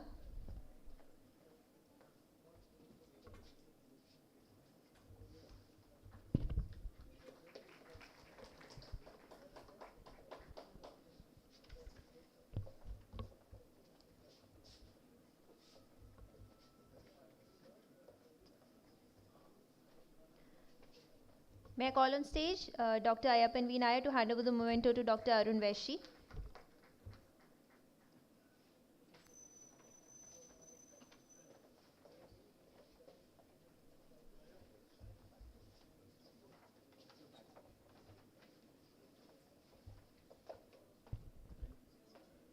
I request Dr. Sumit Banerjee to felicitate Dr. Mahesh Bhatti.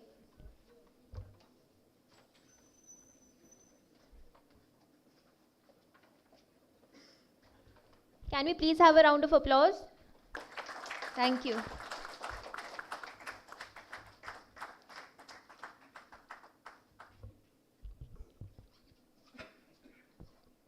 Thank you, sir.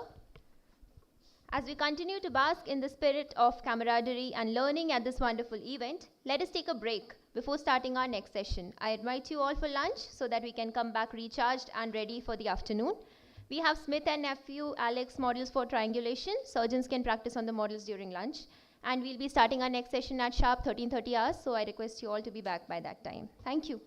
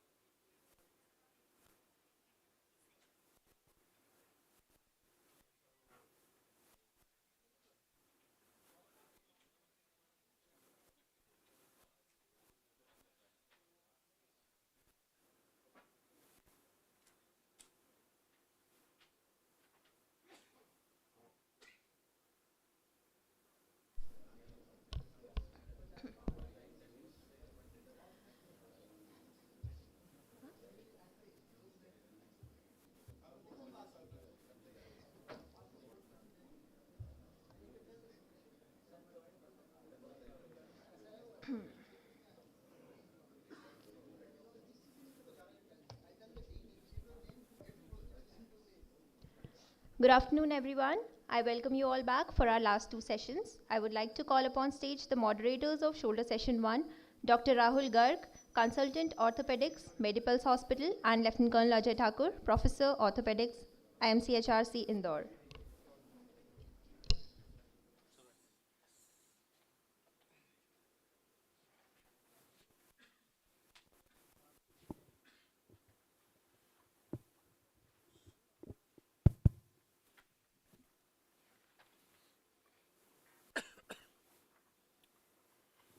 Good afternoon, everyone.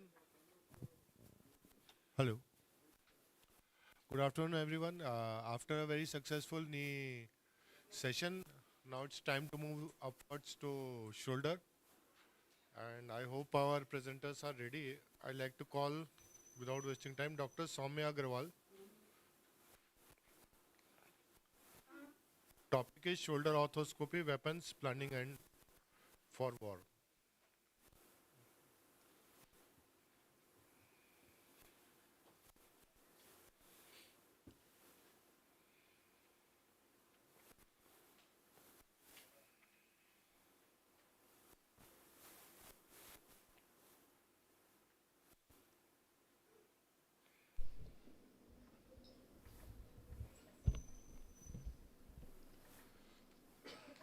Good afternoon, everyone. So this is the post-lunch session, and I am Dr. Soumya Agarwal. I am currently working as an associate professor in Gitanjali Medical College. So it's a privilege to be here, and I thank Indian Arthroscopy Society and Major Rupesh for giving me this opportunity. So before going for a war, we have to be well prepared in advance, and we should know each and everything about our weapons and how to use them. So first of all, we have to see who is the enemy. So what we are fighting and whom we are fighting against. So the enemy being, some of the enemies are rotator cuff pathology, glenohumeral joint instability, a capsular pathology, biceps tendinopathies, synovial disorders, septic arthritis, or there may be some cysts, or it's a acromio joint instability, or a suprascapular nerve entrapment. And so we should be well prepared, and we should be each and everything in our armamentarium, and we should know how to use it. The most important preparation should be your clinical history. We have to take a general history and a specific history as well. So, and we have to do a proper physical examination, which includes examination for rotator cuff pathology and as well as instability.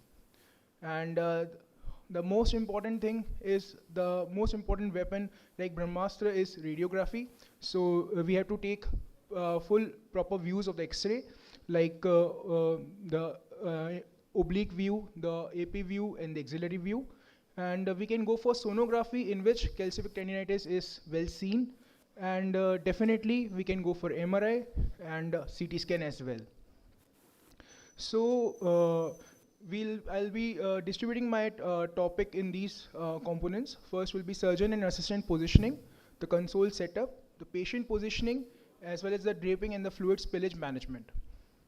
So this is the scenario. So first we have to find the anesthesiologist. So definitely anesthesiologist will be standing on the head side.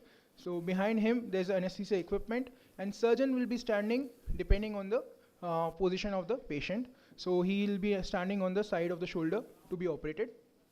Then with him will be an assistant, and then there is a scrub nurse over here.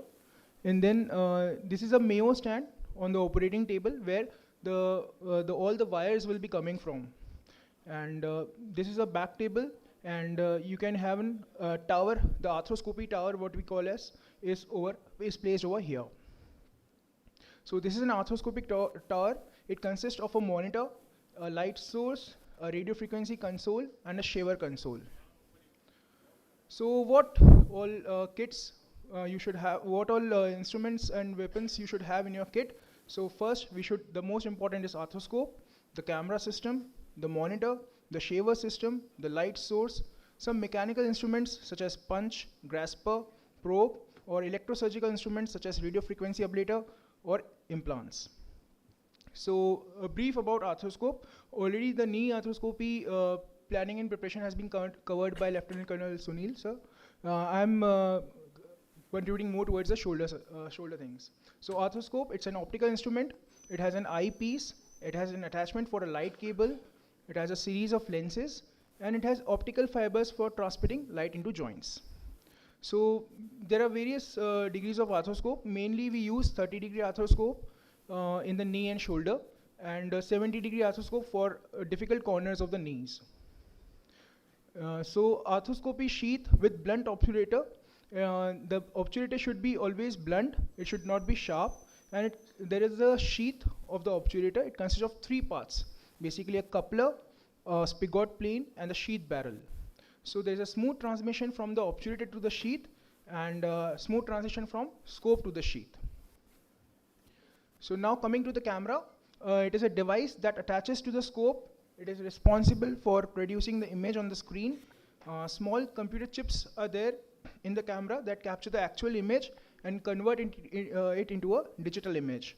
And it is sterilized using either ethylene oxide or basically peroxide gas or a formalin chamber. So steam autoclaving can damage the camera casings and the seal, and we should enclose the camera in a sterile disposable clear plastic sleeve while using the camera, and it can be sterile in Sidex or a Steris solution. So how to get a good image? So if you don't get a good image, then it is of no use. So all structures should be uniformly illuminated from center to the periphery. The scope should have a satisfactory resolution, and we can get dull and hazy images. So then we should check for scope for any scratches, and we should check the light cable and the light source. Coming to the monitor and the video recorder. So monitor, it should be at least 20 inches. Different company, they provide different monitors. And it should be placed at the tower at the surgeon's eye level. And these days, you should record, everyone is recording what they do. So we should have a video recorder for proper documentation. So then we come to a shaver system. So it has a outer hollow sheath and an inner rotating cannula. The tip diameter of the shaver system is 3 to 5.5 mm. It sucks the tissues inside, and the outer sheath which is there, it is for cutting. So then if you are using a shaver system, we should know at what rotations per minute we are using that. So to cut the soft tissues, it should be around 2000 rotations per minute, and for burr it is approximately from 2000 to 4000. So handpiece is autoclavable and shaver blade is disposable.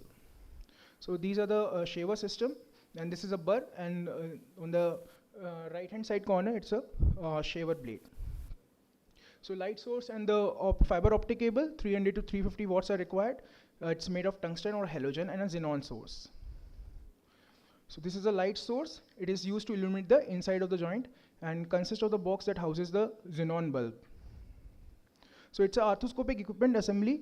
At the top you can see 2 Y connectors coming from the, mainly we use NS saline bottles of 3 liters, and it is connected through a TUR set to the scope. And camera is attached to the scope, and the wires are connected to monitor and the light source.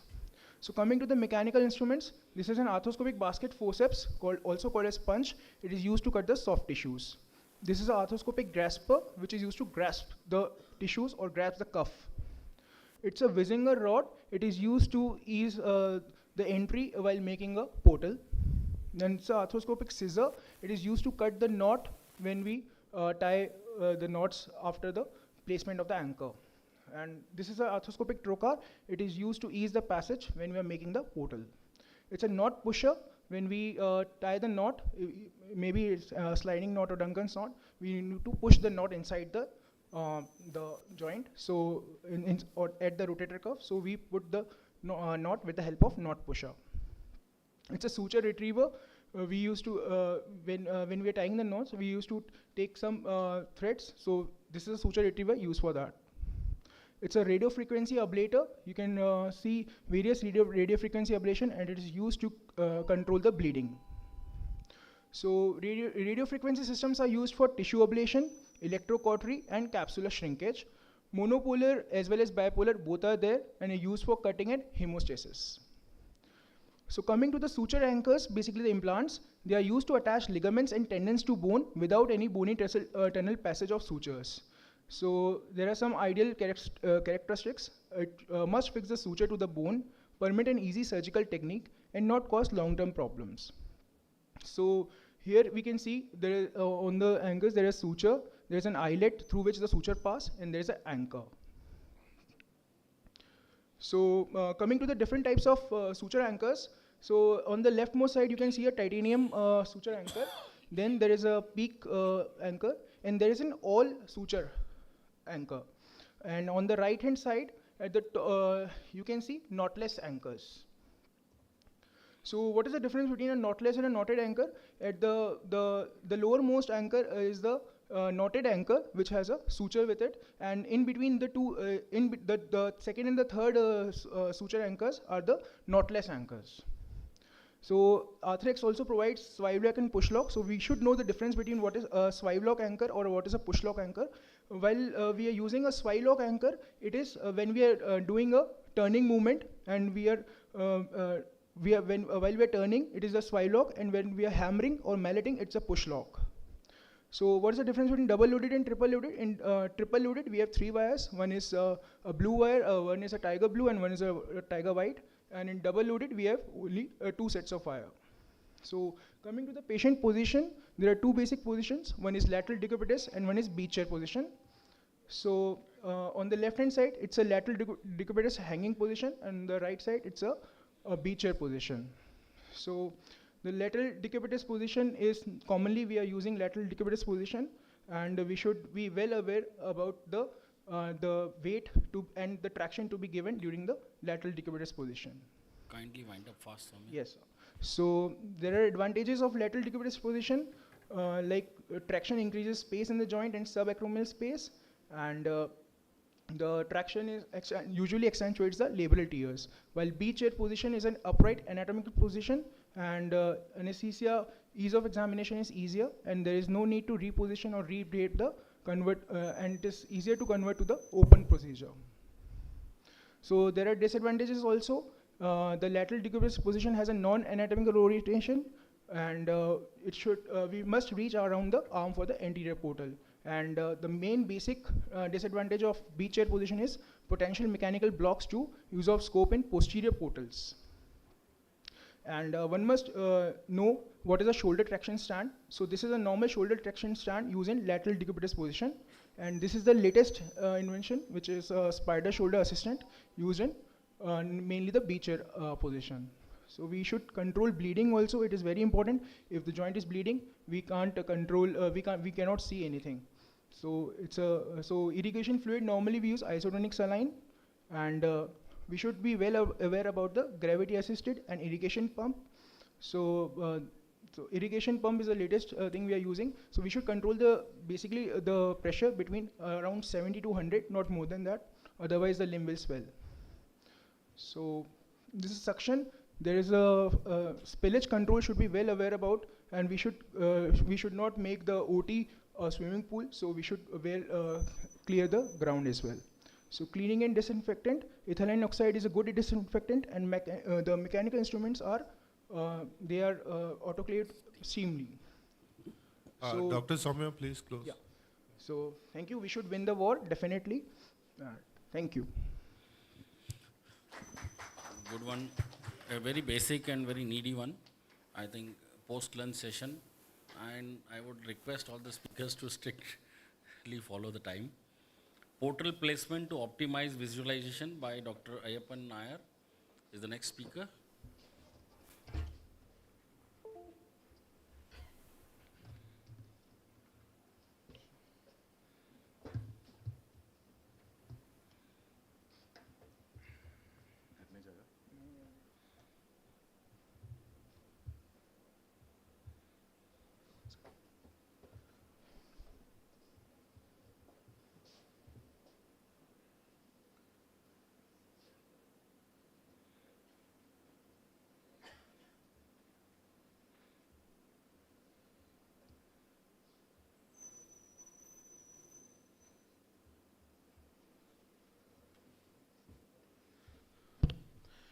Good afternoon to you all, respected chair, senior colleagues and friends.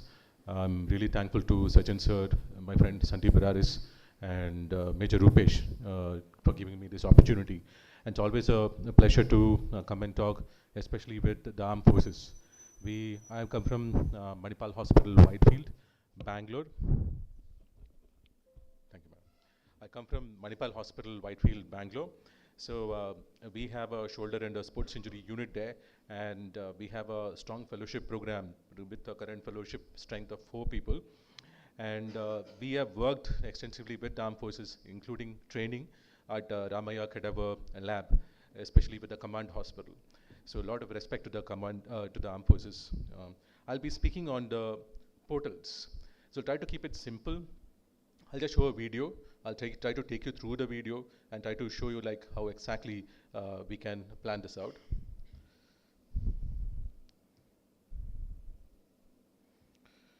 So starting is the marking. So almost always I do is a lateral position. You can see the lateral position there.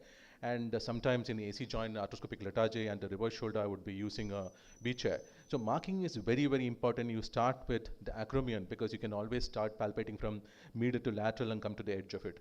And then you go around it. So you can see that the lateral edge, the ankle of acromion posteriorly, then come anteriorly, and then you can feel for the clavicle, and you can see where the clavicle is bending. So that bend in the clavicle, again, you take it down like that. So so you posteriorly, you continue along the spine of the scapula. And then you can feel for the depression between the acromion and the clavicle there.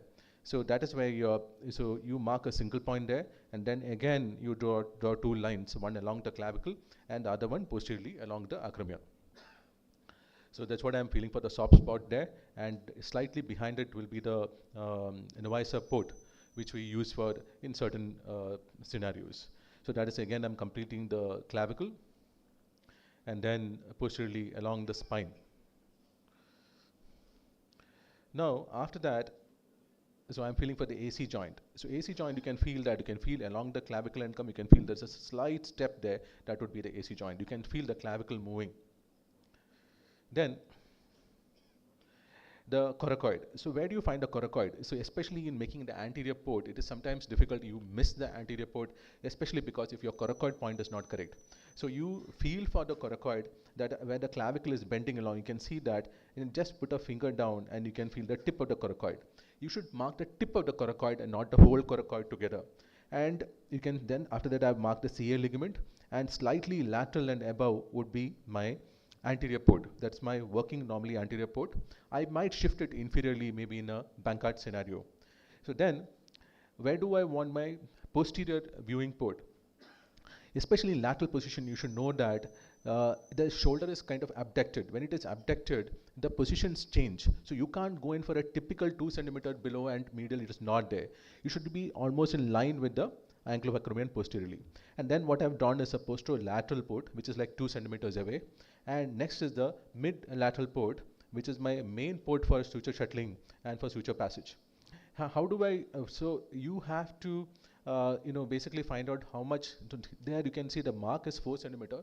So I've actually found out by measuring in my finger, and tentatively I have marked where this 4 centimeter is going to come, and I've marked it there.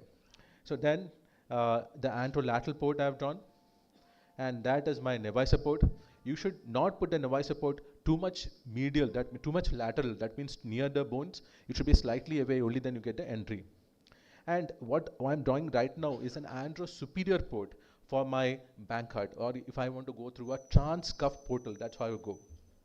So you can see that if you are within the neurovascular limits, that is, you are always lateral to the coracoid, within 5 centimeters from the deltoid area. And posteriorly also, you should know that the axillary nerve is there posteriorly. You have to be careful in when you put that port. The port should not be too much down. So then, here what I'm drawing right now, these are advanced ports. These ports are for the biceps tenodesis. So how do I do that? Ankle of acromion and in line with the axilla. So that is around like 2 centimeters away or 3 centimeters, you can put it. And then and what I've done there is also called as a J port. J port is a working or a viewing port when we do an arthroscopic letarge.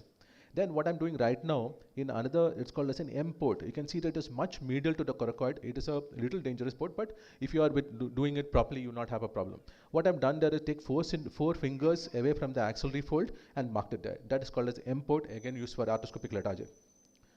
So these are the most of the ports in line. Then what am I injecting now? I'm injecting silocaine with adrenaline.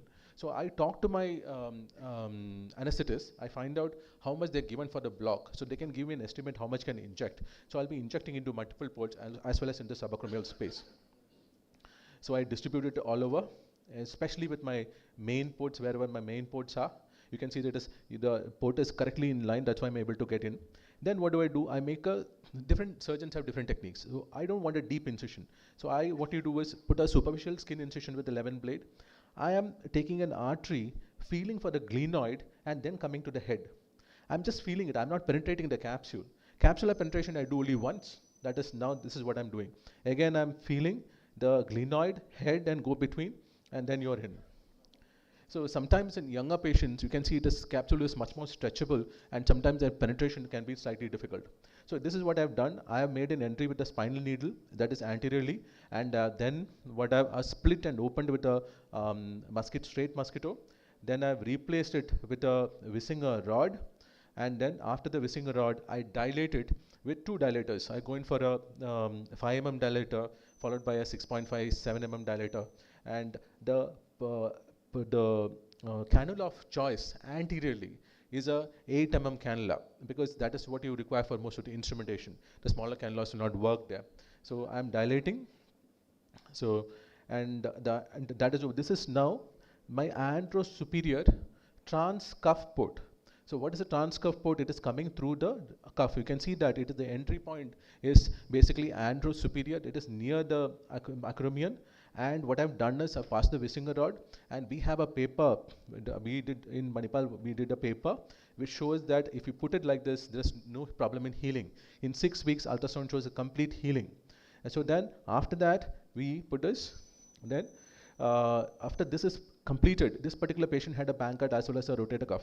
So now I'm coming subacromially. I withdraw, then I put my trocar cannula in the subacromial space and move it, and you can see I make a small incision there with my 11 blade followed by an artery. For starters, see, this is a good technique to start with. What I did right now was I put an artery, felt for my scope, the trocar. This is followed by shaver. Shaver again, I'm feeling for the triangulation. It's a palpable triangulation which I did, and so that I knew where exactly it was. And then immediately when I go in, I can see it. So this is the next port, because after I've done enough of work with the posterior viewing port, I'm shifting to a posterior lateral port. I don't use a Wissinger rod. So I almost always, if you dilate it enough with an artery, you can go in directly. See, this is a biceps port. So in line with the biceps tendon, I've done that. So here, this is usually used for visualization of the biceps and working on the biceps. You can see that I'm clearing the biceps, long head of the bicep, because I want to do a bicep tenodesis in this particular patient. And for working, sometimes I use a 8 mm cannula. And then I would put in an anchor. I use different types of anchor depending upon what exactly I want. This is a suture tape, triple loaded anchor for the biceps. So I always do a onlay biceps tenodesis. So that is where the anchor is put in the groove. You can see the groove well. I always decorticate the groove and make multiple drill holes there so that it helps in healing. I do a technique called onlay double row bicep tenodesis, because not only fixation but the healing also should be good. It is on the same principles of a double row mattress which we do. Here, this is a small port. Okay, this is again I'm using for the biceps, basically for shuttling the biceps, finding out where and passing the suture around the biceps. You can see that now.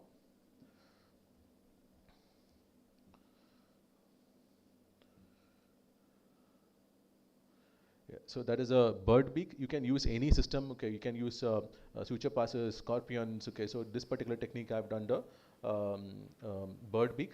I've passed it through the biceps tendon, and I've captured one of the sutures, and I'm taking a cinch suture, a lasso loop suture there, And this is how it sits well. And this is followed by one more anchor in front. So that is a decortication step. So this is overall, I've summarized the different ports, and any questions as and when the chair says, I can take it. Thank you. Nice one. Do you have any questions? We'll take in the last. We'll take in the last. Can you help me with this? I would invite Dr. Hemant Jain for assessment and planning in shoulder instability.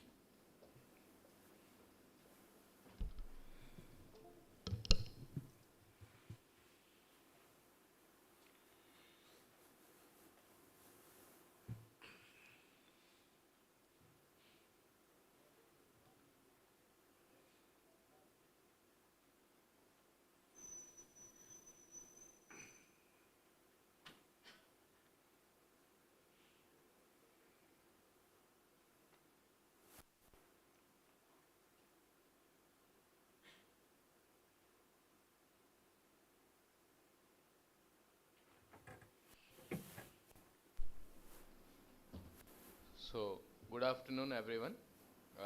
I'm going to present my talk on shoulder instability, assessment and planning.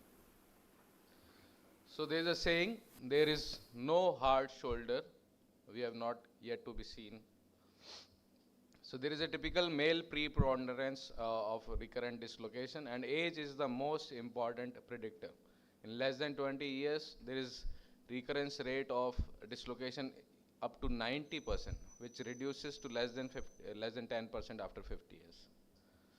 So we always start our examination in these cases with inspection, and we can diagnose important conditions like scapular dyskinesia, which often present as shoulder instability.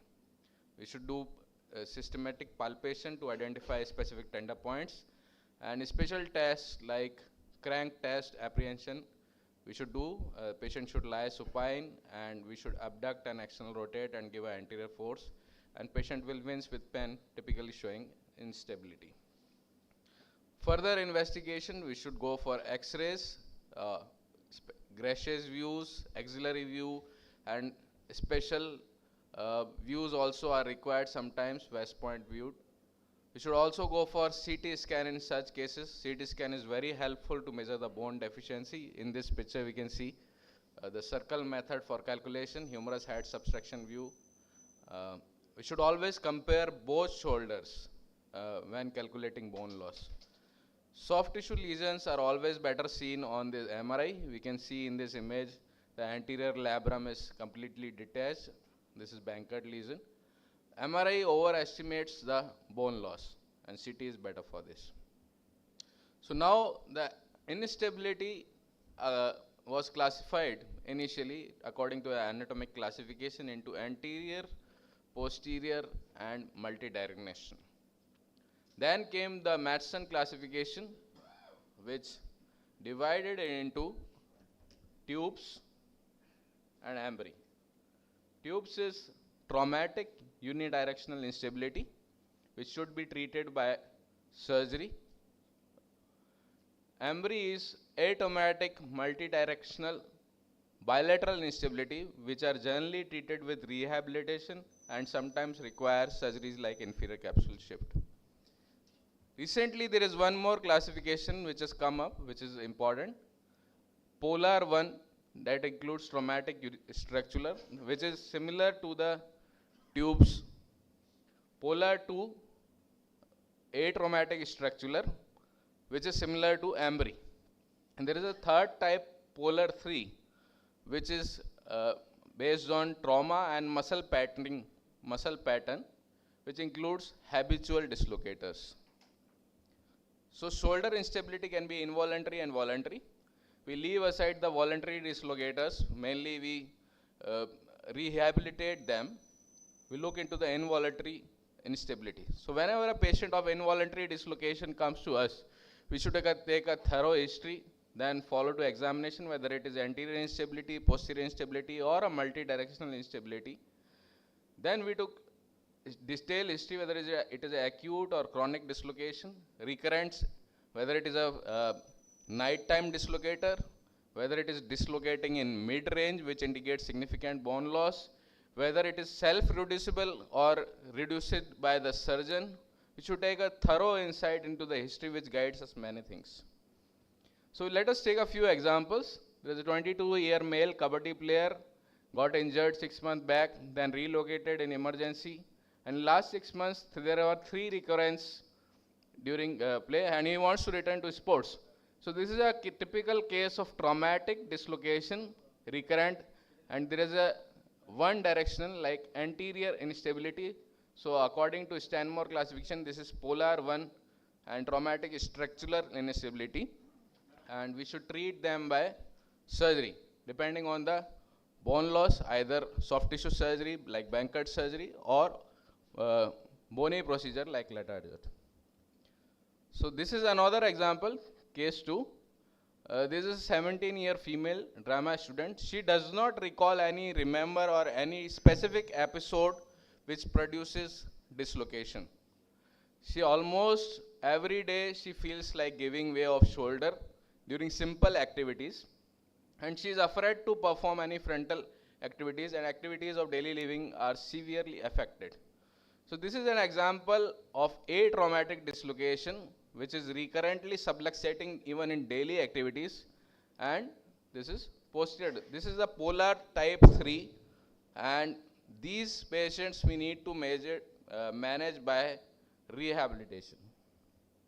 So this is another example. This is 20-year-old female, painful for 2 years, slipped out while training 1 year back. So there is no major episode of trauma, but some injury episode. So she recurrently painful slipping while training, and she is unable to go to sports, has generalized hyperlaxity. So she has also hyperlaxity. So though there is a trauma episode but not very significant, and she is recurrently sublating, and multi-directional instability is hyperlaxity is there. So these are polar type 2 patients, and we have to do a combination of management in this. We should try to rehabilitate them, and if not possible to go back to sports, then we need surgeries also in them. So this is a summary. The case 1 we showed, that was a polar type 1, that was a large lesion, kabaddi player, contact sports, so better would be bony reconstruction. Polar 2, case 2 we saw only rehabilitation and capsular plication. Polar 3, they need specialist rehabilitation. So this is the treatment algorithm. I'll focus on the unidirectional anterior instability because this is the most common we see. For the only soft tissue lesions, we should go for arthroscopic Bankert repair. If there is a bony lesion associated, we should see whether it is in the glenoid or in the humeral or both. So if the glenoid bone defect, we should always get a CT scan to assess. If there is a less than 15% bone loss, then we should go for arthroscopic Bankert repair. 15 to 25% bone loss is the critical zone.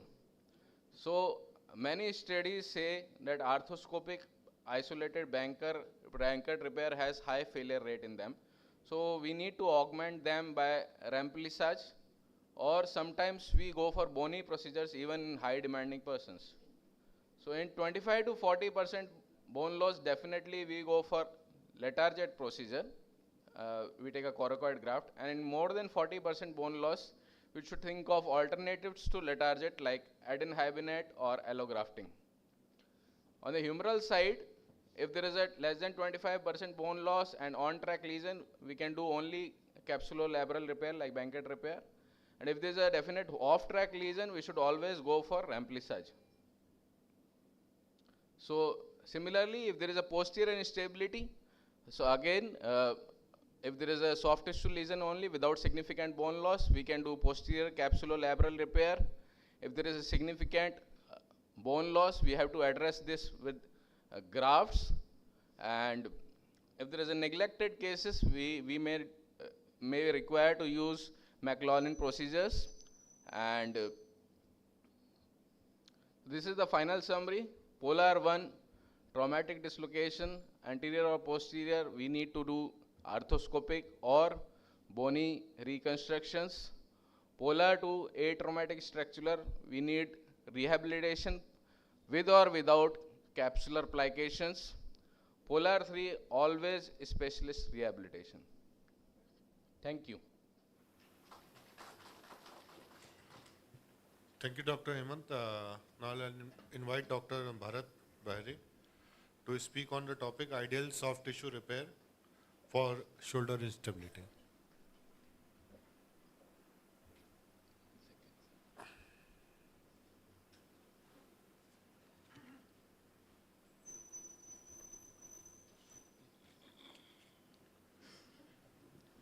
So very good afternoon to everyone. Thank you very much to give me this opportunity. Thanks Dr. Tapasri, thanks Dr. Rupesh for inviting me as a guest speaker. So this is a place where I work at Akash Healthcare Dwarka, New Delhi, working as an associate director and senior consultant. So I'll try to justify my talk.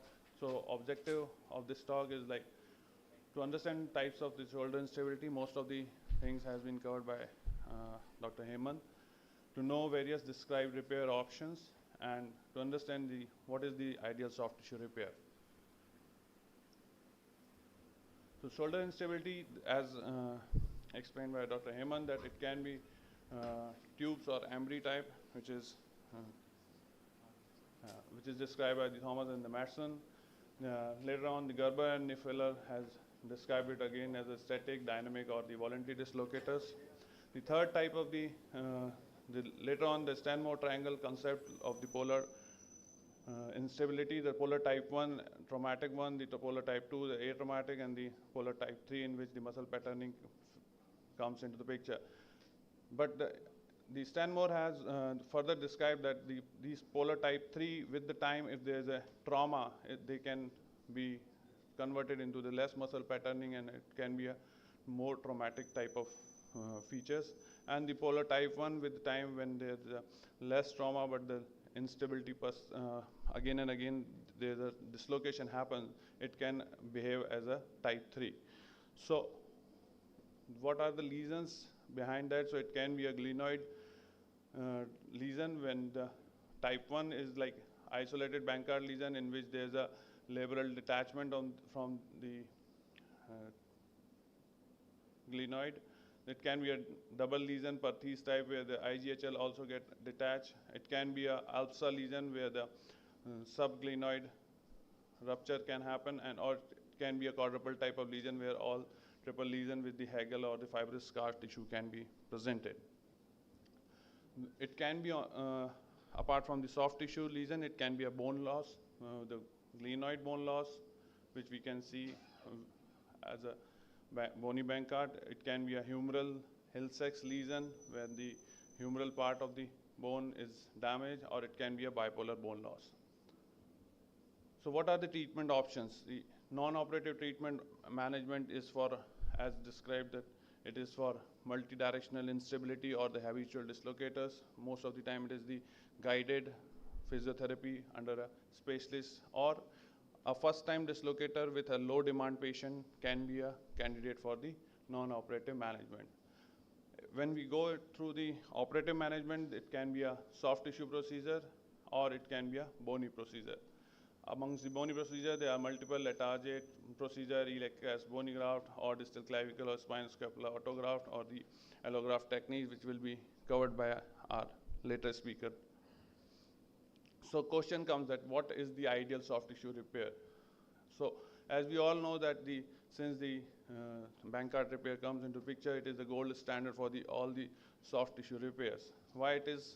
Because of the better cost message, minimal invasive approach, and the ability to diagnose and treat the other pathology at the same time.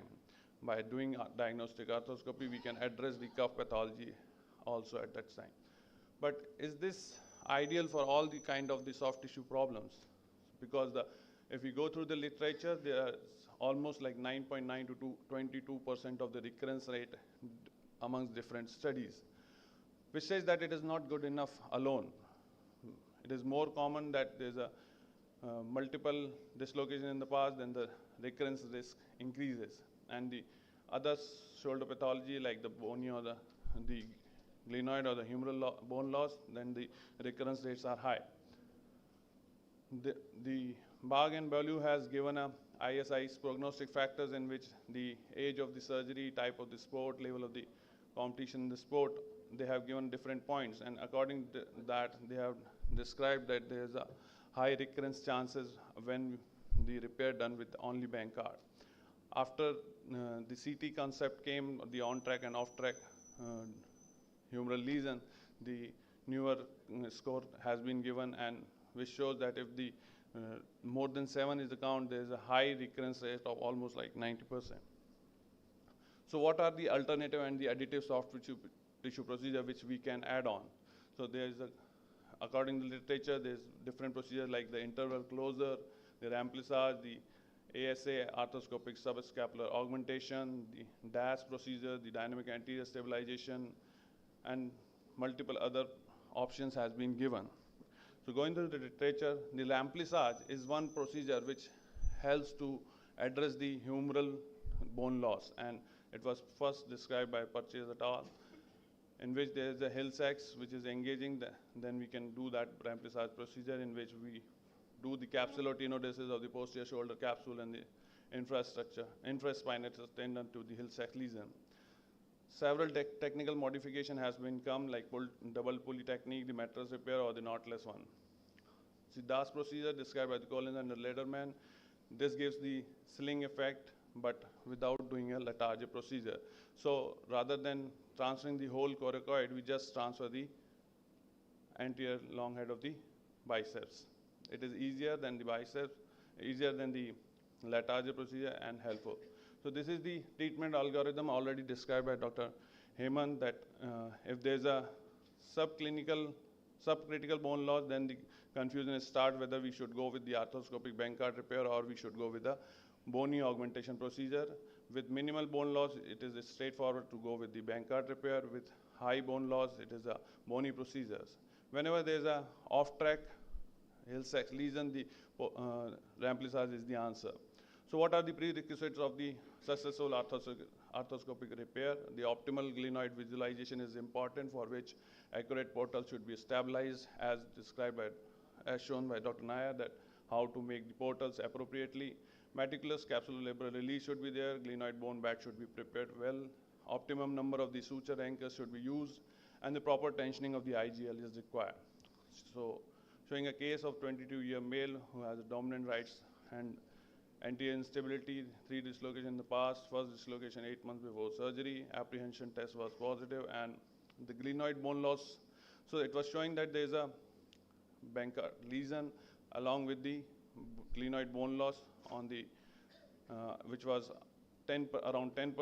The glenoid tract was 17 mm, and the Hill-Sachs interval was 18.5, so making it as a off-track lesion. This is the positioning. I do all my instability in the lateral position, so there should be adequate traction device in the position, and the marking, as Dr. Nair has shown, that done for before starting the procedure. So portal placement, it is important to make, after making the posterior portal, the anterior inferior portal should be just above the subscap and as much lateral possible. Anterior superior one should be through the cuff region, but it should be make in a fashion that we can go both anterior and posterior to the long head of the biceps. So this is showing that the Wisinger rod can go from both anterior and posterior side of the long head of the biceps. After that, the glenoid preparation, we have to prepare the glenoid properly, going all the way down up to the subscapularis. On the glenoid, we have to go and release all the way up to the 6 o'clock position, so that the IGHL can be pulled up and the tension should be maintained. So this patient has off-track lesion, so we have planned for the remplissage. So this is a video in which the posterior part, we are viewing through the humeral head. First we have to prepare and clean the humeral head where the Hill-Sachs lesion is there. I usually prefer one double loaded anchor for the remplissage procedure. and put the anchor. I took mattress bites for the repair of the infraspinatus to the humeral head, and after taking mattress bite one by one, after completing my anterior glenoid procedure, I come back and just do the knot tying. This is a labral repair video in which first anchor should be put in the 530 position, so that once we take a bite from the IGHL, proper tensioning can be done. After that, while doing the knot tying, one should be aware that they should pull the labral tissue, and the knot should be not on the glenoid face. It should be on the capsule side. The rest of the 2 or 3 anchors should be put on the 4:30 and 3 o'clock position. If required, the 4th anchor can also be put on just above that. And there should be good tensioning of the glenoid tissue over the glenoid, the labral tissue on the glenoid bone surface.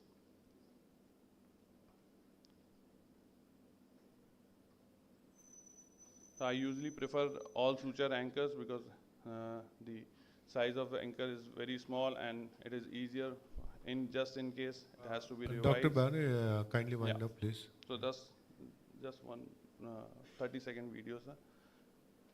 So this is the complete labral repair.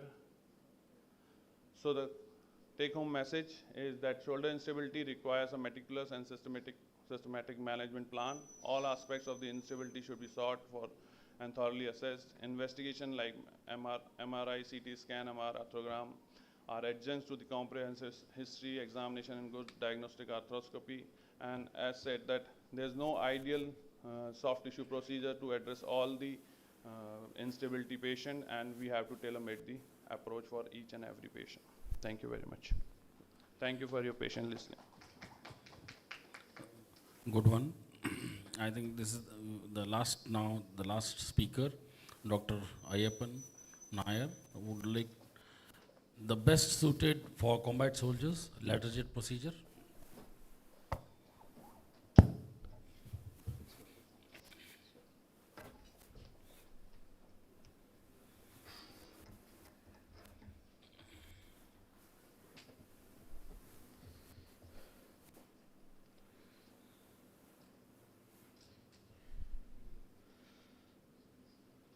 Thank you for the opportunity again.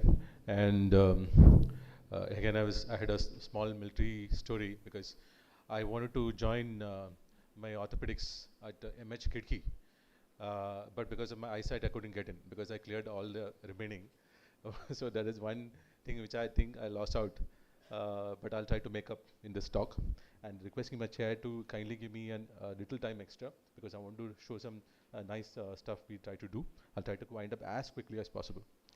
My question, this topic is going to be on the arthroscopic Latarjet or the Latarjet. Is Latarjet the answer in soldiers, combat soldiers is the question. So here my talk will be going through about Latarjet. Is Latarjet or Bankart, which is the choice. Next, Latarjet versus arthroscopic Latarjet, which is the choice. Next, different types of Latarjet. You have cortical buttons, you have screws. There are different techniques and class tapes, which is the best. So I will try to go through individual details and try to come up with a consensus and try to summarize it. So the Latarjet, as of all of us know, it works the triple effect. Basically, we cut the coracoid process, put it on the anterior surface of the glenoid, fix it with either single screw or 2 screws. It's a pretty old technique, works on 3 basic principles: extraarticular bone graft, dynamic sling, and the Bankart effect. Now coming to indications of Latarjet are like this. So now when you look at the bone loss, especially in military recruits or military combat soldiers, it is 13.5%. It is not the regular 20% or 25%. It is 13.5% according to different literature. So we can also do it in failed soft tissue insufficiencies. That means failed Bankart repairs, soft tissue insufficiencies, and IC scores and the GTMS scores of greater than 4. And also in contact athletes. So the question is it suited for the soldier? So let's come to it. When you look at literature, the literature shows that there is varying literature supporting Latarjet. So some say 20%, 17.3%. So if you have so much of bone loss, you have to do Latarjet.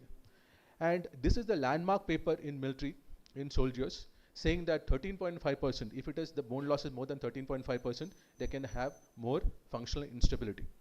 So then this is reinforced by this particular paper, which showed that it is more than 13.5% where you have dislocation in the military in soldiers. So so why? Because if you look at this again, in the military population, the chance of recurrent dislocation is 10 times more. So this value is, again to re-emphasize, it is 13.5 compared to 17.3 in civilian population. Now coming to different techniques available. So now the summary is, if you're a combat soldier, you require a Latarjet and not a Bankart. So then, so different techniques are, we have the open Latarjet where you do single screw versus double screw. Double screw is better because of the rotational stability. But the problem with double screw is there could be a failure or an intraoperative fracture. So other techniques are, arthroscopic techniques are LaFour system, the Mitek system, the Pascal-Boileau system or the cortical button system, and the Arthrex Encirclage system. These are the systems which I have experience in. The LaFour system, if you look at it, and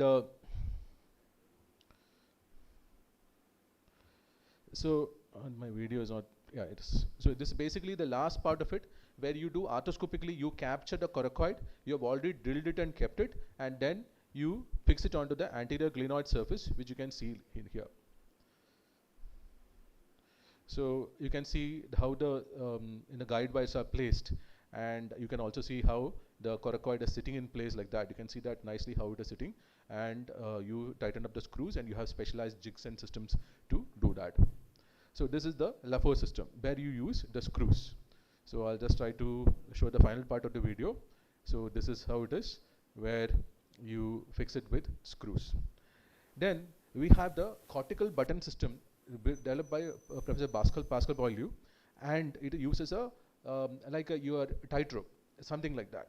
So it is basically the cortical button system, and where we can see how the coracoid process is kept in front of the glenoid, and we have buttons on both sides with adjustable loops and tensioners where you can actually fix it properly inside. It is a great system, and I'll be showing the results in the further slides. So this is how it is done. You basically decorticate it, you put it in the front. The glenoid is also decorticated. You can see how the drill is coming in, then how you split the subscapularis, and how the button is, along with the graft, is passed like that. You can see how beautifully it goes and sits in the front. And then you have to tension it properly, and with a tensioner multiple times till you get a perfect contact. So this is the Boileau system.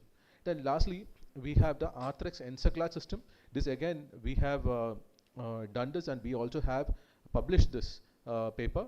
This again uses a loop, a tape which goes from posterior to anterior through the coracoid process and comes back, and you tension it. So now, advantage of the arthroscopic Latarjet is, one, as the previous speaker was saying, adding remplissage. Why is remplissage important? So you can see this particular picture, where even if you do a Latarjet, it can fail because it still engages. So what is the frank redislocation rates in Latarjet? 3%. What is the residual instability rate? 13%. What is a possible reason? One could be remplissage not being done. So that is why this could be an added advantage if you do an arthroscopic Latarjet. When you look at complications and outcomes, how is the pain? Arthroscopic Latarjet has lesser pain. And recurrence rate, when you look at this particular paper, 5-year instability follow-up of Latarjet versus open Bankart repair, open Latarjet, arthroscopic Latarjet has better recurrent instability rates. Graft complication rates, it is comparable. Arthroscopic Latarjet has slightly lesser, but overall the recovery rates is, that is graft complication rates, is comparable to open. You can also notice that I have highlighted here that the early pain, postoperative pain, is much lesser when you do an arthroscopic Latarjet. And only the downside is that operating time is much more. Screw, you have different techniques. I showed you arthroscopic Latarjet with screws and buttons. So there's a comparison. When you look at the comparison, some studies show that, see, this is between dog button and the screws. It is comparable. That means biomechanically, they are okay, comparable. So you can do any technique which you want. But when you look at it, look at the Smith and Nephew technique. This is the cortical button technique, Pascal-Boileau technique. you can see that the non-union rate is only 4%, fusion rate is pretty high. This is excellent with this long-term study. Now, you also know that when you do a Latarjet, you have to sometimes remove the screw. What is the screw removal rate? This is, it is much lesser in an open Latarjet versus an arthroscopic Latarjet. The final outcomes, if you look at the final outcomes, arthroscopic Latarjet is very, very promising, has significantly lower non-union rates. And when you look at the other functional scores, they are comparable. So all the scores are comparable. The union rates are much better in an arthroscopic system. Now coming to graft fractures, there can be graft fractures. We have developed our own classification system called the Whitefield classification system. And this is the summary of how individual fractures intraoperatively can be managed. We have also got it published, like it could be a tip fracture, could be a vertical split fracture. All this can be managed arthroscopically. So again, advantage of doing it arthroscopically. You can see this is a particular technique of doing it. Then this is again another paper we got published. It is on vertical split fractures. When you put two screws, when a split happens, how to manage it. This is basically done with, you can use sutures like this, suture anchors on both sides of the graft and a particular pulley kind of technique to do it. And again, gives excellent results. This is the outcomes of these patients, excellent. Then another important thing in the arthroscopic Latarjet is that if you have a cartilage defect, this particular patient came with a revision Bankart and failed. So then we did a Latarjet for him. You can see the old sutures. It is very, very interesting to note that this particular patient had a anterosuperior cartilage damage in the head. And what we did here was, you can see the BMAC being used under carbon dioxide insufflation. All this is possible if you do arthroscopically. So that's why I'm trying to sell this point. You can try to do arthroscopically. So looking at our results, we have studied the screw groups as well as encerclage groups. Excellent results. The only downside was the screwless system. Screwless system had 3 cases out of 10. We stopped doing it because 30% of our cases, there was loosening and the graft healing was not there. So compared to that, the screw system was much better. I was talking about the Smith & Nephew cortical system. We just started using it, so we don't have long-term exposure to it. We are studying it. But compared to the screw versus the encerclage system of Arthrex, definitely the screws are much better. So to summarize, Latarjet is the choice in compact soldiers because they have to be included in the category of a contact athlete. And it should not be our considerations of like bone loss should not be applied in this particular soldier population. Then type of Latarjet, definitely we should see to avoid the complications of a screw. What are we worried about? Complication of the screw. We can do the screwless system, that is a Smith & Nephew system. It's an excellent system, but it avoids the complication of the screw with excellent results. We can also use a screw arthroscopically. Advantage, you should always try to do the remplissage along with it. These are takeaways. Thank you so much. Any questions you can ask. Quite a good session, Dr. Nair. Any questions? I think post-lunch, everybody's relaxing.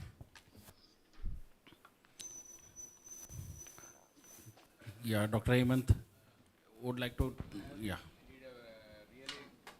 Good presentation. You made many points in favor of Arthroscopy. Only one thing I noticed, you showed literature saying better union rates compared to open Latarjet. I could not explain it. That's the data which is there, and this is the data with Pascal volume. So which was excellent healing. That is only one particular, but we cannot explain it like what technical step you are differing that you can get a better union rate by arthroscopic means and not by open means. Like, see, the principle, what I believe is even in my series of arthroscopic Latarjet using the screw system, we didn't have any non-unions. We had 100% fusion rate. I think irrespective it is open as well as arthroscopic, the basic principles of how we do it is very important. Like contouring the coracoid, contouring the glenoid, having a nice healing surface. And I think if you follow that, then I think we should have good healing rates. That's what in arthroscopic, what I have observed arthroscopic Latarjet surgeries. In fact, we can prepare the glenoid well in open surgeries. Like so, little bit. I could not like. Why we can get a better union rate with the principle the same. Rest all points the principle the same. Okay, because irrespective of the glenoid, if you can prepare the glenoid in an open, we can do it actually under visualization even better in an arthroscopic surgery. So you can actually see that for example, if you see the coracoid flattening, the coracoid also, because if you look at the structure of the coracoid, it can be curved. So you need to flatten that also out. Glenoid also can be excellently done arthroscopically. So that's why in my screw system, so I didn't have any kind of loosening, and we had almost 100% fusion rate. But in the, it is the basic principle I would say, contouring, having a good surface, raw surface, and a good fixation. Like the fixation is the most important thing. And like the screws or the cortical button, these have excellent fixation compared to something like the ENSA clutch, which does not have excellent. Yeah, because I agree to your the load, because we need something like every time the patient moves the hand, it is just not the hand movement. When the patient moves the hand, the loading of the biceps is continuous. The cyclical action on the coracoid is continuous. So we need a very rigid fixation which will take the biceps load. That is the key in the healing. So that is why something like ENSA clutch does not work, and definitely something like screw will work. And arthroscopy is much better because you can take care of all the remaining things, including surface preparation. Yeah, Mukesh. So can the BMAC be used after closing the shoulder after open Lataze, and then? If it is open, we can do it that time only. That means we don't have to go do arthroscopy. But you mentioned you can't use BMAC while in open Lataze. No, you can. I didn't say that. I say that one added advantage is to visualize these defects. Sometimes if you are doing a complete open Lataze, you might miss this cartilage defect. You might never do an arthroscopy. So just to visualize the defect. Correct. And you see, when you are doing it, visualizing it arthroscopically, you can fix it also arthroscopically. That is also. But in open, when we do, I think if you are doing open, we can do it, no problem. But always do a diagnostic first. Do a remplissage if required, so that we don't miss these things. Good one. I think we can close the session and go to the second shoulder session. Thank you, sir. As sir said, the post-lunch food coma is real.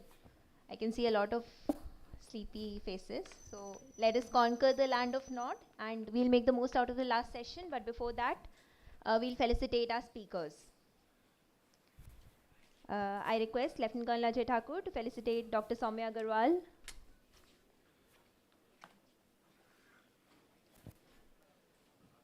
and Dr. Ayappan V. Nair.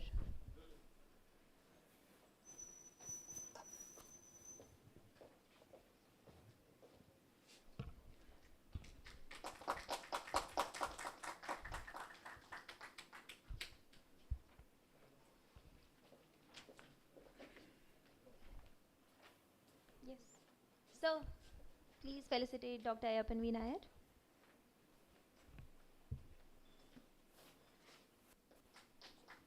I also request Dr. Rahul Garg to give away the memento to Dr. Bharat Behre.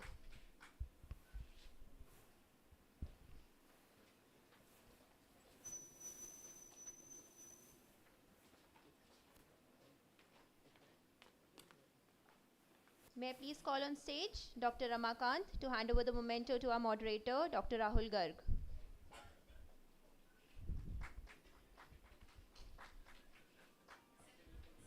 Our presenters have done a lot of hard work, so we can appreciate it by giving them a round of applause. Thank you.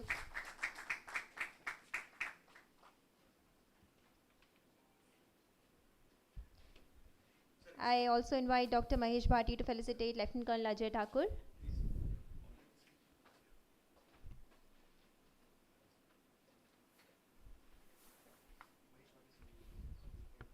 Okay, yeah, sure.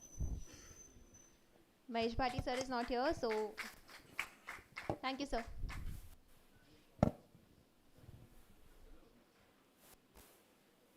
Display हटा दो भाई, हटा दो.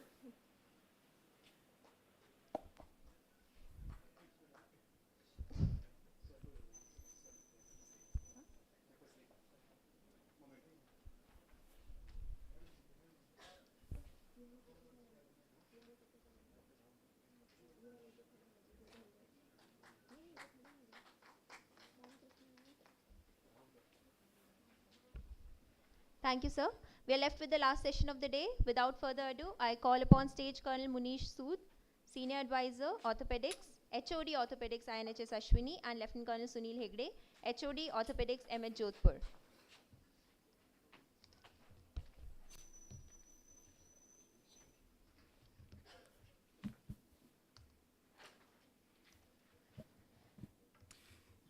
Thank you so much. After a very knowledgeable first shoulder session, I'd like to begin the second session. I request Dr. Amit Sharma to start his presentation. Thank you.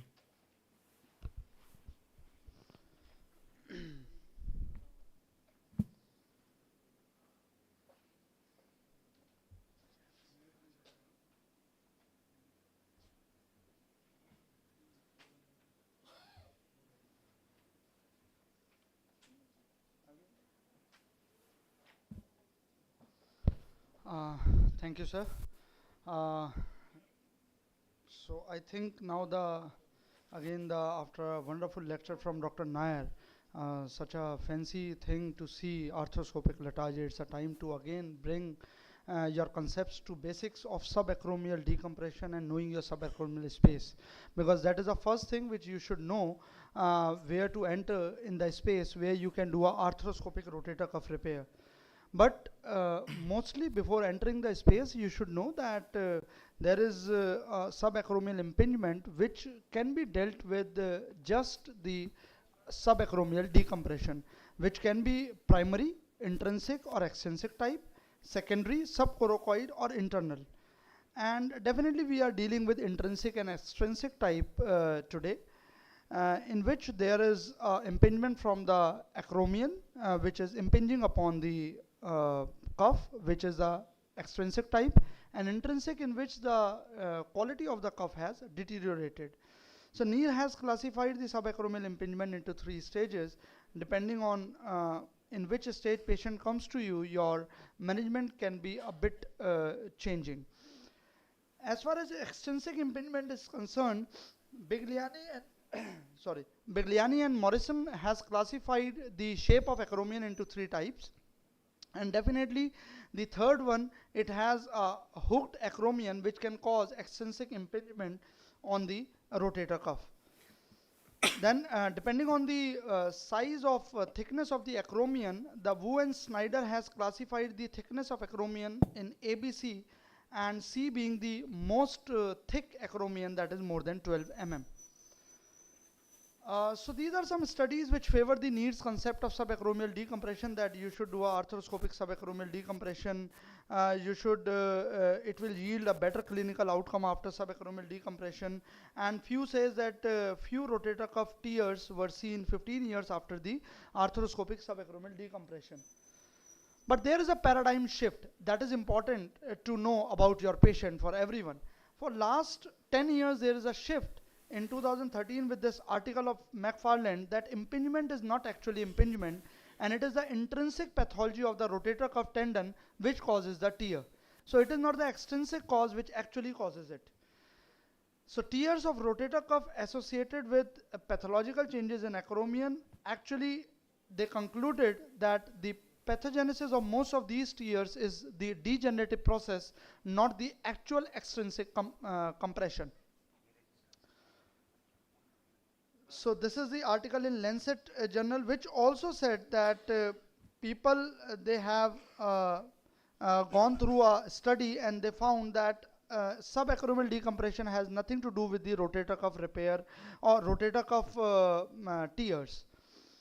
So these finding questions the value of this operation for these indications, and this should be communicated to the patient during the shared treatment decision making. Subacromial decompression versus diagnostic arthroscopy, they said that there is no benefit of subacromial decompression over the diagnostic patients who fail in conservative management. So yes, this is still relevant if the conservative management is failed for around 6 months at least of physiotherapy. Hence a surgical decompression is still needed. And the key to success is that you should clinico-radiological diagnosis should be accurate, appropriate selection of the patient, precise operative methodology, pertinent exercise regimen, and avoidance of complication. So appropriate clinical examination means you are going to perform all these tests: knee impingement sign, Hawkins test, Job's impingement test, and a complete shoulder examination to diagnose that you are not dealing with a rotator cuff pathology. And imaging studies, you will go through a true AP view and the glenohumeral arthritis to look for that calcification in the rotator cuff tendon, and you will look for AC joint arthritis in the acromioclavicular joint, which can be a reason for pain. And always look for the inferior spur directing from the acromion and there is extra bone os acromial which can confuse you radiologically. So this is the bone which is white marked arrow, which actually looks like a spur, but it is actually a os acromial which confuses the surgeon radiographically. Then you can get the arc view, which is a modified scapular Y view, to look at the exact impingement from the acromion. And once you have diagnosed it, you should get a MRI done to see subacromial fluid and the bursa inflamed or any bursal side defect. So this is a rotator cuff. You can see the articular side and the bursal side both. So management, definitely conservative. You always go for a subacromial impingement things, in which it includes physiotherapy and different modalities. Surgical indications becomes, these are important while you are choosing the patient for that. Apart from that, you need to access the subacromial area before going for the rotator cuff. But if you are planning just to go inside and just do the decompression, then you should select your patient judiciously, because that patient may be having pain after the procedure which you could not able to justify. So symptomatic patients after 6 months of physiotherapy, bursal sided partial rotator cuff tear with or without mechanical impingement, complete tear or a pasta lesion with mechanical impingement. So it means a pasta lesion without mechanical impingement does not seems to go ahead with the subacromial decompression. And definitely if the patient undergoing excision of the calcium deposits, then definitely you are going to do a subacromial decompression. So the surgical plan is definitely to decompress. There are some studies to compare open versus arthroscopy. Both have their ifs and buts. But I think nowadays we are going for a arthroscopic more, which has a wider view, and simultaneously the fluid inside also dilates the subacromial space. So I'm just skipping this open part, and there is a arthroscopic subacromial decompression, how you should proceed ahead. So the step 1 is shoulder bursa is entered initially through the posterior portal, that is a conventional portal. Cannula is inserted through the posterior portal just below the edge of the posterior acromion, and you should aim somewhat mid portion of the supraspinatus tendon, which can be guided through the reference line which you have marked in the shoulder. So this is somehow you can visualize, this is a bursal curtain. So usually that is a problem when we begin this surgery, that if you are not crossing the posterior bursal curtain, that you will find lots of bursa. But once you cross the bursal curtain, then you will have a room in air view, room in view, and full view will be visible to you. Then step 2, you will do a switching stick is passed through the posterior cannula and brought out anterior portal. Fraying and fragmentation of the coracoacromial ligament, thickened bursal tissue, frank tear of bursal surface of supraspinatus. If these things are visible, then you should proceed for subacromial decompression. So you can see these are the fraying of the CA ligament, and supraspinatus tendon appears to be frayed. Step 3, create a lateral portal, usually a 3 cm below the lateral edge. Step 4, a limited debridement of the bursal tissue. You can see it has been done using the shaver through the lateral portal. Resect the coracoacromial ligament from the anterolateral acromion. Usually do not resect it completely. You can preserve a bit because it prevents somewhat superior migration of the humeral head. Placement of the lateral acromion trough. You create a trough, and after creating that, anterior edge of the acromion is resected to predetermine the depth. The resection can safely be carried laterally to the level of the deltoid insertion. So the deltoid fibers where they are matching the acromion, you can take the depth of the acromion resection till that level. And then residual prominence of the medial acromion is resected, and debridement and resection of the bursal tissue over the supraspinatus, completion of the subacromial resection and smoothing of any other bony prominence. Resection of distal end of the clavicle if indicated, if there is a AC joint pathology and causing the pain. So this is a just those steps which have been told in the video for around 1.5 minutes. So this is how we are starting with the step 1, debridement of the soft tissue from the undersurface of the acromion. And we are using the lateral portal, and viewing portal is the posterior.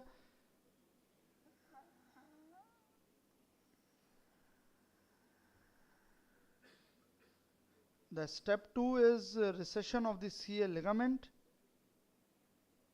So we will start doing the recession of the CA ligament now.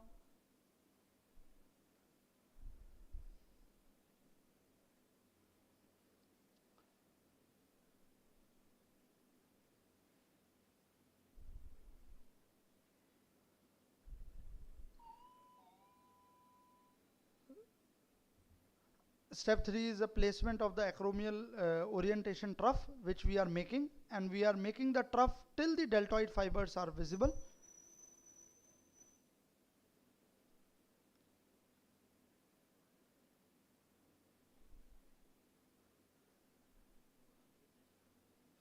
Then the exposure of the medial acromion facet and AC joint.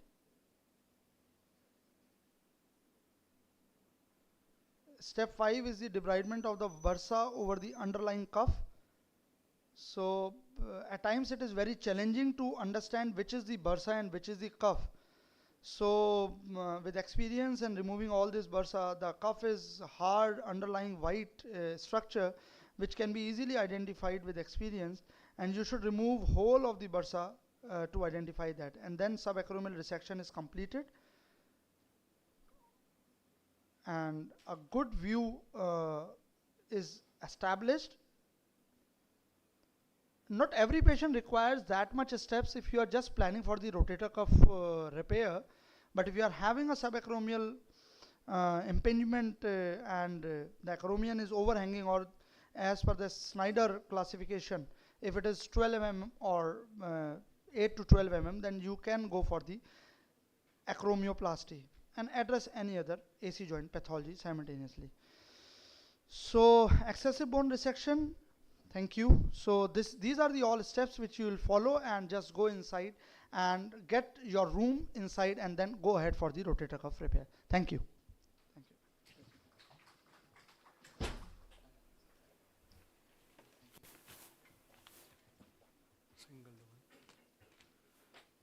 Next talk is by Dr. Ramakant. He is going to speak about single versus double row repair.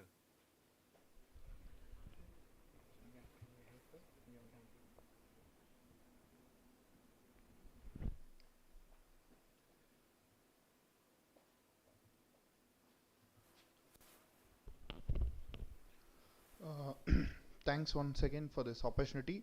So my talk is on single row versus double row rotator cuff repairs. So we know that rotator cuff tear is a cause for shoulder pain and disability, especially in elderly population, most commonly due to traumatic and degenerative causes. So the rotator cuff has the subscap, supra, infra and teres minor. So these are the combination of tears which can be presented antero-superior cuff or a postero-superior cuff. Most commonly in all the cuff tears, supra would be there. So antero-superior is supra and subscap, postero-superior is supra and infraspinatus.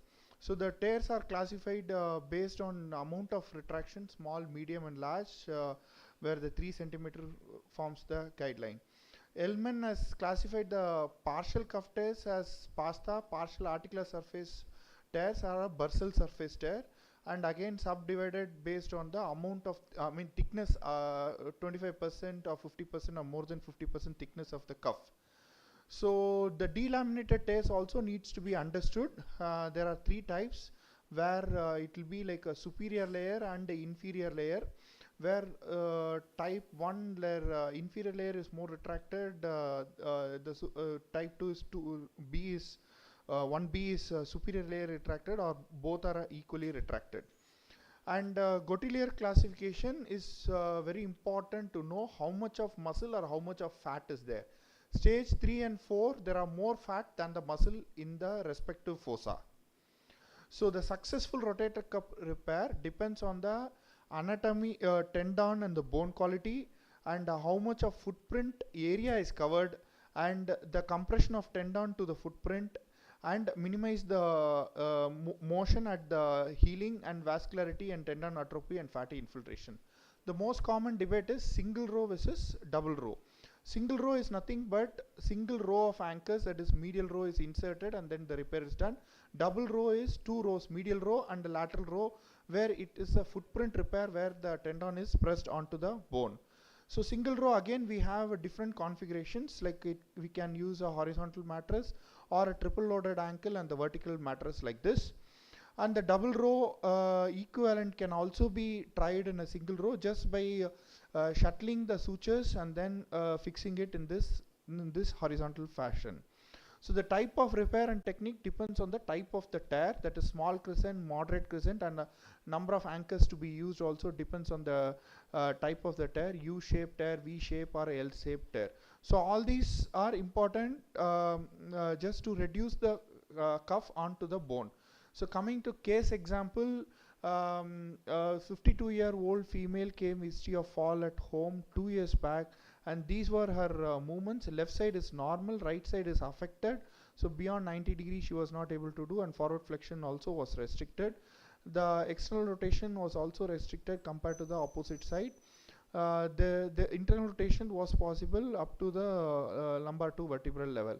Job's test was also positive in this case. So in this case it was about 2 to 2.5 centimeter of retraction of supraspinatus, and in the axial sections we can see that there is a thinned out subscap, that is pasta tear for the subscap was seen. So arthroscopic portal, standard posterior viewing portal, and anteriorly we can see the degenerated portion and partial articular surface tear of the subscap. Since we are taken for the the partial articular surface tear was reduced, and then double loaded anchor was inserted, and single row repair was done for the subscap. Coming to the supraspinatus, this had a delaminated tear. We can see that inferior layer and the superior layer. Inferior was more retracted, and little bit of acromioplasty and the cuff mobilization was done in this case to get the cuff mobilized onto the footprint area. So here the footprint preparation needs to be done for a ample healing of the cuff, which has to be done. So here the cuff reducibility of both the layers are identify how much is mobile. If needed, further releases can be done to further mobilize the cuff and to avoid the tight repair. So the cuff adhesions was released between the inferior layer and the glenoid superior surface, and then the cuff was mobilized better onto the bone, onto the footprint. So here the single row medial anchor is being inserted. First is the anterior anchor. It is inserted with external rotated position, and then all the suture anchors were taken into the cuff with the anti-grade devices. Here you have to note that the sutures are passing below the inferior layer and then coming out of. So both the layers has to be included in the delaminated cuff repair. So here you can check the cuff mobility, how much it is mobile. So it was adequately reduced to the footprint area.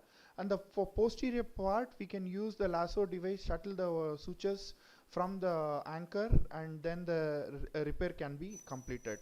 So here the horizontal mattress was inserted. So this was a small tear, since single row repair would give adequate results. So coming to the second case, here again patient had a history of fall from two-wheeler. It's a post-traumatic cuff tear in a 50-year-old female, came with sudden pain. Her movements, active movements were restricted, but passive was around 160. And here we can see that her movement is about 60 to 70 degree in the right side, whereas left side she was able to do. External rotation was okay, so infraspinatus was okay. In internal rotation she was able to do up to L2, but lift off test was positive, and Job's also test was positive. So here you can see the post-traumatic tear of 4 centimeter retraction. It was just outside the margin, but it was acutely presented. So the double row was planned for this, and the subscap tear also we can see around 2 to 2.5 centimeter of retraction. So this is the diagnostic.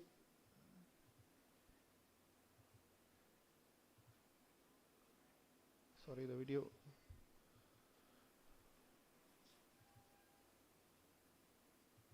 Okay, so the video is not playing. So it was a large tear.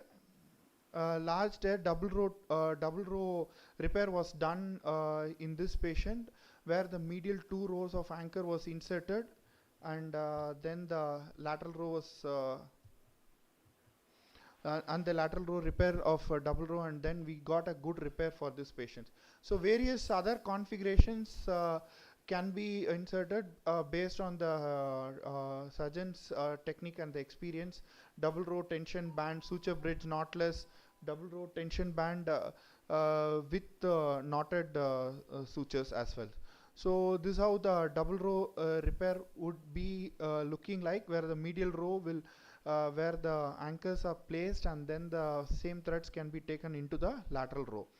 So coming to the literature, prospective study of single row versus RCT showed in a 2 years follow-up showed that more than 3 centimeter of retraction, double row had a significant scores compared to the single row, and better movements in the double row, whereas less than 3 centimeter there was no much difference in a single row or a double row. So their conclusion was, at 2 year follow-up, double row showed a significant difference in outcome, especially for a larger tear, more than 3 centimeter of retraction.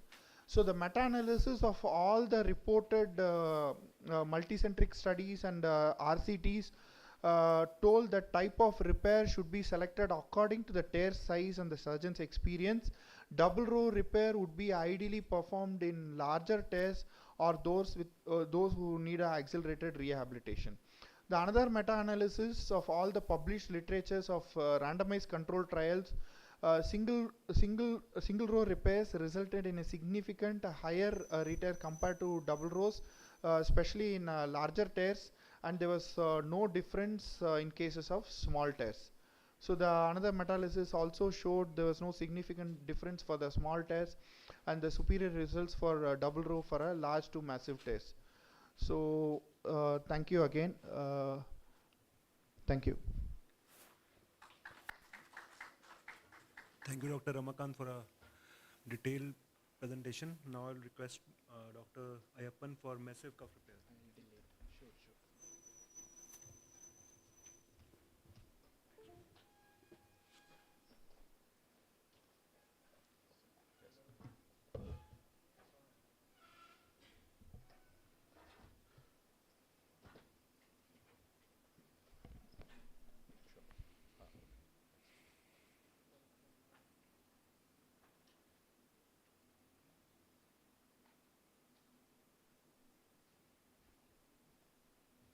Good evening again, and this is the my last talk here. Again, thanking you all for the opportunity and even for waiting till now to listen to the talks. So I'll be speaking on massive cuff tears. Before we start off into massive cuff tears, we should also know there's a difference between massive tears and irreparable tears. Both are two different entities. They're related, but it's different. So now, what is a massive tear? So there's a classification, the different classifications. So when you have a tear more than 5 centimeters, when more than 2 or more tendons are torn, and sagittal and coronal length of tear more than 2 centimeters, different classification definitions are there. But there's a problem in the definitions, because it is arbitrary 2 centimeter or 2 tendons like that. So there is something called as a Delphi consensus, where there is a retraction up to the glenoid rim, number 1, or more than 67% of the greater tuberosity is exposed. This is a massive tear. So this is how the consensus is made. And when you come to a massive tear, so how do we make it repairable? How do we mobilize it? So we can do certain things here. One is we can do the release of adhesions. There are adhesions. Normally, if it is even an acute or sometimes chronic tears, especially in a subacute tear, so what you can notice is the cuff comes in, get attached on the undersurface of the acromion, and there could be adhesions there. So you have to release the adhesions of the acromion on the surface of the glenoid, and a meticulous capsular release might be important. And interval slides also have been explained. So I'll come to each.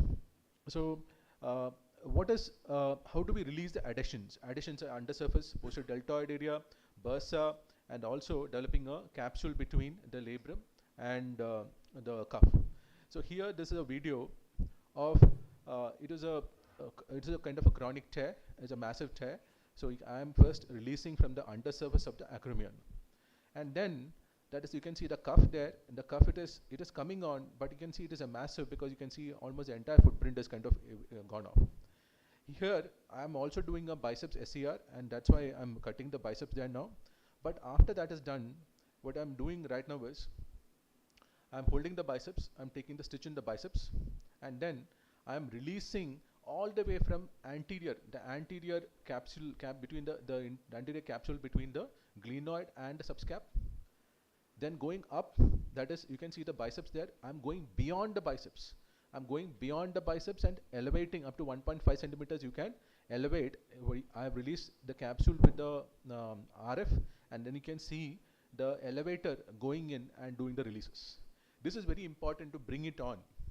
And then you even continue posteriorly, so that the infraspinatus also can be pulled in. You can see how nicely I'm going beyond the biceps and taking those, elevating it.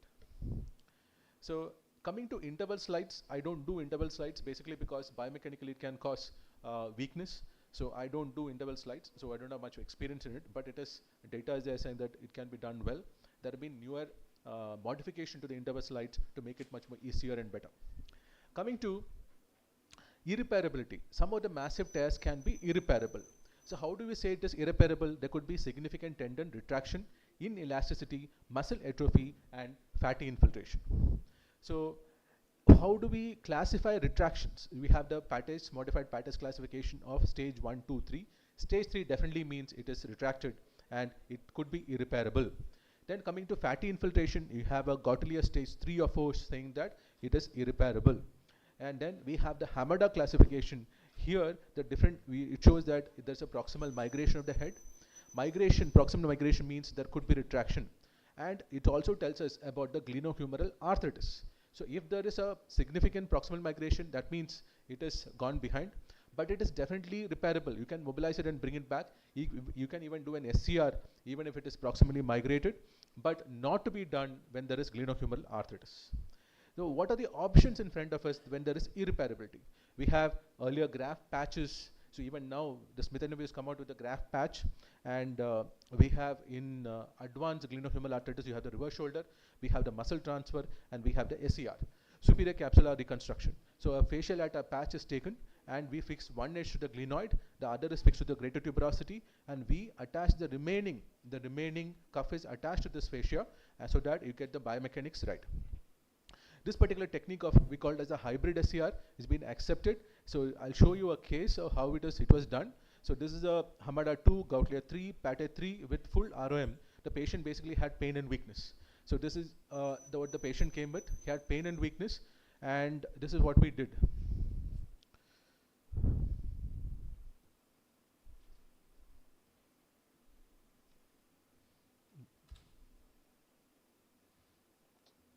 Can I get some help with the video? Yeah. So what I've done is I've cut the biceps, the long head of the biceps, and I've mobilized it. You can see it is sitting on top of the head now, and I've put a cinch suture there, and I've done basically a lasso loop around it, and I've fixed it down, and you can see it is nicely fixed down. Then I've measured it. Quickly you can see that I have measured the defect, and I've taken a fascial lata accordingly, and I'm going to put this fascial lata on top of it. So you can see the pictures on the right side, how that yellow thing is your biceps, and the remaining graft, how it is placed, and how we pass the sutures in a particular way. You can see how the sutures are shuttled, and you put it on top. And your most important thing is, at the end of it, we also have to do a side-to-side repair, as seen in the last picture on the right side. So you can see how the graft is inside. That is the graft inside. That's the last part where the graft is, being fixed. That is a lateral row being done.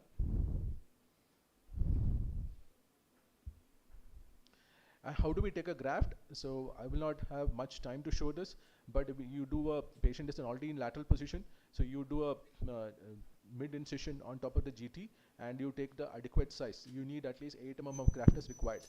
You mobilize it and basically elevate it off. So the patient had excellent movements at 6 months, full power, 5x5 power, and the pain is gone. So now we can't do this for all patients. Subscap should be intact or should be repairable, number one. Second is, if the patient has got an external deficit or external lag sign is positive, never do an SCR alone. You need an SCR along with a lower trapezius transfer, because the posterior mechanics have to be taken. So we have started doing this now, where we do an SCR or a biceps SCR, and we have added that, along with that, we have done a lower trapezius transfers like that. So indication is, whenever there's an external lag sign, please add even if the infraspinatus is repairable, we need to add the lower trap. So this is a new patch which has come, again in irreparable cases or massive retracted cases.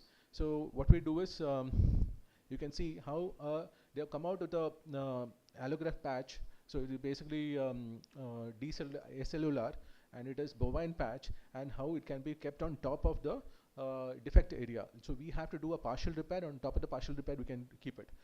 We have done, in our case, we did it in a pasta, which is a revision pasta case. Coming to biceps SCR, this is another option you have, even if you're doing so this is the patient who had a significant tear, but here the anterior to the posterior, the tear defect size was not too much, so I didn't need the fascial lata, so I could manage very well with the biceps. So you can see how the biceps is, I've cut the biceps, and biceps is pulled in the center. Advantage of the biceps is you can route it wherever you want. You can either put it in the front, middle, or posterior. You match it according to where your defect is. So, and after this is done, then you do a passing sutures through the remaining cuff and bring it on. Then the remaining part is just like how do a meticulous rotator cuff repair. It gives excellent results, excellent strength in the construct, gives you collagen. So it is something we should definitely think of. So this patient, the video is not running, and this is a very interesting case we had. A patient, even you can do in SCR in rotator cuff retear cases. So yeah, this is you can see the patient came at 6 weeks with a fall with pulled out anchors. So we did a fascial lata SCR. You can see how everything is torn out. We had to, we can see how, here there's a problem. Whenever you use, that's why whenever we should always plan out a revision surgery. So whenever we're doing a primary case, we should always try to use all suture anchors. Why? Because that will save you space. So here I've used all sutures in the medial, and here what I've done, you can see certain things we have to do is I've medialized the footprint. I because I need to put new anchors. These anchors are just on the edge of the cartilage. And second is I've used tapes. Whenever the soft tissue is not great, you have to use tapes. And you can see after that is done, after I've repaired the remaining, I kept everything in place, then I'm doing an SCR. So this patient had excellent results. You can see, if you interestingly watch this video, you'll know that how gradually over a period of time, it's like 12 weeks, 16 weeks, you can see how this patient is going to achieve. See the movement now, and just watch him. Continue to watch the video, and you can see his range at 18 weeks. So, to summarize, so there is a difference between massive tears and irreparable tears. So massive tears can be repaired. So you can do whatever. So my friend Dr. Ramakant said about how to repair it. You can do a single row, double row, however you want. But massives can be repaired. Suppose it is irreparable, can't be completely repaired, we have options. These are different options in front of us. Thank you so much for the opportunity. Thanks a lot. Thank you so much, Dr. Ayappan, for this beautiful presentation. We'll take questions at the end of it. I'll request Dr. Nitesh Gehrot to please start his presentation.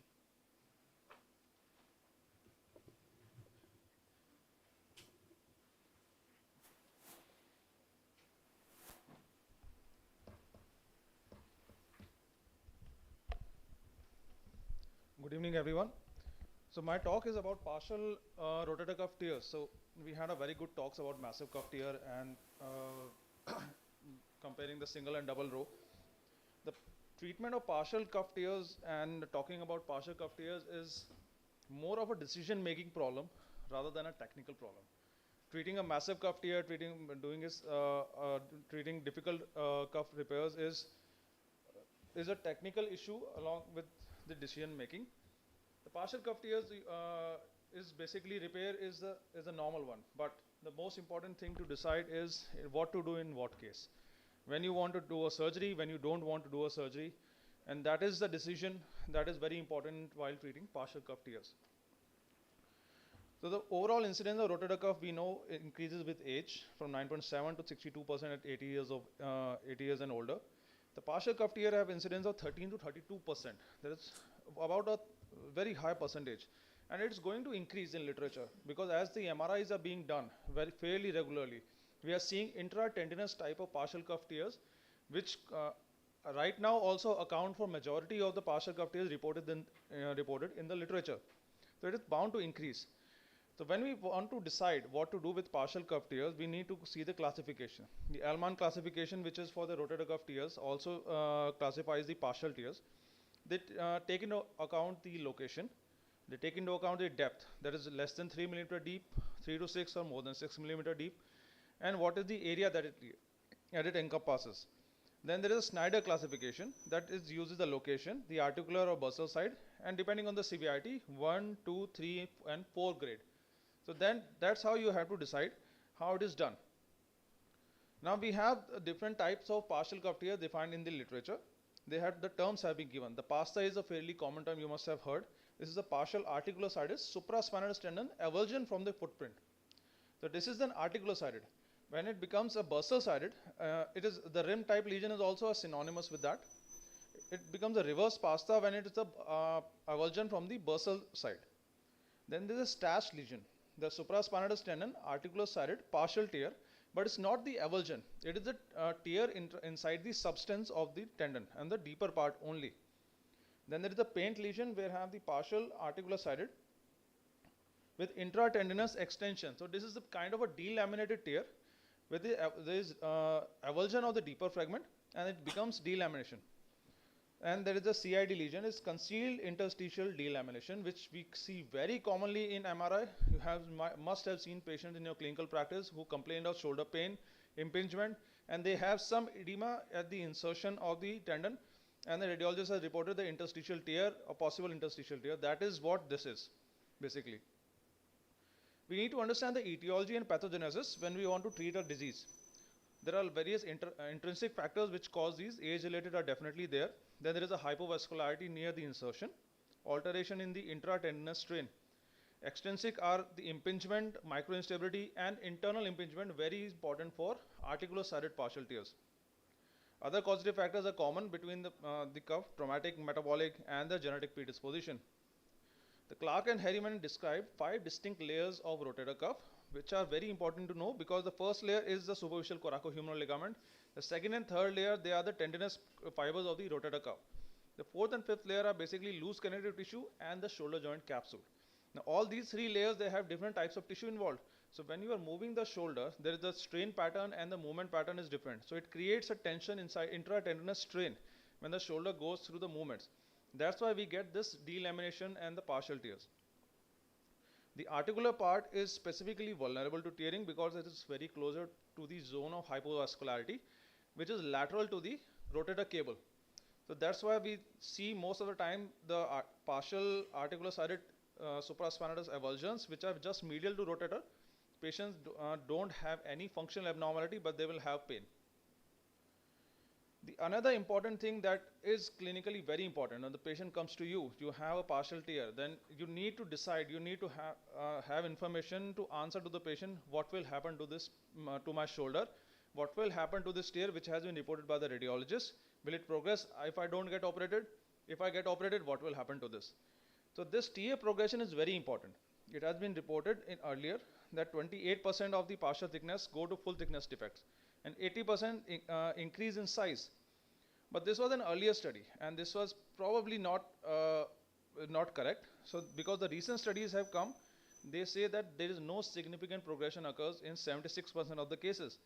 And in a 20-year follow-up study published by Ranabo et al., 42% of the tears did not propagate and only 7% develop cuff tear arthropathy. So we need not panic when there is a partial tear. You need to decide on a few other factors. You need not jump to a surgery straight away. The most important factor for affecting the tear progression of a partial tear into a complete tear is the depth of the tendon involvement. If the tendon is more than 50% of torn, the thickness of the tendon, then there is 55% chance of progression. If the tear is less than 50% of the thickness, then it's only 14% chance of progression. So the thickness is very important to see on assessment on an MRI. Now comes the management.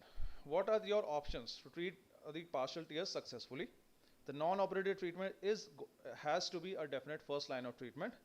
Give good physiotherapy, good rotator cuff strengthening, and along with this scapular mobilization and scapular strengthening exercises. Those are very important. Corticosteroid injection can or cannot help. It is not clear. Surgery is to be done when in a few selected cases. The rationale is because there is a limited self-healing capacity, because the partial tear has occurred because of that. And there is a propensity to enlarge, although less, but there is a propensity. So we have to operate in those cases who have severe symptoms despite non-operative measures, and the tears that involves more than 50% of the thickness, which has to be your most important indication. A retrospective study by Weber et al. Has shown that more than 50% of the tendon thickness was torn and they were repaired, that they had superior clinical outcome as compared to the patients who had less than 50% thickness. So what are your options surgically? You can do a tear debridement plus minus an acromioplasty, that is your subacromial decompression. This can be done in tears which are very thin, less than 50% of the tendon thickness, and you have a spur shape, lateral spur or a hook shape acromion. It has given good results, but the thickness has to be taken into account. This is not a 100% answer, and a lot of your patients won't be happy with it if you don't choose it correctly. What else you can do? You can convert it to a full thickness defect, convert the partial tear into a complete tear arthroscopically, and then repair it by the standard techniques of doing arthroscopic rotator cuff repair. Advantages is you remove the devitalized tissue, you can decorticate the greater tuberosity, and you can increase the vascularity and then repair. But the problem is that you are also removing the native tendon, which is not torn, and you are removing it with, you are tearing it and then you are repairing it. So it's kind of making a fracture and then trying to heal it again with a better plate. So it's kind of that. But definitely encouraging results have been reported with this, and good functional outcome have been reported with this technique. But the problem is that the recent RCT has been done. They showed that there is no difference in re-tear rates and patient reported outcome measures between isolated subacromial decompression and full thickness conversion at 1.5 year follow-up. So again a confusion. So once we start believing one method is correct, another RCT comes, another literature evidence comes that shows there is no difference with what previously was done. Another method is in situ repair. So whatever your tear is, whatever retraction it has, either articular or bursar-sided, you repair at only that place. You don't try to reduce it, you just attach it to the remaining tendon and you put another anchor and then you repair it. So that is what in situ repair is. The only problem is that is if your retraction is more, you will get a tendon mismatch. Half of the tendon is retracted, half the tendon is still attached. So your muscle, when it's contracting, so the contraction forces are going to be unequal. So what is the data summary out of all this confusion? The results that have come out, the literature what suggests is you do a debridement for a grade 1 articular or bursar-sided tear and a grade 2 articular-sided tear. You do a complete, you complete the tear, convert it to a full thickness tear, and then do a repair for all grade 2 bursar-sided and all grade 3 and 4 tears. So the larger tears, significant retraction, you go for a complete the tear and then repair it as a normal full thickness cuff tear. One method that has recently started to coming up for partial tear is a biological augmentation. You can inject the PRP. You can inject the PRP plus sodium hyaluronate. You can use stem cells. And the biological scaffolds are now recently coming, as Dr. Ayappan has mentioned. Regeneratin is one of them, and by Smith and Nephew. You can put these bioinductive collagen implants. They get absorbed over time, and few initial studies have shown that they increase the thickness of the, they help in the repair, and then they increase the thickness of the repaired tendon. So now, the American Academy of Orthopedic Sciences, the clinical practice guidelines on partial rotator cuff tear, you can see there is only 1 star. They are also not sure in the literature after extensive review that what is the best treatment modality. You have to assess clinically on the basis of the tear quality, location of the tear, and most importantly, the thickness of the tear. More than 50%, you go for a surgery. Less than 50%, you can give a conservative treatment initially and then decide. This is the basic flow chart. If you have a partial thickness clinically diagnosed, you do an intraoperative assessment of a partial thickness tear. Tear depth less than 50%, you go for a debridement without or with a formal acromioplasty. More than 50% depth, you convert it and then do a repair, transtendinous repair or arthroscopic transosseous repair, like a normal rotator cuff tear. So my take-home message from this presentation would be, partial thickness rotator cuff tear is a fairly common cause of shoulder pain and disability. The surgery is to be done only when patient have severe symptoms despite non-operative measures, tears involving more than 50% of the thickness, and insufficient evidence is definitely present today to advocate only one repair technique which is superior to others. So you have a group of techniques, you decide on a case-by-case basis. Thank you.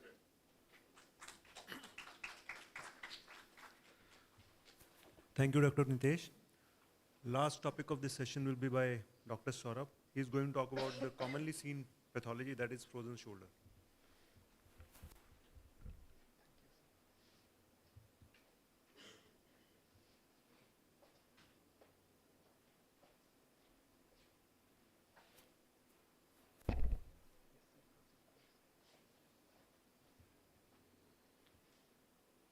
So this is just an update on frozen shoulder. It is mainly a diagnosis of exclusion and very commonly seen now in our routine OPDs. So it is a synonym with adhesive capsulitis. Around 2 to 5% is its prevalence, and more commonly in women from 40 to 60 years and mainly in diabetes mellitus, we all know this. So what happens in it is both active and passive range of motion are limited, and it occurs secondary to glenohumeral joint capsule adhesions.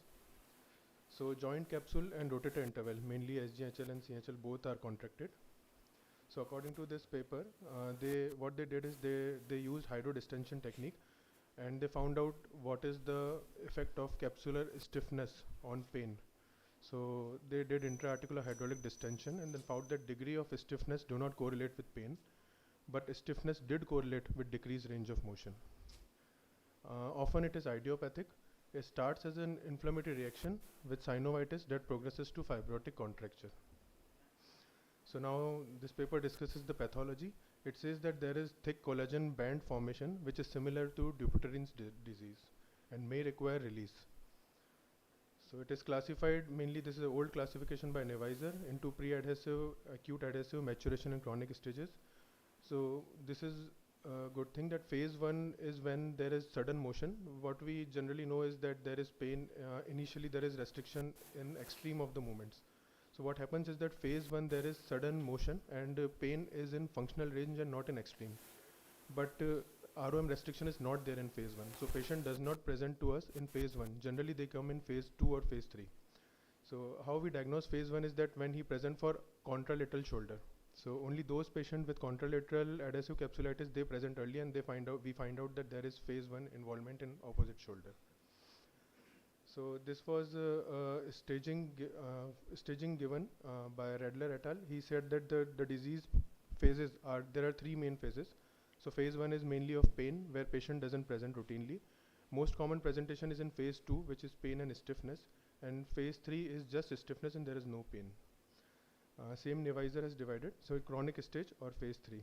This is the place where patient may need a surgical treatment. So radiographs are classically normal. This is just to understand that if we do arthrogram, there is reduced joint volume and there is no filling of inferior capsular SS which we can see. So MRI, what we can see is that this is a normal MRI. It shows normal thickness of capsule in axillary pouch. So gradually what happens is that there is thickening of the capsule and axillary patch starts contracting, and then there is scarring of rotator interval. So risk factors are mainly women, which we have seen 30 to 60 years or 40 to 60 years, type 2 diabetes mellitus, hyperthyroidism, any previous shoulder, breast or cervical spine surgery, and rarely immunizations. So now this is a paper, it discusses extracorporeal shock wave therapy and its effects on adhesive capsulitis in patients with diabetes. So it is a case controlled study, and they found that in adhesive capsulitis, 13% patients had adhesive capsulitis in diabetes group compared to 1.5% in control group. So what they said is, overall patients in adhesive capsulitis, with patients with diabetes were comparatively younger compared to controls. And incidence of adhesive capsulitis in diabetes was associated with how long the patient is being diabetic and had poor blood glucose control. So prevalence of adhesive capsulitis in patients with diabetes mellitus is around 13%, and diabetes mellitus in patients with adhesive capsulitis was found in around 30%. Now treatment options, this is most important. So we have discussed the phases. So initial phase of pain or pain with stiffness. If there is any pain, then we should initially go for conservative trial. And if patient reaches in third stage, mainly stiffness, then we can think of any surgical indication.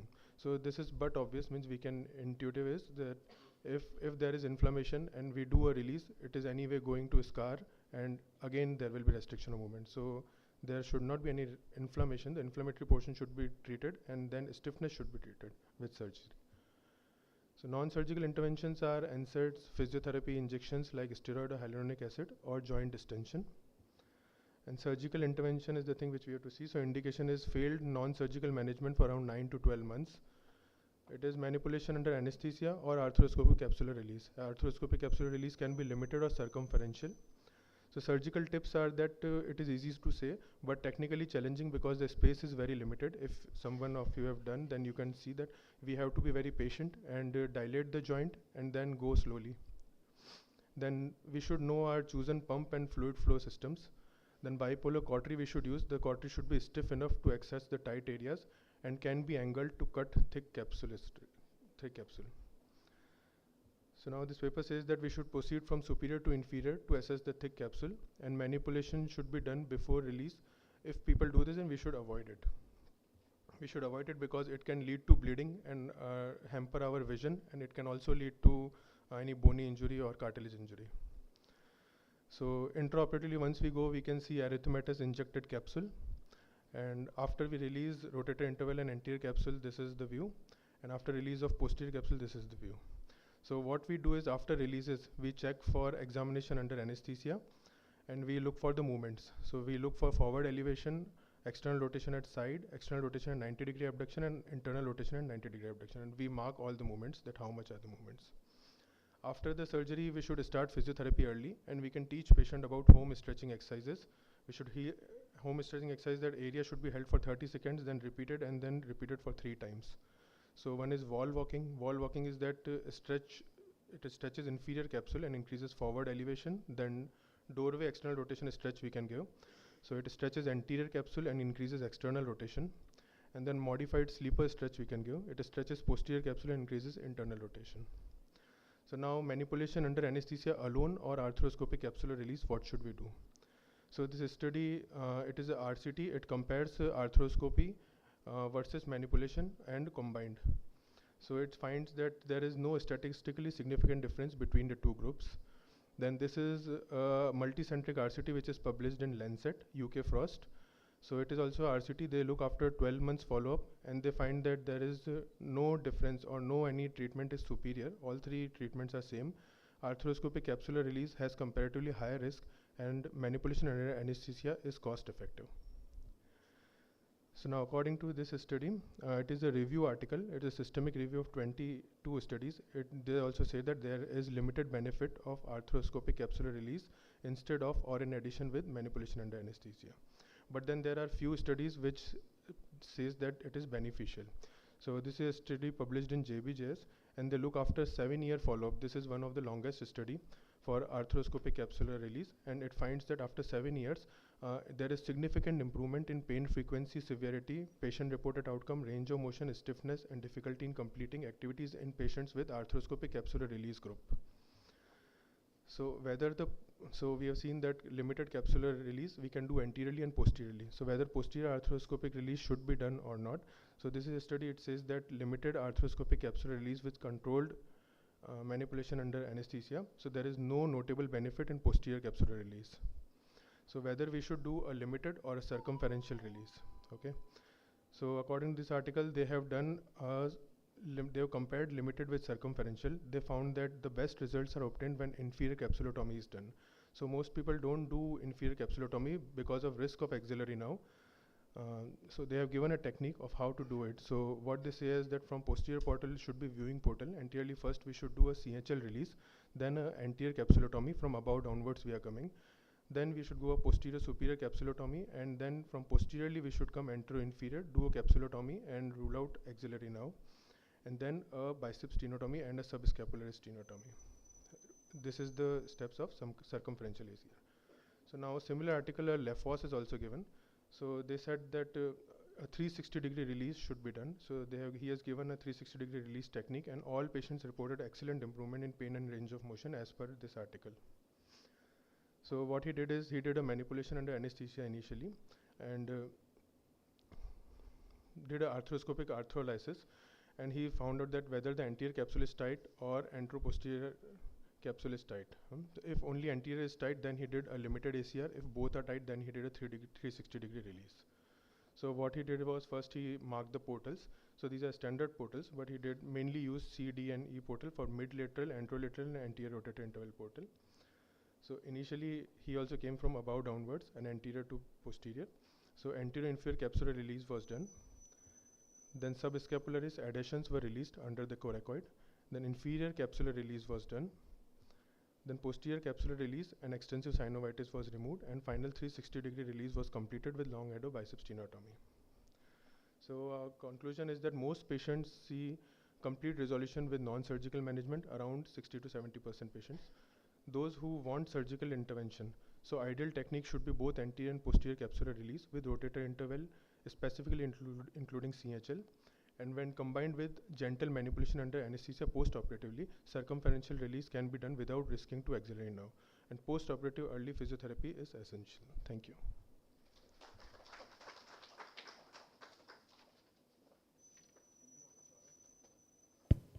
With this, we come to the end of this session. I would like to ask if anybody asks.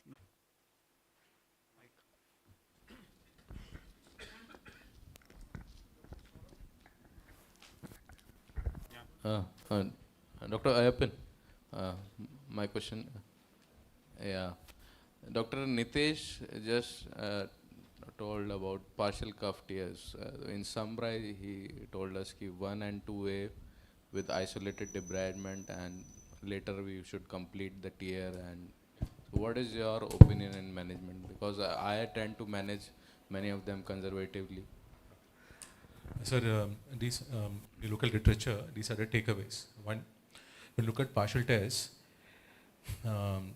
almost similar to what Nitesh mentioned, but high-grade tears, more than 50% thickness tears, they progress over a period of 3 to 5 years. 55% of them, 45 don't progress. 55% will progress. That's why the dictum is right now, okay, when it is more than 50%, you warn the patient, tell the patient, and you operate electively. So if it is a partial tear, less than 50%, low-grade tear, you need not operate. So again, two categories. You have degenerative tear and traumatic tears. So in my practice, what we have done is, partial tears, low-grade, less than 50% thickness, we do, if it is traumatic, we do PRP injections under ultrasound guidance. In our practice, it is excellent outcomes without any surgical management. So all of them do well. So what we do is, we give a PRP shot, wait for 24 hours, and then put the patient on modalities, only modalities for a week. Then we gradually strengthen this patient over a period of 6 weeks.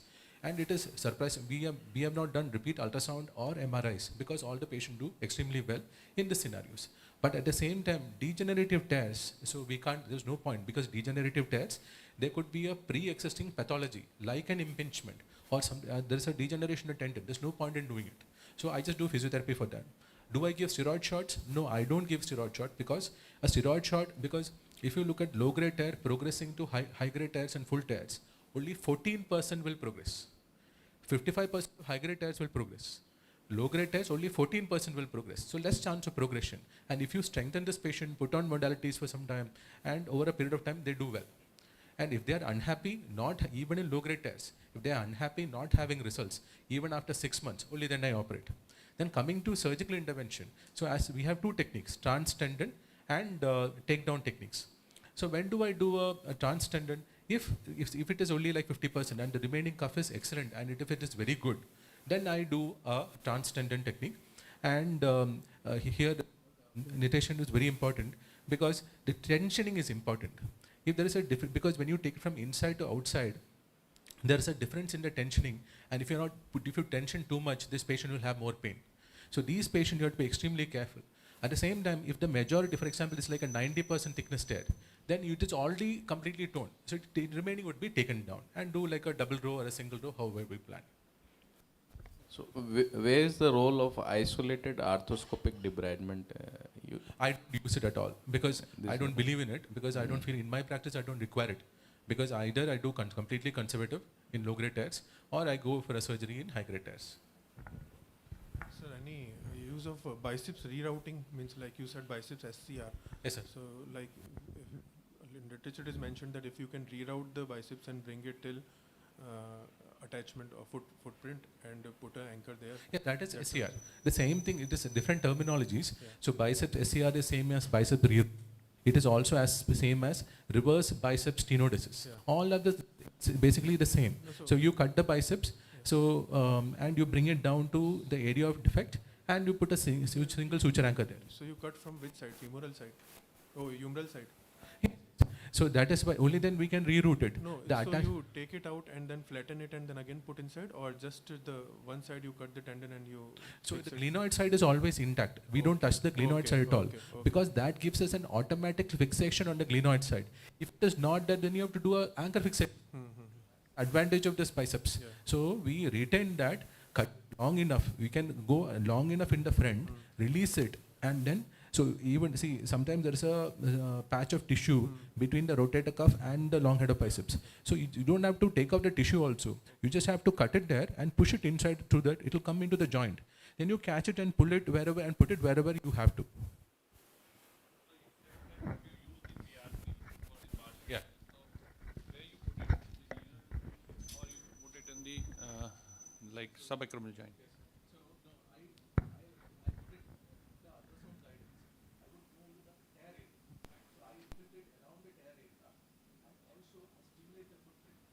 You infiltrate the tissue. You don't put it in the joint.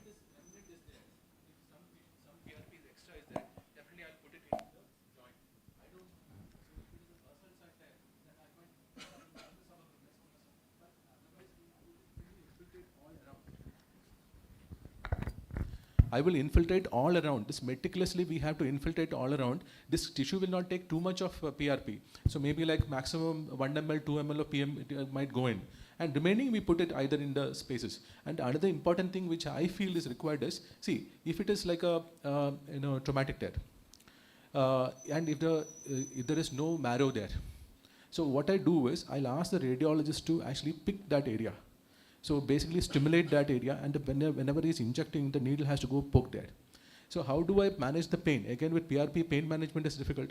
So what I do is I give a tramadol injection. So maybe like half an hour, 15 minutes before, warn the patient that there could be some pain, and then post-operative tramadol. So I would just like to add all the PRP and steroid. When we look at the studies that are done on the steroid injections are useful when you are not repairing. Because if you repair it, you need that inflammatory reaction and it will suppress. It has been shown that if you inject the steroid, it reduces the healing of the rotator cuff. When it comes to PRP has shown to be more effective that when you inject directly into the repair after repairing, rather than you inject into subacromial space or the joint space, because then it's get diluted. All the growth factors get diluted. So that is the same reason why we do some pricking that sir is saying, that we need the marrow out. So we need the marrow out at the place of the healing. So that is the PRP is best when you do a repair and then inject. If you just injecting the PRP into the subacromial space, you are actually distributing it in all area, and it will act as an anti-inflammatory and generalized growth factor, but the concentration definitely reduces. When you look at systematic reviews, there is no evidence. So there is no evidence, there's no proper evidence saying that if it is PRP working or not. But in our practice, okay, what we have tried to do it in traumatic tests. And that's how it is working well with us.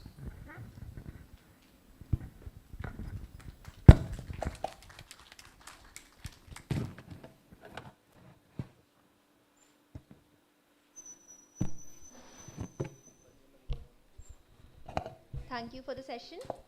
I kindly ask Colonel Munish Sood to hand over the memento to Dr. Nitish Gehlot.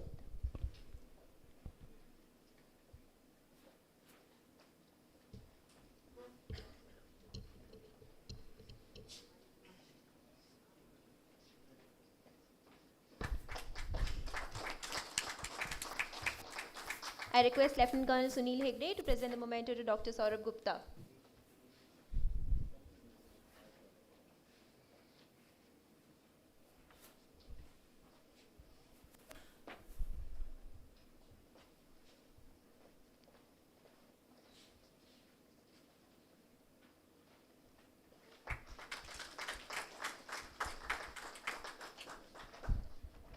I now extend an invitation to Brigadier Chetan Sood to do the honor of presenting the memento to Colonel Munish Sood.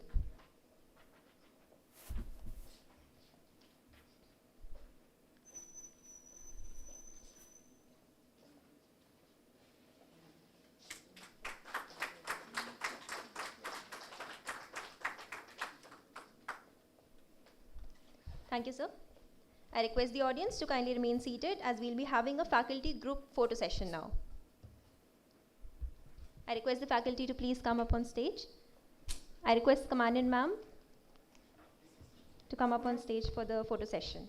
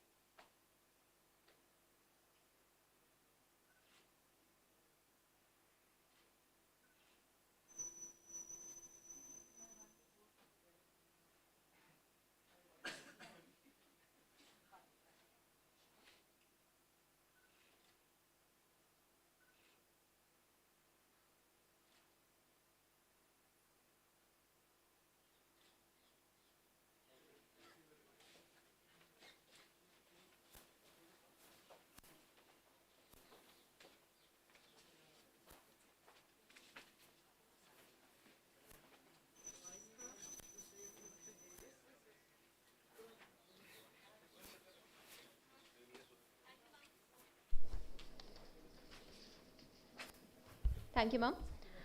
May I now extend an invitation to Brigadier Chetan Sood, Commandant 151 Base Hospital, to join us on stage and address our audience on development of arthroscopy in defense hospitals.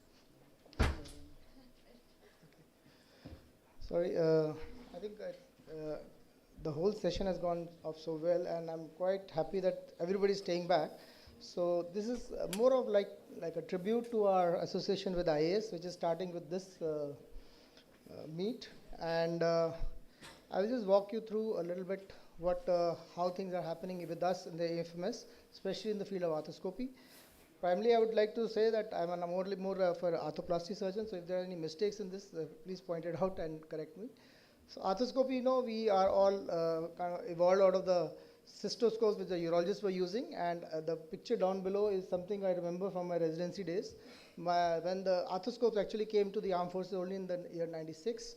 And prior to that, my boss used to do the same way. And when I saw this picture, it used to look the same way. And many times we used to just simply do a diagnostic arthroscopy and then open the entire knee joint and do the ACL resurgery. Most of you wouldn't have seen that that era, probably, but we've seen that. And you know that although the IAS was founded in 1983, if I'm right, it's 1983. But it appears that the real ascent of arthroscopy was when a very large meeting was held in Bombay, and 500 delegates coming in 1985 was a huge number at that time, where arthroscopy actually took roots and generated the interest, which was again chaired by Dr. Dinesh Patel and Dr. Gopalakrishnan, who were US surgeons and who brought opened the scopy world to us.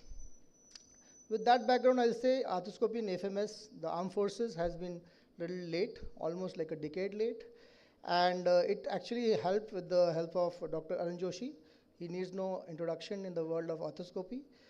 Dr. Colonel Bhatnagar and Surgeon Rear Admiral Pawan Sareen. They were both in Mumbai, and because of the association, he trained them, and that's how in the 90s that arthroscopy actually, the armed forces, this was the only first hospital in Mumbai, the naval hospital, where they both were posted, and then they learned and then started propagating to rest of us in our future generations. As it has evolved and gradually we caught up with the CV Street, over a period of time we also caught up, and we are almost now at par and evolving the way you all have evolved. But definitely we in certain aspects IFMS has a lot to gain from the masters, and this is one of the reasons that we have engaged in with the IAS and so many other organizations, so that there is a free exchange of skill as well as academics. So shoulder arthroscopy, again, for all you know, for you don't know, is 1996, but Dr. Devdas in Madurai, and then the history started. For us, the shoulder arthroscopy was done by, he was my guide also, General N.C. Arora, and this is the first time that he put the scope inside, and that I was again his one of his officers in his unit, and then it was a matter of quite rejoice for us to have just put a scope inside the shoulder at that time, because 2-3 times prior to that we even failed to put the scope inside. Came out without doing anything. But then apparently it has now progressed, and right now we have 8 advanced arthroscopy centers, 18 odd basic centers, and 10 odd fellowship trained arthroscopy surgeons who have now mostly gone and done proper structured fellowships on arthroscopy and sports medicine. Advanced arthroscopy centers, I mean, where the almost more than 1500 to 2000 scopies are being done. So these are probably a pictorial mix of all over the country. As you can see, they extend the entire length and breadth of the country. And one of the surgeons here, Arvind, is also who was the highest. Were you in Leh at that time? Yeah, he was in Leh, you know, the highest orthopedic center in the world, I think, probably, where he did some surgeries there. But arthroscopy is not there, Arvind, right now. Maybe arthroscopy will come there.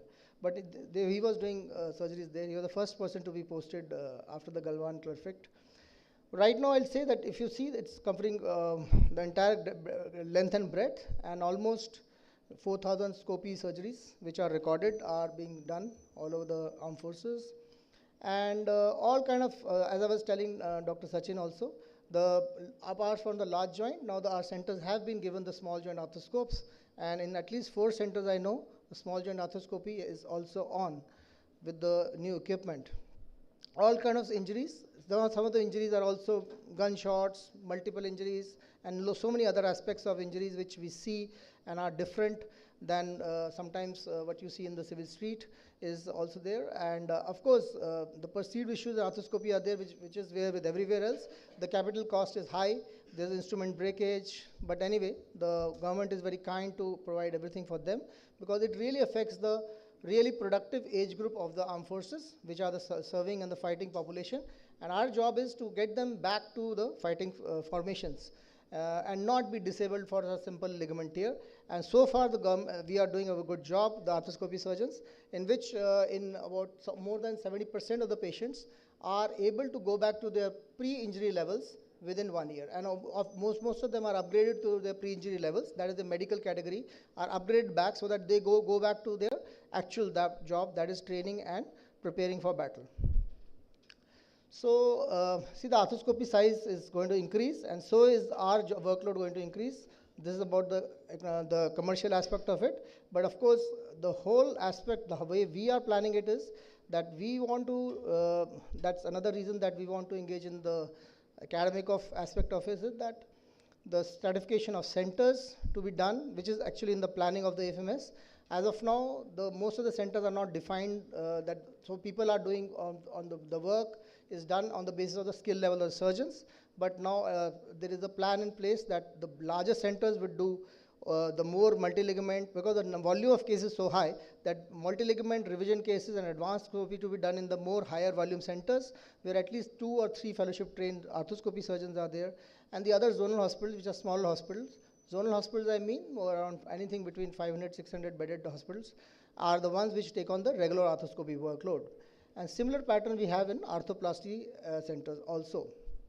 Some of the advances I'll say, which I would like to kind of make a point here through this meeting is certain things that it's maybe time that what has already been done for bone banking, for the which I use a lot in at least 2 centers, the last 2 centers that I worked, where a large part of bone banking has taken off the load of the lot of metal being put into the and more biological way of fixing things, is what I would see that maybe a ligament bank or a meniscal bank be started with the IAS or within our organization, which can, and there's a lot of scope for that, which I feel, especially in revision surgeries. 3D printing, a lot of work is done in arthroplasty and in the armed forces. We are printing 3D printed jigs and for the shoulder and arthroplasty. But in my recent interaction with certain commercial, in fact, concerns, I think bioprinting is now going to be a reality in next than 1 year. And maybe something for arthroplasty will come in. As of now, it's only for prototyping or for manufacturing jigs. Some of the things, these are all the things that we are working on. This is the funding which we see from DRDO and ICMR, which is about 3D printing, about remote monitoring of the patients. One of our projects is about remote monitoring of patients. Because of the nature that we have, that people are widespread, they may not be always be able to come for regular reviews, and they need to be in the place of work. So remote monitoring, one of the aspects that one of our FMRC projects, in which we can monitor the patients through their phones, which is both on Android as well as iOS platforms, and what is the activity levels they are doing, what flexion they are achieving, what kind of strength they are doing. And we are even trying to incorporate something called neuromuscular stimulation in these braces, which will come in the near future. That what I think the stress has to be more on very early recovery, and most of the armed forces hospital, because we are not chargeable beds, so there was a tendency to stay longer. But after COVID, everything has changed. Even the patients don't want to stay longer in the hospitals for rehab. So early discharge is now the norm in the armed forces also. So the volume has gone up, but the bed occupancy has come down. Accelerated rehab is another in which our nursing service and our paramedicals are very important aspect of our accelerated rehabilitation protocols that we have, because the sheer difference in the numbers that we get, like there will be about 2 surgeons or 3 surgeons, and the workload is about 1,500 to 2,000 surgeries. So that's why the amount spent in the wards for rehabilitation is mostly done by our paramedicals, and they are doing a really good job. Data management, unfortunately, we cannot have data sharing because it concerns the military, whatever it means, I don't know, but data management has to be in-house and standalone. So it is done center-wise, and the communication is, collation is cannot be done on an online mode. However, I feel that, I know rather, Dhanvantri 2.0, which is being launched very soon, will be able to connect this data that we already have with all the hospitals within the country. So we'll have a very large database always available. As of now, these are standalone within the hospital only. But in the future, I feel that in this forum, I feel that the future is about joint preservation and doing surgeries early so they do not deteriorate. Genetic modulation, there are a lot of roadblocks to that. Nanotech and cartilage preservation and cartilage therapies, which will probably change the way every aspect of orthopedic surgery is going to change, and arthroscopy cannot be untouched with that. To give you a preview, a large amount of engagement is there. We already have with the central government services. As you can see, all the gentlemen in the white coat were my students, and they were all from the other central government services and the paramilitary forces. So the armed forces does extend the help for training in at least 4 institutes, including Armed Forces Medical College in Pune, where whatever the spare capacity that we have for teaching is utilized by the central government services and also by the friendly foreign countries. Paramedical training is also another aspect of it, and extremely important in our working, and these are the people who help us get the results that we have. And as you saw in the movie in the morning, and they are the ones who are at the front, and they rotate, they are in the front, and then they come back for training and the working in the peace atmospheres. We work in the hospitals, then they go back and work in the field formations. So this is how they keep in touch with everything. As I said, friendly countries, lots of visits are done by reciprocal visits with so many friendly countries, which are mostly Central Asian and African countries. And the Armed Forces Medical Services is doing their bit, in which we train them. We go there for hand holding and train their militaries, and orthopedics especially has been the common point in most of the places. So that's where the orthopedic skill transfer and handholding has made us has been useful for the country itself, and the armed forces taking a lead. This is apart from the UN missions that we are. There are 4 missions which are running for the last 25 years all over Africa, where orthopedic surgeons are employed. I think all of us have gone there and spent 1 or 2 years there. At the end, I would say that teamwork is very important, and teamwork doesn't only mean the doctors, it's the paramedical staff, and as you see my team where I was working last, it included also my students or my colleagues from other armies of the friendly countries who were part of the team and worked there for 3 to 4 years. They go back and then they come back again for further training and maybe future fellowship programs. So I will just like to summarize here that our arthroscopic surgeries, like any other orthopedic surgeries, are extremely important, and they give us the leverage to get people back to good shape, and extremely important for the armed forces, like it is for any other patients. But special significance armed forces, as I said earlier, it involves the younger population who are very productive and useful, and they need to go back to work quickly. With this, I'd like to thank IAS and Dr. Sachin Tasvashvi, who came all the way from Pune. And this was in the making for the last 1 year, as I said. And we wish to have a friendship like this friendly fish, Wally, at the Great Barrier Reef, who comes and hugs you and then doesn't let you go. Thank you very much.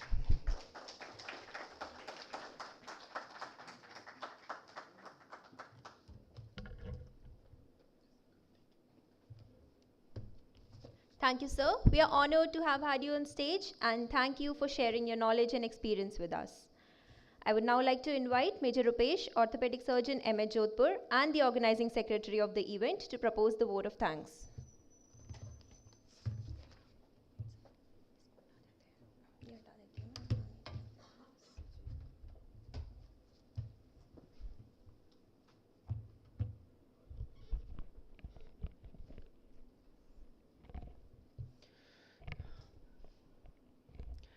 Dear seniors, mostly teachers, colleagues and friends, it's matter of great privilege and pride to organize such an historic meet of armed forces and IAS. And we thank Dr. Sachin Tapasvi sir and Brigadier Chetan Sood sir for this collaboration and constant support of my commandant, Brigadier Sonali. I am fortunate enough to be and to witness this collaboration since inception, along with, of course, Colonel Munish Sood sir. And it was ISCON Coimbatore, where in GBM Armed Forces session was accepted. And in Lucknow, ISCON 2023, I was fortunate to be one of the speaker in Armed Forces session, which was chaired by Dr. Sachin sir. I thank all my colleagues in the department, especially Sunil sir and Aditya, for their constant support in organizing such a huge event. And a special thanks to Josh, all unit heads and HODs of AIMS Jodhpur and SNMC. And a special thanks to Hemant sir, the secretary Josh. And at the end, I would extend my big thanks to Dr. Sandeep Birares, who was not able to attend this event, but he was every time on the phone and was there to guide in the times of crisis. So I thank them all, and I also extend my thanks to Captain Hari Krishna, who despite being not an orthopod, but he is working tirelessly for last 1 week, and my physiotherapy and nursing staff team. Thank you so much. And may I invite Brigadier Sonali, the organizing chairman, to speak few words of encouragement. Thank you.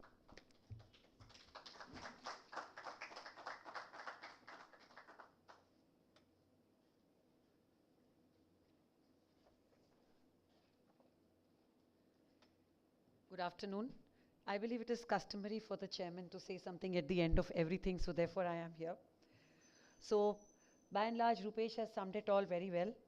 And I thank IAS for choosing MS Jodhpur as a venue, because I was trying to take off on an educational program in my hospital, which is frankly, since we are, with just one or two specialists per speciality in a 500 bedded hospital, my specialists really don't get too much time to either indulge in academic sessions, even though AIMS and SN Medical College are next door. And neither do they have the time, other than that basic extra study that they might want to put in, to attend such a conclave. So I think it is a very, very positive step for us as well. And since the army is the major contributors for, should I say, patients, हड्डियाँ भी हम ही तोड़ते हैं और हड्डियाँ आप जोड़ते हो. So it's a real, very win-win situation if we do manage to collaborate, because we have very peculiar kinds of injuries. And since Rupesh has thanked everyone, I would also like to point out, they also serve those who stand and wait. I have to thank Colonel Unyal. He is the person who has organized the dinner last night, the tea today. He has organized the accommodation for all of you. And my quartermaster, Colonel Satnarayan, who's organized the entire transport. And of course, a lot of serving soldiers whom you've not seen, but who have worked hard to make this event a complete success. And of course, I have to thank Rupesh. Basically, Sunil, yeah. No, but I must point out, Rupesh got this opportunity because Sunil did a lot of his work, while Rupesh was just busy organizing all kinds of practices. Similarly, Aditya also has been pitching in, and they have given me some sleepless nights regarding funds for arthroscopy. They've done more than 100 since I've come, and every time there is a fight between them and the anesthetists that we want more OTs. And the anesthetist says, but babies have to be born. So, but they still manage, and they do a great job in spite of all the trauma cases that they attend in between. And I believe they have run a real good job in organizing this. And thank you all for coming. It's been a real pleasure. We seldom get to interact with so many civilian doctors in one go. And I think it's a matter of pride for MS Jodhpur. Thank you all so much.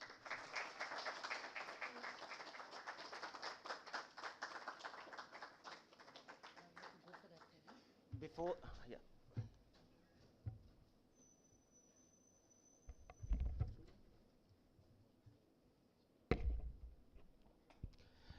Before we take up the workshop, Sir Sachin, sir, I would request you to say a few words, and then we can start with workshop. Yes, sir.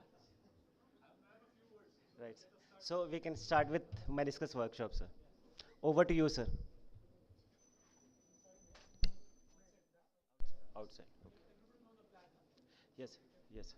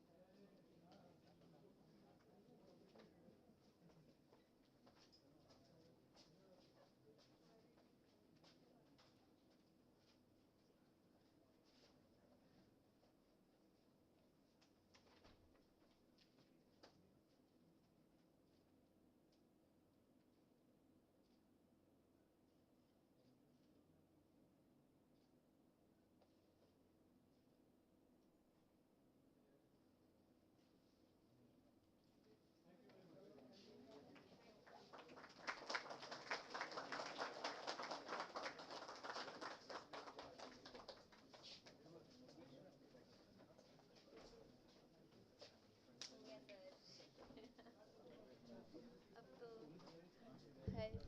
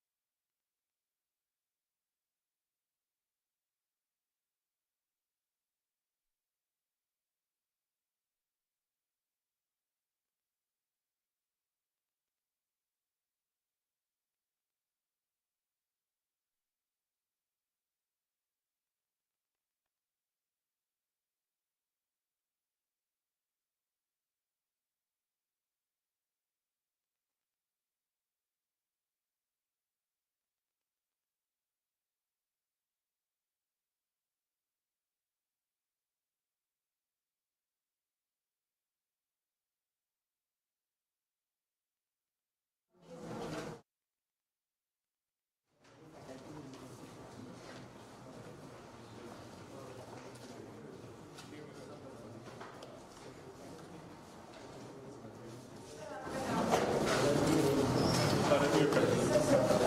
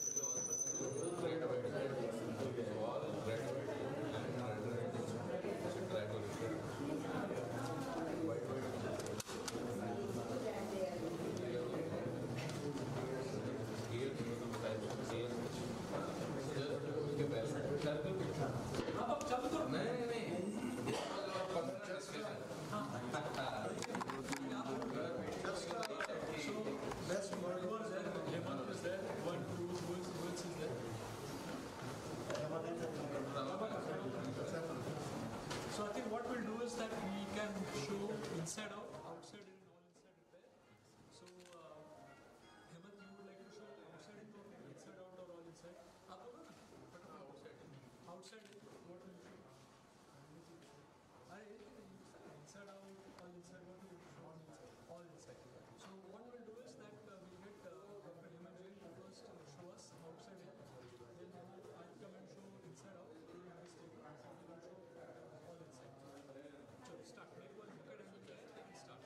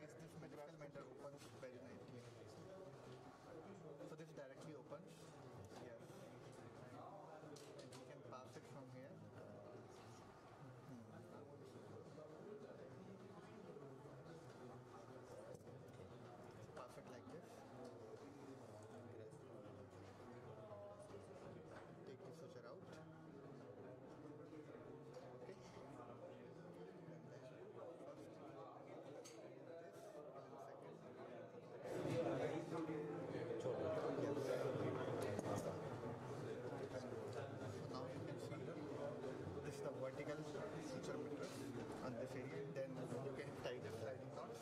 Or if you have already opened it, you can directly tie in a simple fashion also. So this is one of the way. Second way is the exactly opposite, the inside out.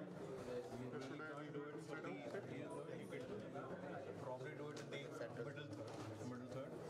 Maybe even go up to this or the posterior third. Again, the same thing. What you would do is you could probably do a safety incision here, right? Take a decent size incision here, right? Open it, go up to the capsule and keep it. And then you have these discal leaders, right? Cannulas. So these are zone specific.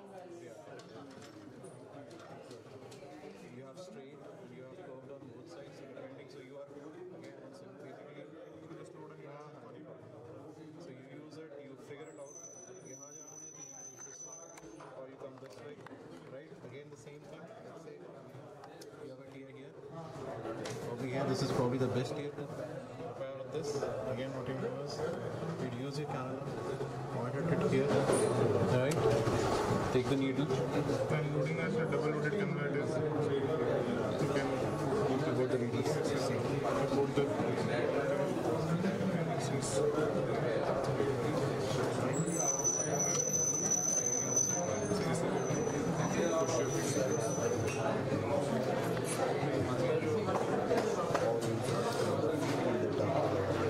Yeah, this is probably the best tear. This. So that's your first one. Use your cannula. Set it here. Right. Take the needle. Similarly, you take the second needle. So these are very flexible.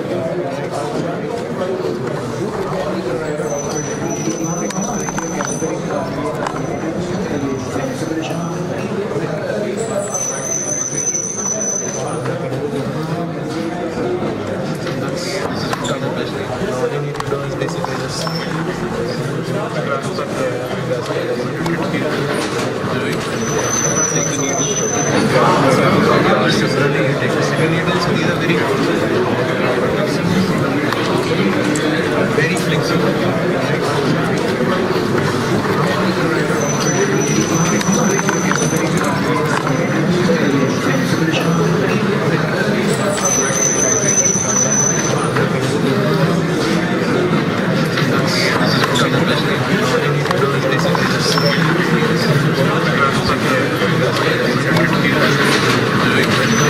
take the needle.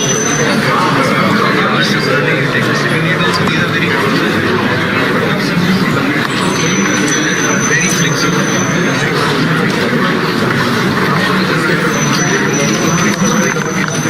very flexible.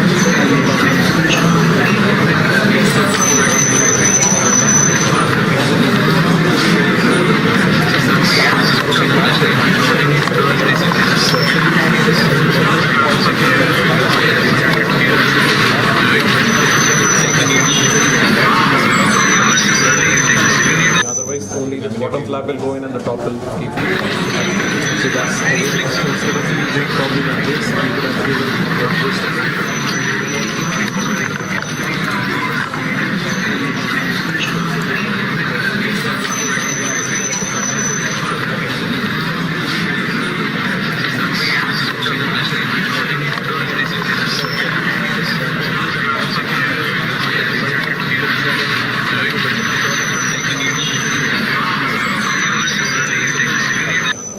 the bottom flap will go in and the top will keep. So that's very flexible.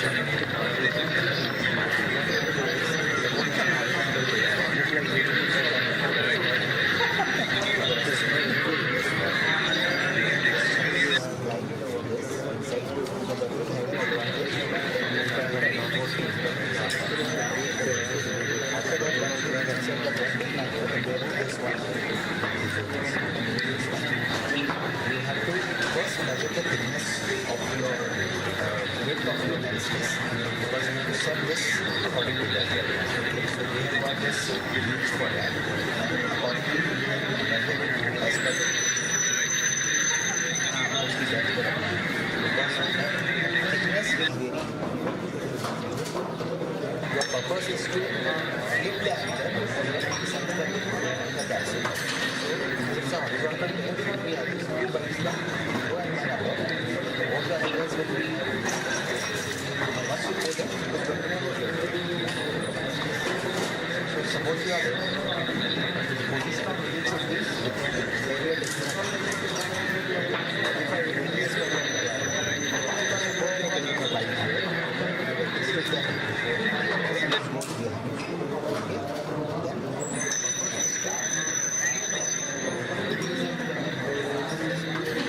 just press it once, deploy it, come back, just gently lift it up. One of the anchor is very it should not come completely out of the joint. Then the second will be automatically loaded here. Okay, over the surface. The lower half you have the bite. Again the same. You can flip it. You can see the other one is coming out. Okay. Then if you want you can do it twice. Just because there is no third suture anchor. There is only two barracks available. So once you take it out.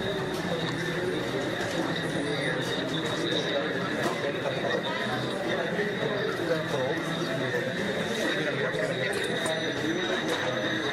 You can just hold this part of the help of probe. So once you pull it, it won't be coming this way.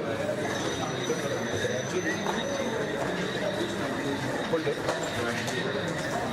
After putting a probe there, once you are coming in, it's get locked. Not just like that. Then you got a butter knot cutter. There's a pushable knot cutter. You just take the thread through that. Newer system we just pull it automatically by any automatically it takes time. Question for most commonly happened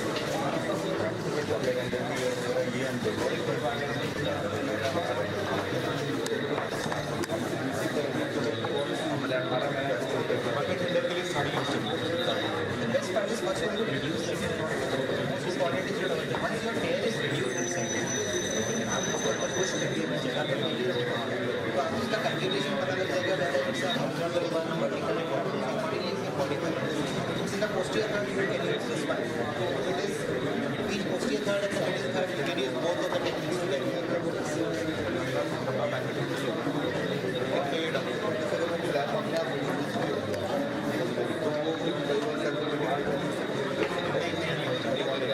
जैसे हम नीचे flex करेंगे वो अपनी बात है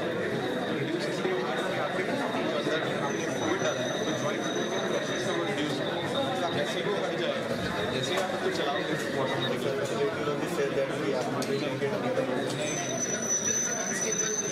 radiologist के सामने रेट के तो चलेगा ना सबसे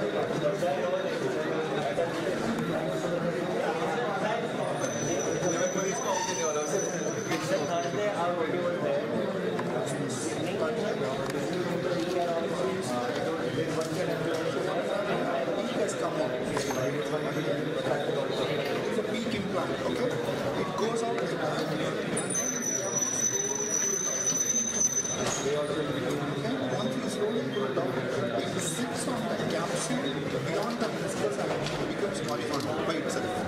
Okay? So that is the first piercing point. You have to take it a little length here and then move away from the threads and then go for the second piercing. Okay? So once again it goes to 20 centimeters. So you see here, so this is the 20 centimeter including the depth of penetration in the meniscus. And then we deploy with the second time. The plunger has to be pushed. So now the second implant is deployed. Deployed with the threads. And then you slowly move out, you come out. You come out, the threads into the threads.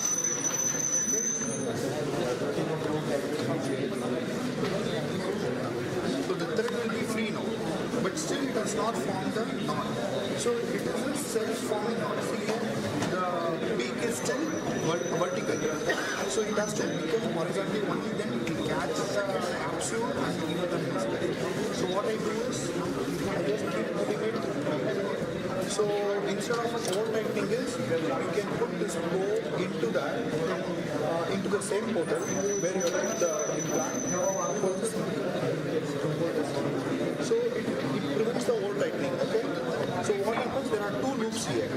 So when I pull this, loop by loop, it will get tightened and then forms a knot by itself. So you don't have to do anything.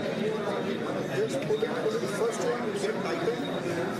So once you load this with the probe, it prevents hole tightening and also prevents the catchment of the meniscus. This meniscus is soft. This threads sometimes cut the meniscus. So you put this, and then once it comes from here, the second one goes. Okay? So now we have prevented the hole tightening. So now we have removed it. It is still loose. So what we do, where is the knot cutter? So what we do is, we have a knot cutter or the thread cutter that we can use it in a square, it will be seen better. The loop is not still completely tight. Okay. Knot cut me. Then wire cutter will be there. It will be like this where you need to pass through it and then push that and then you pull a little bit. The knot becomes tight and then the meniscus is reduced and it folds back. Cut it off. So this, we have a knot. We can use it as a surface like this horizontal mattress or in vertical configuration. So it all depends on. So this is the knot cutter as well as knot pusher. Okay. What we need to do is, so there is a slot inside, okay? So we pass through that slot, okay? So tighten the knot little bit more. In a scope view, it will be like big and enlarged. So we push this. So we push this, so it gets tightened. And then give a small tug in this, or just hold it tight and then push this. And then push this cutter, it cuts. Okay? It cuts well and then it gets seated. So that is the all inside. So here I have used it as a horizontal mattress, but if you want to put like a vertical mattress also, you can put, okay? One here and then one vertical. And then sometimes what happens, when you put in the vertical mattress, the meniscus gets lifted off, curls down like that. So in which case, you are forced to use one more on the inferior side. So that happens because meniscus is not completely triangular. Actually, the base is flat. You have a sloping inner surface and then outer. So that one is the triangle. So the base is a flat surface. So once you put all the segments on the superior surface, the meniscus curls out like that. And then the inferior surface gets curled up and then we are forced to use one more on the inferior surface. In practically, it is lift of meniscus from the peak of patient or it is not anatomically reduced. So it is lifted off. Sometimes what happens when the patient weight bears,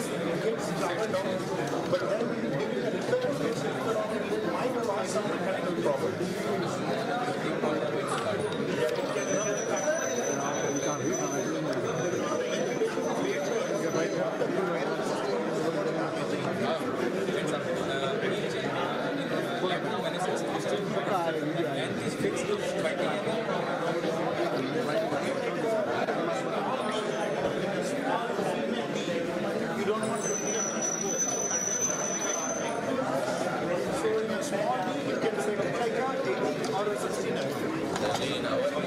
So in a large, you can keep 20 or 24 mm also. Here it comes to maximum 28, but there are some implants very close to 4. Yeah, with the probe also you can measure the. So in the probe there will be a calibration, you can see how much is there. But what when it and sometimes what happens, it doesn't catch the capsule and then it ends up just posterior pieces which we cannot see from the scope. And then when we try to pull this, once it comes out, the beam comes out, you chart the patient and it will start.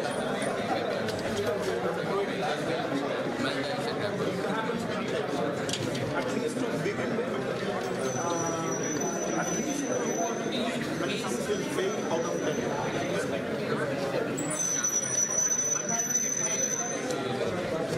See, for post-medial, medial side, there is no structure loss. Medial side, post-lateral, mostly only the lateral meniscus. We have an important structure.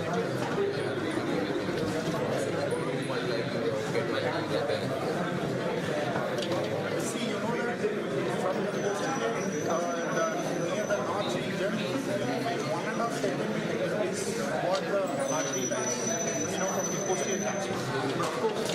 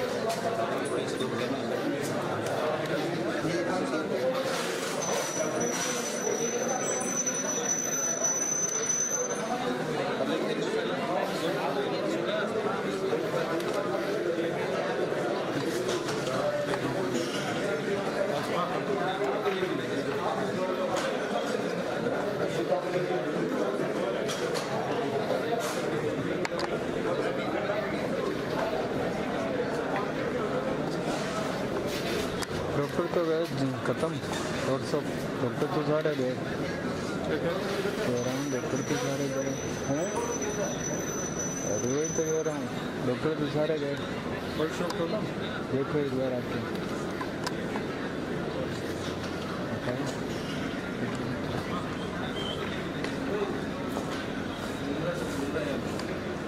Sir वो बाहर से doctor लोग तो सब गए अब क्या मुझे साहब मैं नहीं जानता वो भी नहीं करने वाली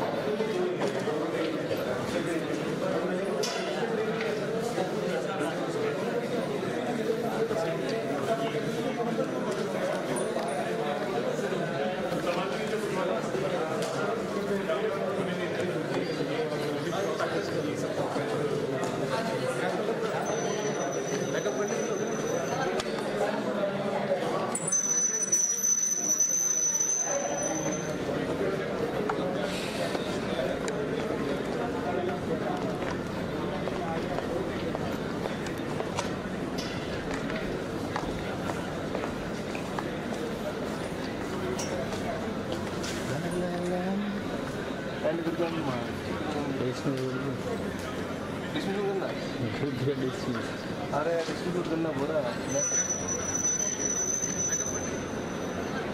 हाँ एंड इन एडिट है ये